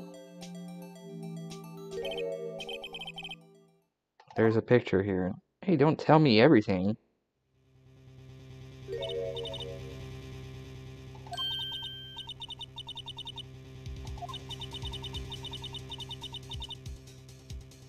No other detective saw the crime scene like this. Because I contacted Criminal Affairs only after I had arranged them. Lana's picture inserted into the court record. The piece cut out of the vest. Could that be the cloth we found inside Chief Gant's safe?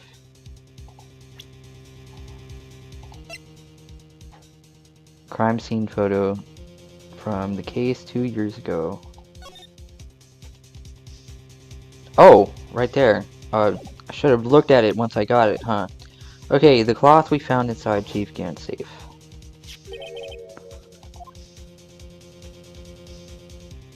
Yeah, there's a handprint on it.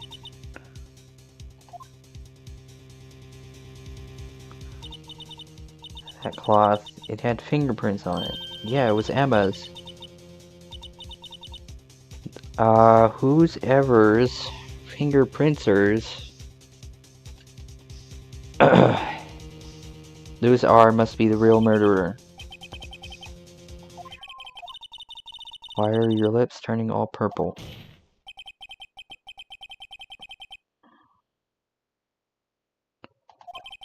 So long as you tell the truth, we should be able to flush out the real murderer. The defense may now begin its cross-examination.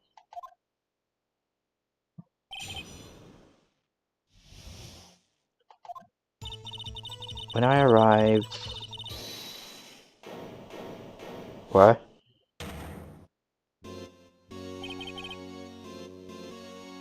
I was cross-examining, damn it. What do you want?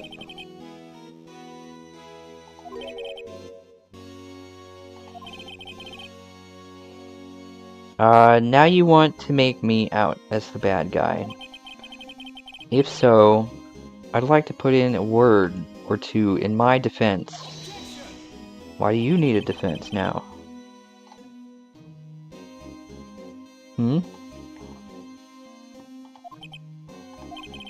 You already declined to testify. That means you forfeited your right to make statements of any sort. Just sit back, relax, and enjoy the sound of the noose tightening around your own neck.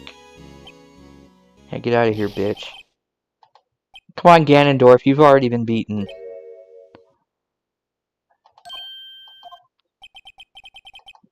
Sorry to disappoint you, but I don't need to make any statements. The evidence will do all the talking for me. Even if I can't testify, I can still present evidence.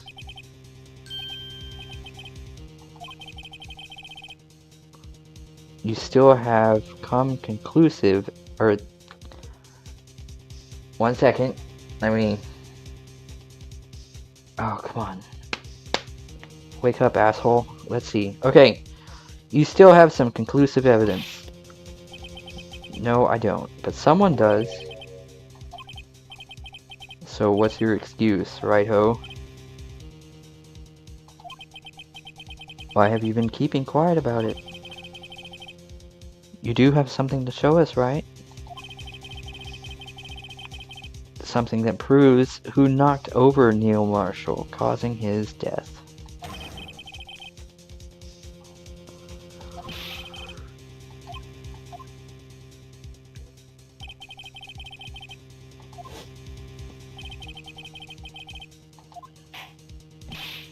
What's wrong with you, Mr. Mod? ... What, you think I can't win? I can win! Guys, Mr. Mod doesn't believe in me. With all his periods and whatever. Alright, anything. You will be the one appearing before the Board of Inquiries.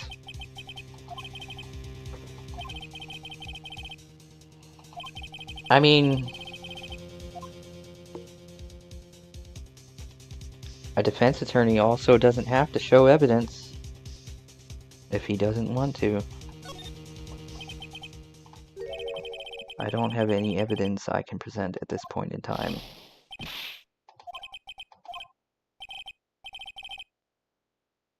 I know you took what was inside. The conclusive evidence. I don't know what you're talking about.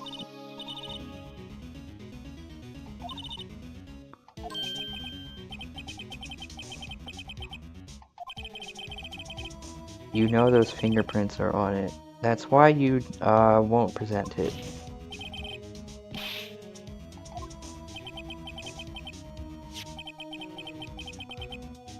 Can't you figure it out? Take a good look at this picture. See the victim's vest? Notice anything odd about the chest area? It looks like part of it's been cut out for some reason.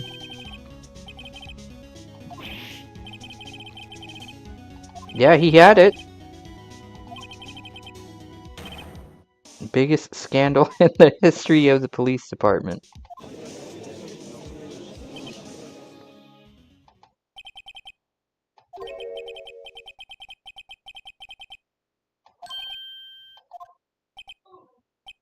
Well... don't give him what he wants.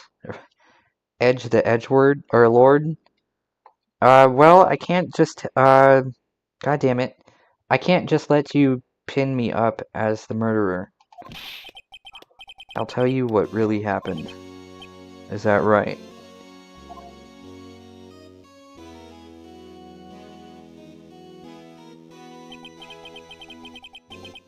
I was the first person to arrive at the crime scene that day. It then occurred to me that I could use the situation to control Lana, so he admits to that part. I knew Lana. If I made it look like the blame lay on her sister, then when she saw the scene, she would ask... What the hell? Okay, I don't know what that was. Alright. That when she saw the scene, she would ask for my aid. So you assisted Miss Sky. Told her to arrange all the evidence. I had her plant the knife tip in the victim's body and move the body across the room.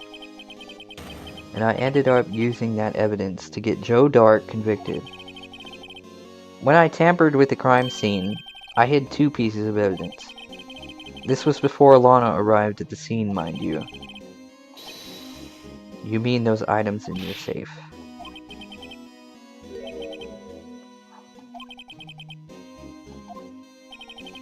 I was sure my plan would work, but it's always best to be prepared for the worst. Oh, the worst is happening to you right now. Well, about to. I wasn't about to let anyone blame me for a murder that girl committed.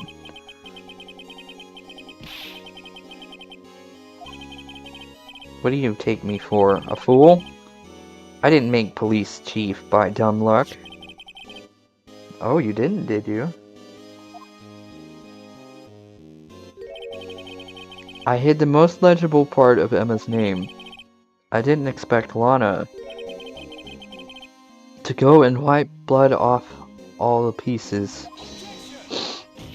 But if you fabricated all the evidence, what's to say you didn't fabricate the message on this jar too?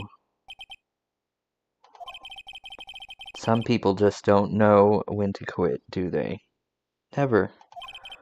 That's why I kept one more item for insurance.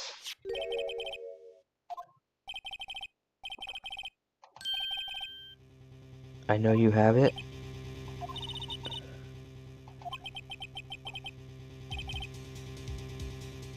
So you admit to it then. You were that you were hiding the piece you cut off the victim's vest in your safe. I didn't want to have to do it, that, being chief and all. But it's a lot better than being portrayed as a murderer. He's already admitting that he was hiding evidence. Maybe he was forging it too. And maybe he forged something else.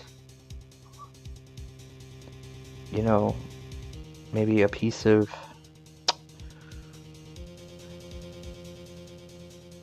metal somewhere, forging it into something. What do you have to say for yourself?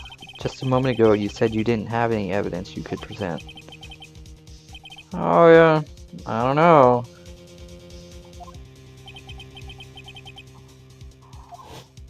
Yeah, this has been long. Oh my god, it's been 5 hours. As long as I don't mess up here, victory is mine.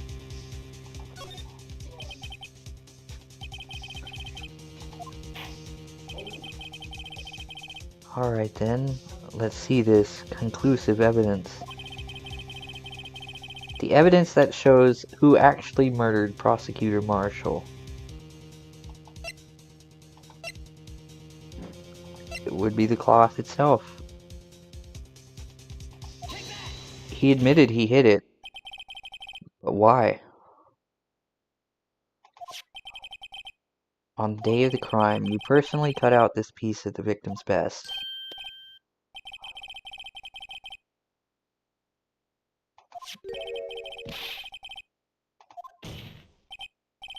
The prosecution requests that be immediately sent to the lab for analysis.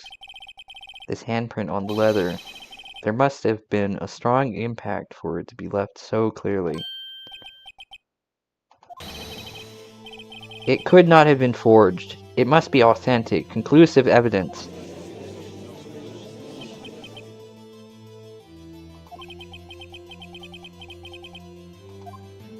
Hey, don't call him slow. Think about it. Rido had all this time to present this evidence. Yet he was reluctant to do so. Why would that be?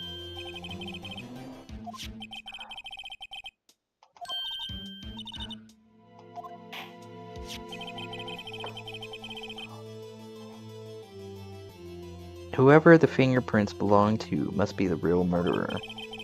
Whose fingerprints are they?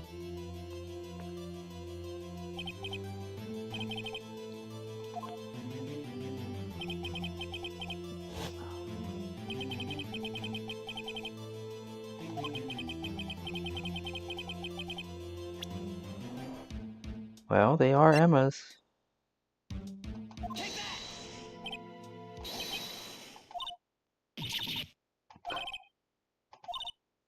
But why? Why didn't you tell me? 'Cause...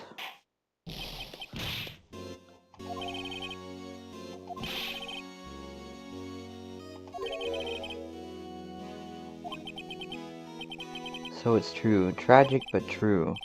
This girl really did shove Prosecutor Marshall to his death.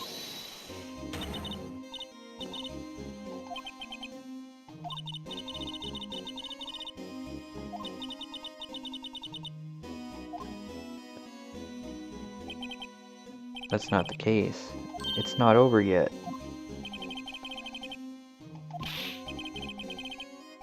I'm afraid it is over, boy. Not only this trial, but your career too. You purposely concealed this conclusive evidence. That, my friend, is a serious offense. Oh, but no, there's a little bit more to it.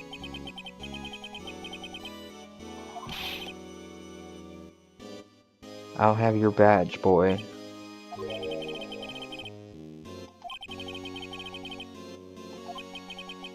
How it feels to be the one who single-handedly turned a poor little girl into a murderer.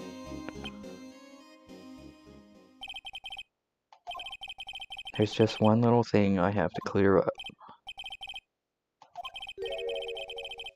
Yeah, who really did it? You are absolutely right. This piece of cloth proves who the real murderer is. Who killed Neil Marshall? That, you ask? It was Emma Skye, wasn't it? Nah. I'm afraid that's not possible.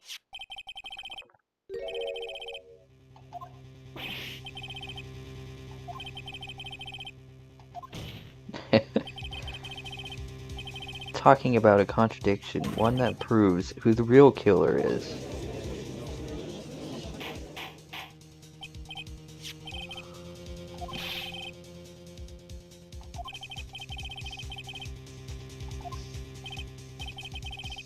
The piece of evidence that contradicts his cloth. Would it be... Yeah, why would it be cut out? Oh, right, to hide... Right, who did it?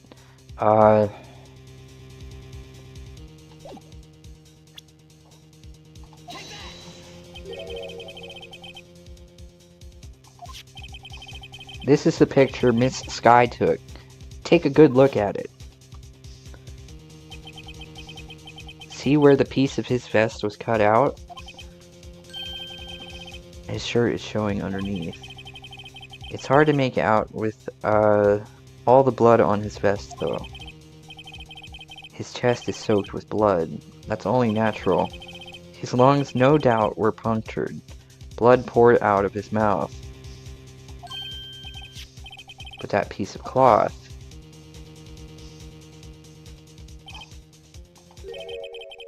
There's no blood on it. Since Emma Skye's fingerprints are on this cloth, there's no doubt that she shoved the prosecutor aside. However, Mr. Marshall was not impaled on the sword at that time. I'll show you nonsense, you little bitch. Now then, Chief Gant, let me ask you something. Prosecutor Marshall was not impaled when he was shoved aside. He most likely hit his head on the ground and was knocked out. If so, then tell me, who could it have been? Who could have arrived at the scene before Miss Lana Skye? Picked up the unconscious prosecutor and impaled him on the armor's sword. Then to make it look like Emma was responsible for the prosecutor's death. There you go. A jar that they then broke on purpose to leave behind a clue. And make Lana believe her sister did it. Remember what you admitted only moments ago? That you personally cut out this bloodless piece of the victim's vest. Isn't it? Through the very act of creating insurance. You proved that you were the actual murderer. Get out of here, Ganondorf.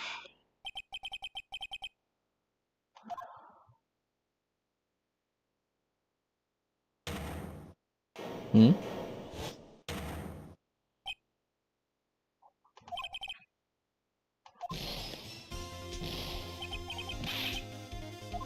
Almost.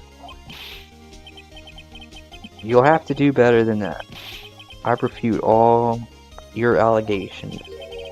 What do you mean you refute? That piece of cloth is illegal evidence? Really? Illegal evidence cannot be used to convict a suspect. Remember, Udgy. Earlier, old Rido here concealed that piece of cloth. So then, what's your excuse, Rido? You do have some conclusive evidence, don't you?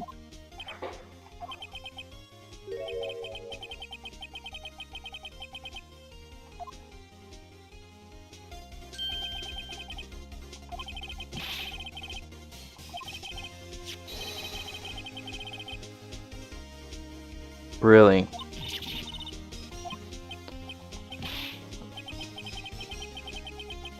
Do you actually think you could best me in court? It looks like the last laugh's on you, son.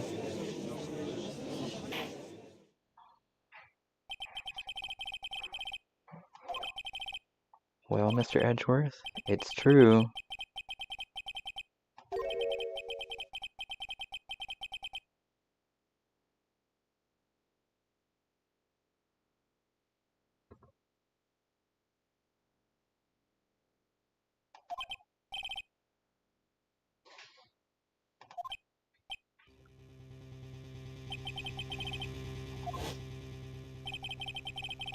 Time for me to reveal my plan has finally arrived.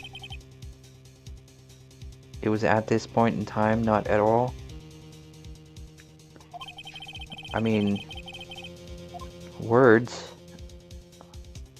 Okay, that you purposefully and illegally concealed this piece of evidence. I did not. I admit, I refused to present it at one point. But that's because it couldn't tell the truth just yet.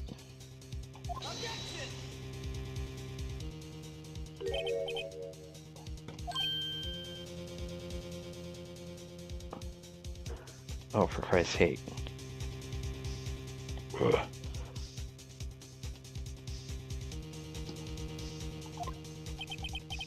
It's not that I didn't present evidence then. It's that I couldn't. There are certain procedures involved when presenting evidence.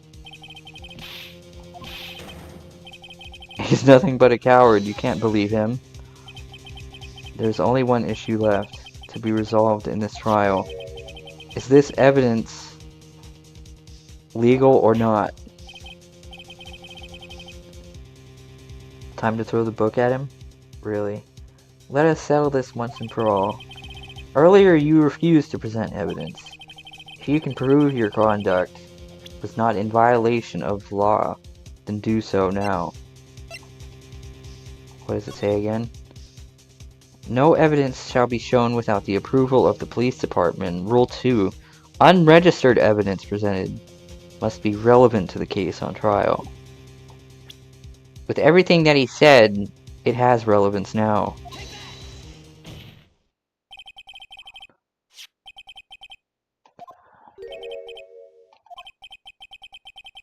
I've done my homework too, Chief. Emma Sky's fingerprints were on this piece of cloth. However, at that point in time, this was merely a piece of cloth, nothing more. You see, it's written right here in this book. The second rule of evidence law. No evidence shall be shown without the approval of the police department. Inside your safe. It goes without saying, I did not have approval from the police department. Rule 2. Unregistered evidence presented must be relevant to the case on trial. And here's the crux of the matter. You see, at the time it was impossible for me to prove the relevance between the cloth and the SL9 incident. You want relevancy? Just take one look at this picture and shut your mouth. But can you recall, when was that picture presented?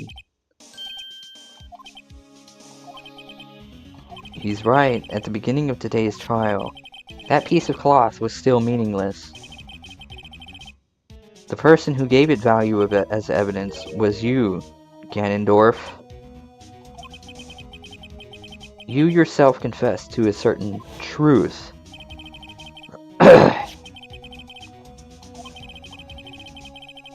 Yeah, he was the one that cut it out. Gave it relevancy. It was then that you approved this cloth as conclusive evidence.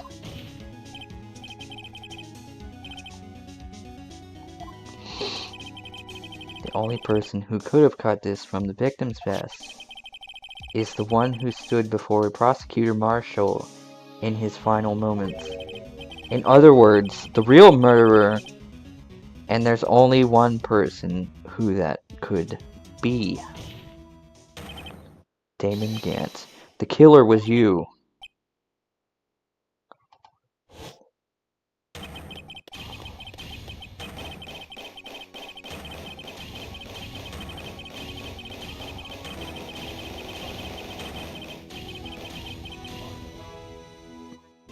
Is he done yet? I know I should have gotten rid of him. The 4 years he's been snooping around the department, trying to get something on me. Crimes are being committed every day, yet he insisted on hounding me. He wanted to reinvestigate the crime, or case. He recruited Angel Star, then convinced Bruce Goodman. Yeah, that's right.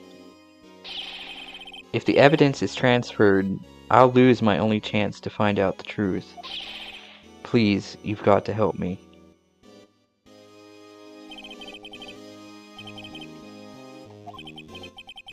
Jake Marshall didn't know when to quit. He stole Goodman's ID card and tried to take the evidence. Goodman came to me that day.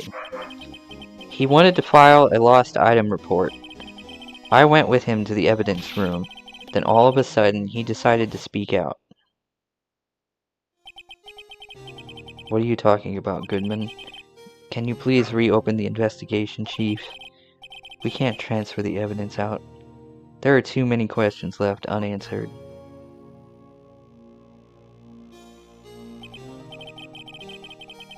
Opened his evidence locker, and as he was taking the evidence out, he said, "It's not too late. I'm going to hand all this over to Marshall."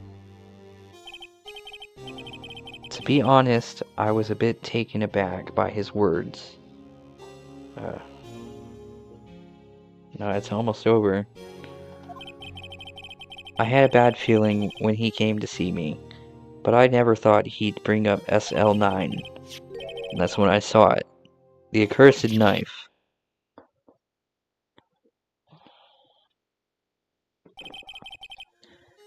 Couldn't just pull it out.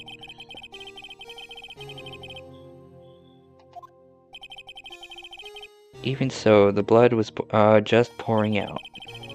I didn't know who might stumble in, so I hurried to wipe it up. I was worrying so much about the floor, I didn't realize my fatal mistake.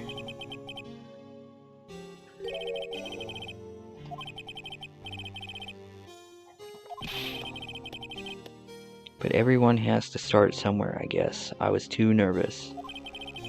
I had no business doing any of it.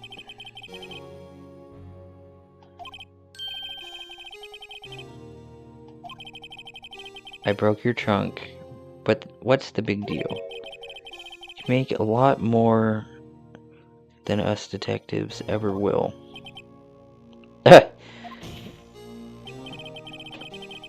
Leaving the prosecution's card aside. How? How could you get Miss Sky involved in all of this? The piece of cloth.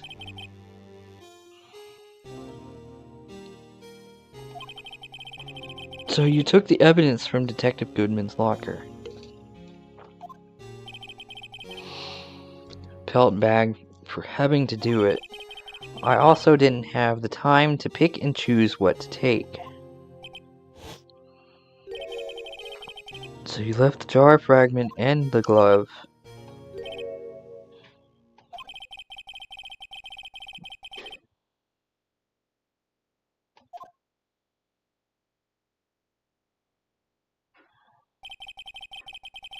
They all did their best to get in my way.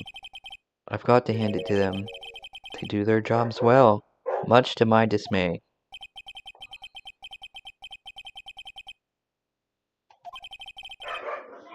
You must have known that. Tell me, Worthy, why do you stand in court? You despise criminals. I can feel it. You and me, we're the same. One day you'll understand. Oh, believe me, you will. You're just one man. You'll see what it really takes to bring them down, once you try to go it alone.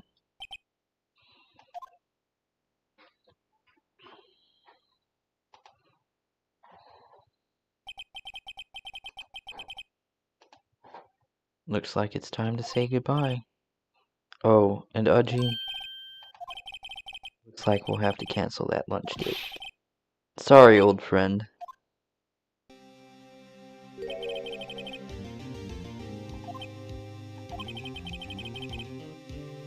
I knew you as you used to be long ago. You were once a fine investigator, and an example to others on the force. I'm sorry to learn that you are no longer that person. Those days are gone now, Udgy. Thanks for all the memories, though. Don't worry, you'll be fine. With these two around, you can't go wrong. In fact, I can hear them already. The melodious sounds of a new beginning.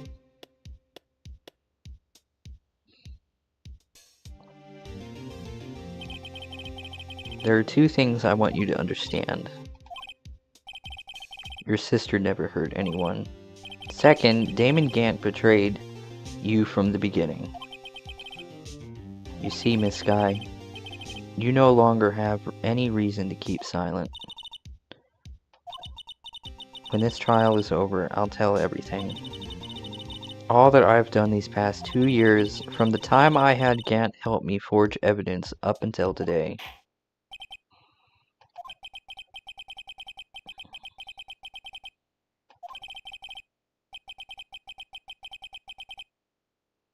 Couldn't get you out of all your trouble?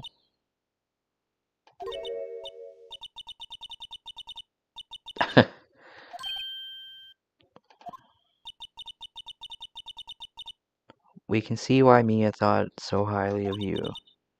Who knows, a few years from now, you just might make it to the top. Oh, now she wants to smile. I owe you my thanks, Mr. Wright.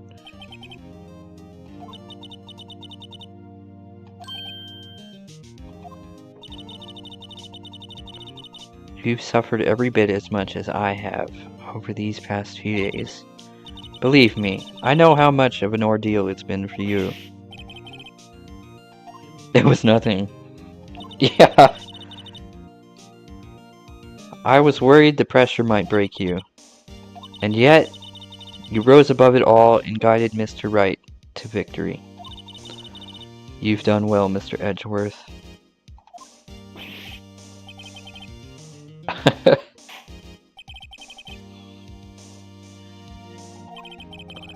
It seems a good self-examining is in order for all of us. Miss Sky, you are innocent of murder. However, although the chief blackmailed you, the fact is, you still acted as his accomplice. A trial will be scheduled for these crimes at a later date.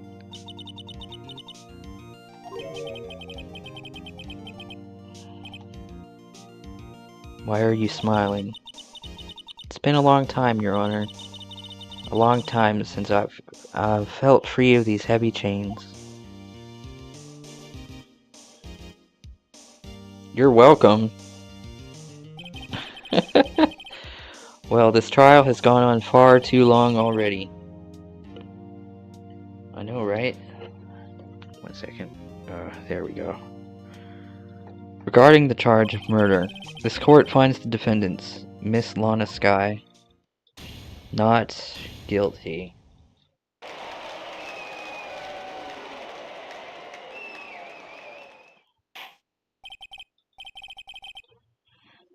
That is all. Court is adjourned.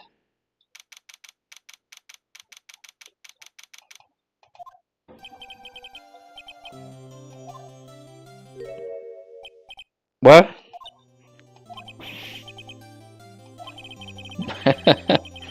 I'm sorry your sister didn't get completely off the hook, but at least she wasn't convicted for a murder she didn't commit. That's not it? Just now, after the trial ended,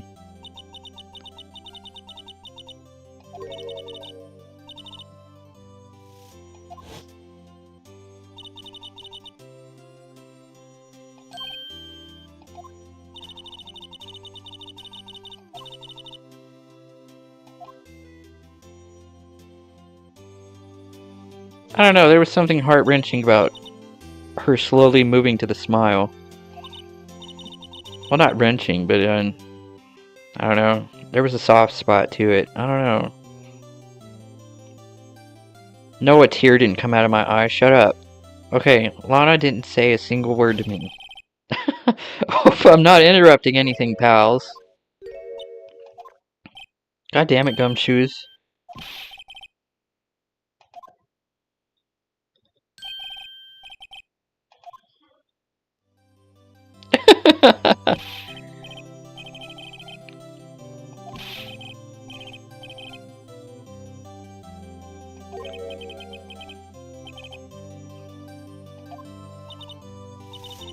Are you here because of my sister again? Not this time. I came today because of you, pal. That's right. I thought you'd like to see someone.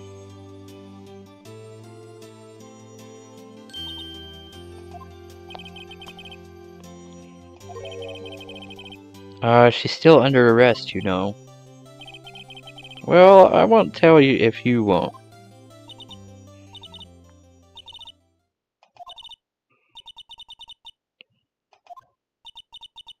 That day 2 years ago was the first time in my life I ever panicked. It was all I could do to keep myself from screaming. All I could think about was keeping you from getting wrapped up in that mess.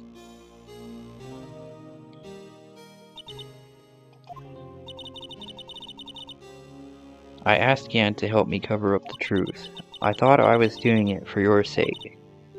But now, I realize I was wrong. Yeah, she didn't even know. I changed after that day. Yeah, that day, she had to completely become his puppet. It was the only way I could make it through the past 2 years. I knew how much I was hurting you by distancing myself. But I couldn't bring myself to tell you what I did. I was scared. Scared that you'd look at me with those eyes of yours. I was scared of how you'd react if you knew. You were only doing it for me. No. I turned my back on you that day. In hiding what I believed to be the truth, I was deceiving you. I am such a fool. It took me all this time to realize it. Emma, I'm so sorry. You don't have to apologize. I'm happy now.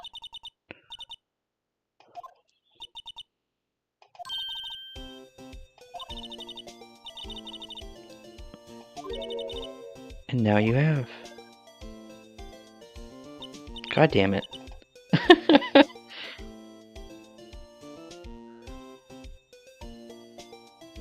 And there you go. No one can change the past. The only thing we can do is strive to make up one.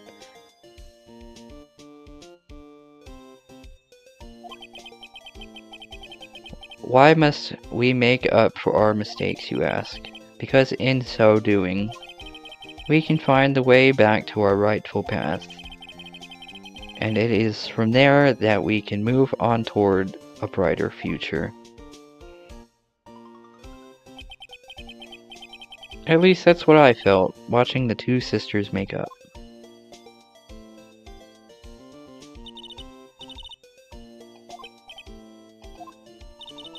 Thank you both for all that you've done. I'm sure we'll meet again someday. Isn't that right, Edgeworth? Stop hiding and come over here. Why was he hiding? Congratulations.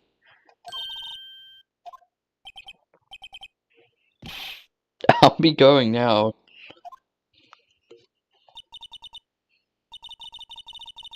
I hope you don't blame yourself for what happened.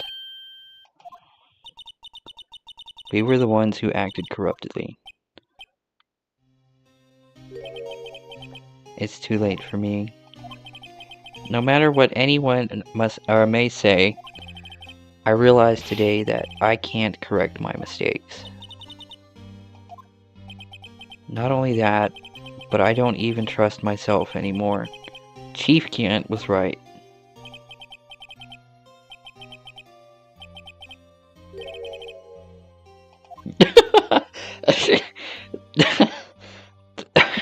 He was hiding. No, that's still making me laugh. I did. Fuck. I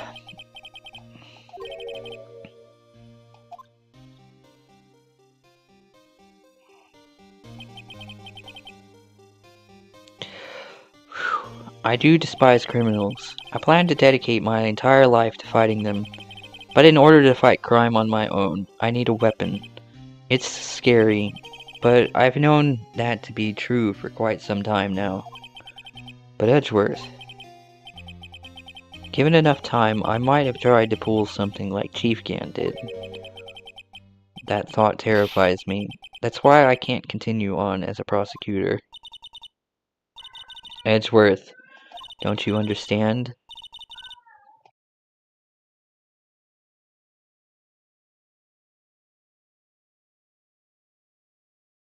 Damon Gant and your mentor, Manfred von Karma, were both the best of the best when it came to fighting crime. But they both made the same mistake. You said in order to fight crime on my own, I'd need a weapon. That may be true, but think back to today's trial. You weren't alone. You were working together with Mr. Wright. Yeah, he was saying a few things that helped my side. And because of that partnership, you were able to present evidence that otherwise would have gone undiscovered. Isn't that right, Mr. Wright?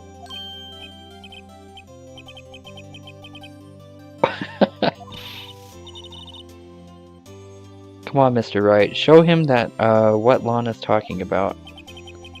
Evidence, huh?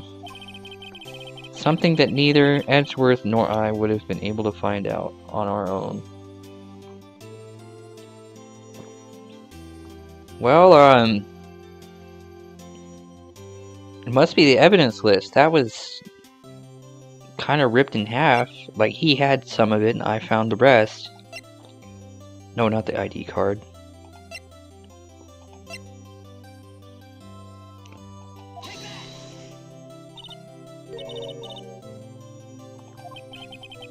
Our counterattack began with this. You had one half of the list, and I had the other.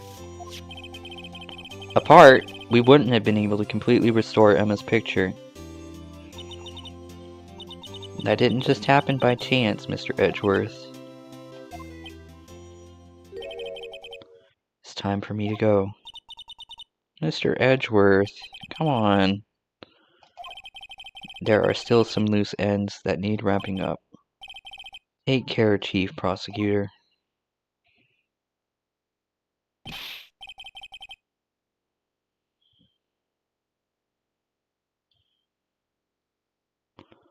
Just when Gant says, there's tons of lawyers. They're all together in fighting crime. Yeah, technically. Whatever you do, just remember, you can let what happened kill the prosecutor in you, or you can let it happen or help you grow.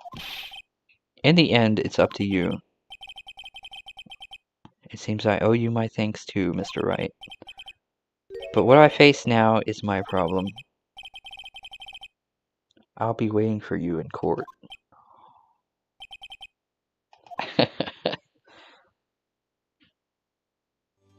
He'll come back. I'll be by to visit soon.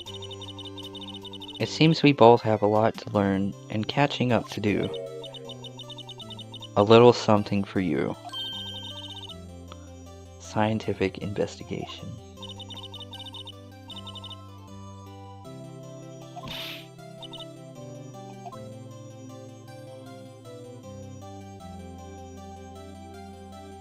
And there you go. Another case came to a close. As for the sisters, I have faith. Faith that their lives have only just begun. And as for me, I think it's time I started a new journey of my own.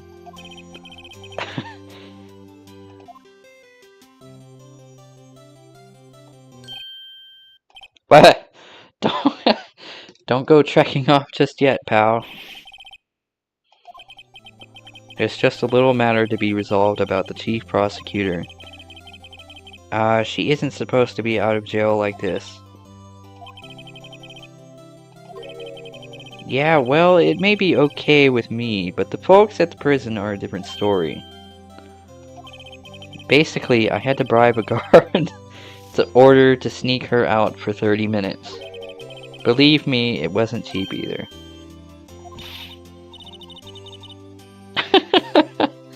Oh, gumshoes. Mr. Wright here is the one who will be footing the bill. Really? What, you think I could afford it with my salary? You gotta be kidding me, pal. Thank you, Mr. Wright. You are the best. Everybody wants him to do it now.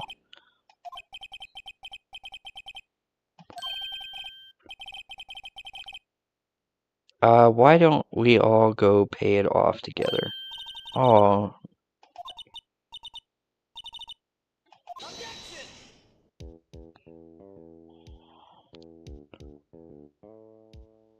There we go. Finally.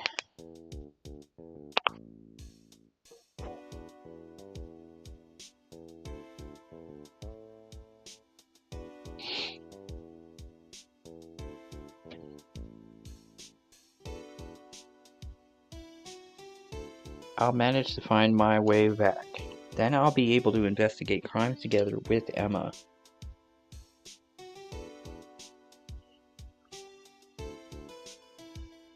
Planning. Oh, right, the credits.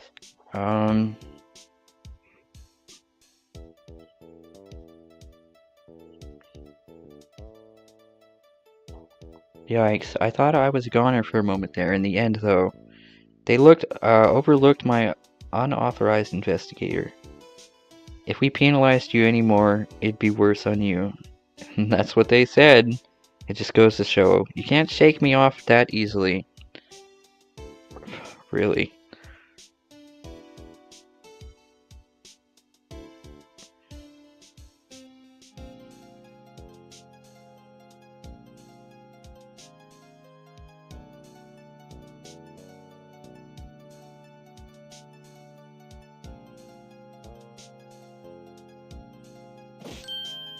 My new mission is to guard the main entrance and take care of Billy. Can you believe it? I've been demoted to a security guard. My partner is keeping an eye on the entrance for me today. I'll show them, though. Someday I'm going to make detective. Yes, sir. Be just like that Dick Gumshoe.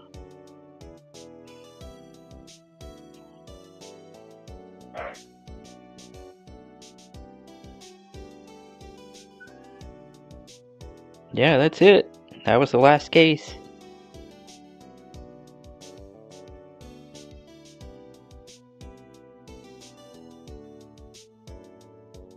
He's got such a dance to him.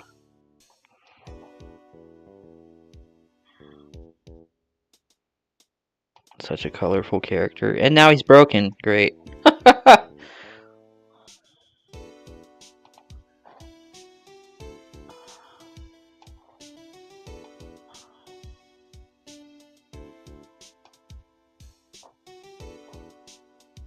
How many parts was to this? What is it? Can't you see I'm having a steak lunch? Miss Star managed to sneak this into me. She's been the one guards, it seems. Well, cowboy, looks like you did it. You even gave Bambina back her smile. Can you make sure Billy and the gang get their water?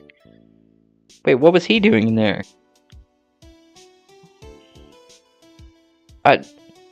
No, what? Why was Jake Marshall in prison? Looks like we won't be seeing each other for a while. As a farewell gift, I put a new meal on our menu. The right way lunch. Kids seem to dig the turnabout theme. It's a hot seller around exam time. Just make sure not to eat it backwards.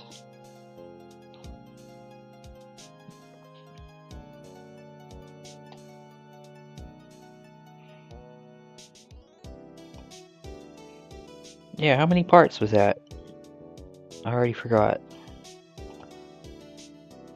I'll never forget what that young defense lawyer said after the trial. Let's see, what was his name again? Mr. Left? Anyways, he said he'd been doing something for years. I've got another trial to get to. I forgot my gavel. Sorry, gotta go. He's gone.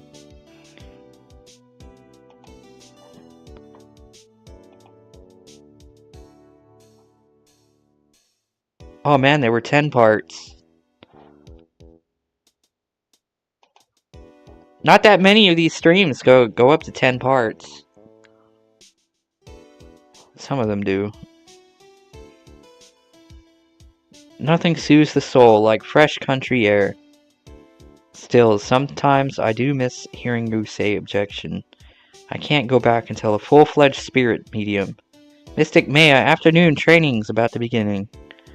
Coming! Well, see you around, Nick.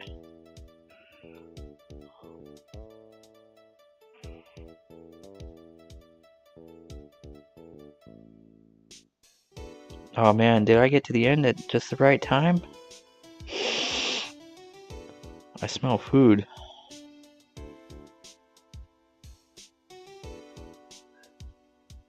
Oh man.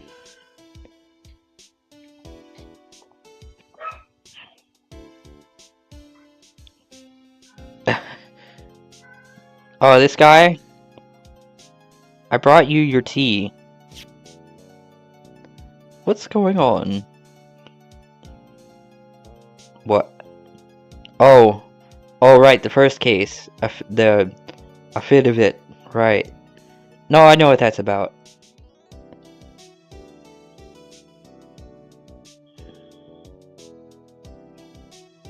Thanks for coming to see me off. I can't believe I'm going to Europe. Thank you, Mr. Wright. Thank you so much for everything. I'm a little sad, but I'll be alright. Whenever I want to see Lana, all I have to do is open this book.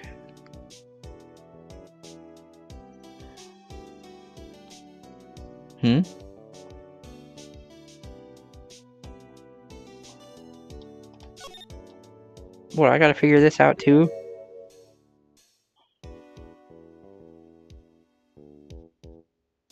Oh, I see.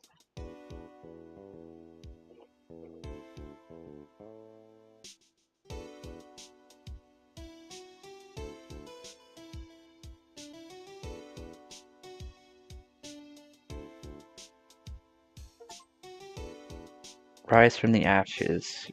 Cleared episode 5. Oh, I got an achievement. Awesome.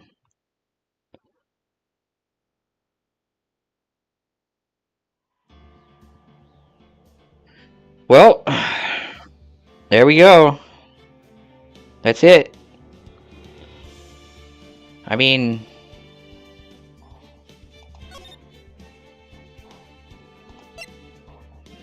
there is a second game. Why don't we start now and play forever? No, I'm just kidding. No, let's not do that yet. Maybe another time, but not now.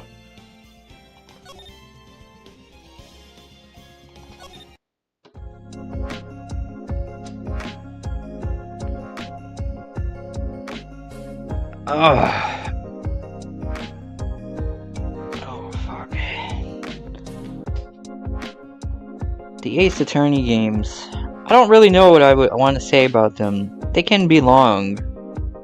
And sometimes even a little confusing, in some areas at least.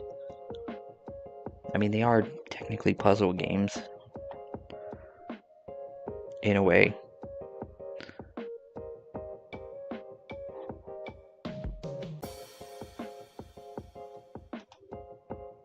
I always find it funny when Edgeworth wants to help out.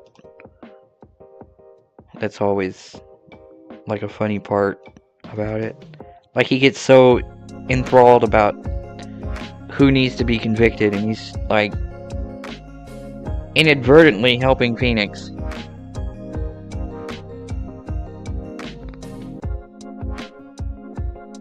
I always find that a little funny.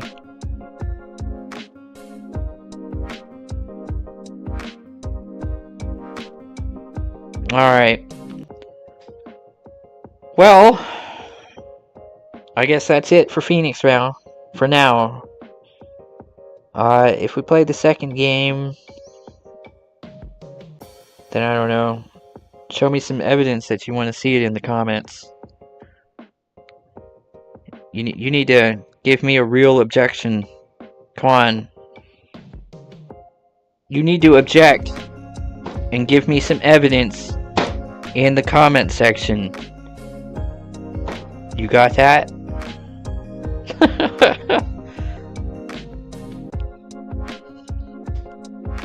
Alright. Well, I hope everybody enjoyed this. It was long.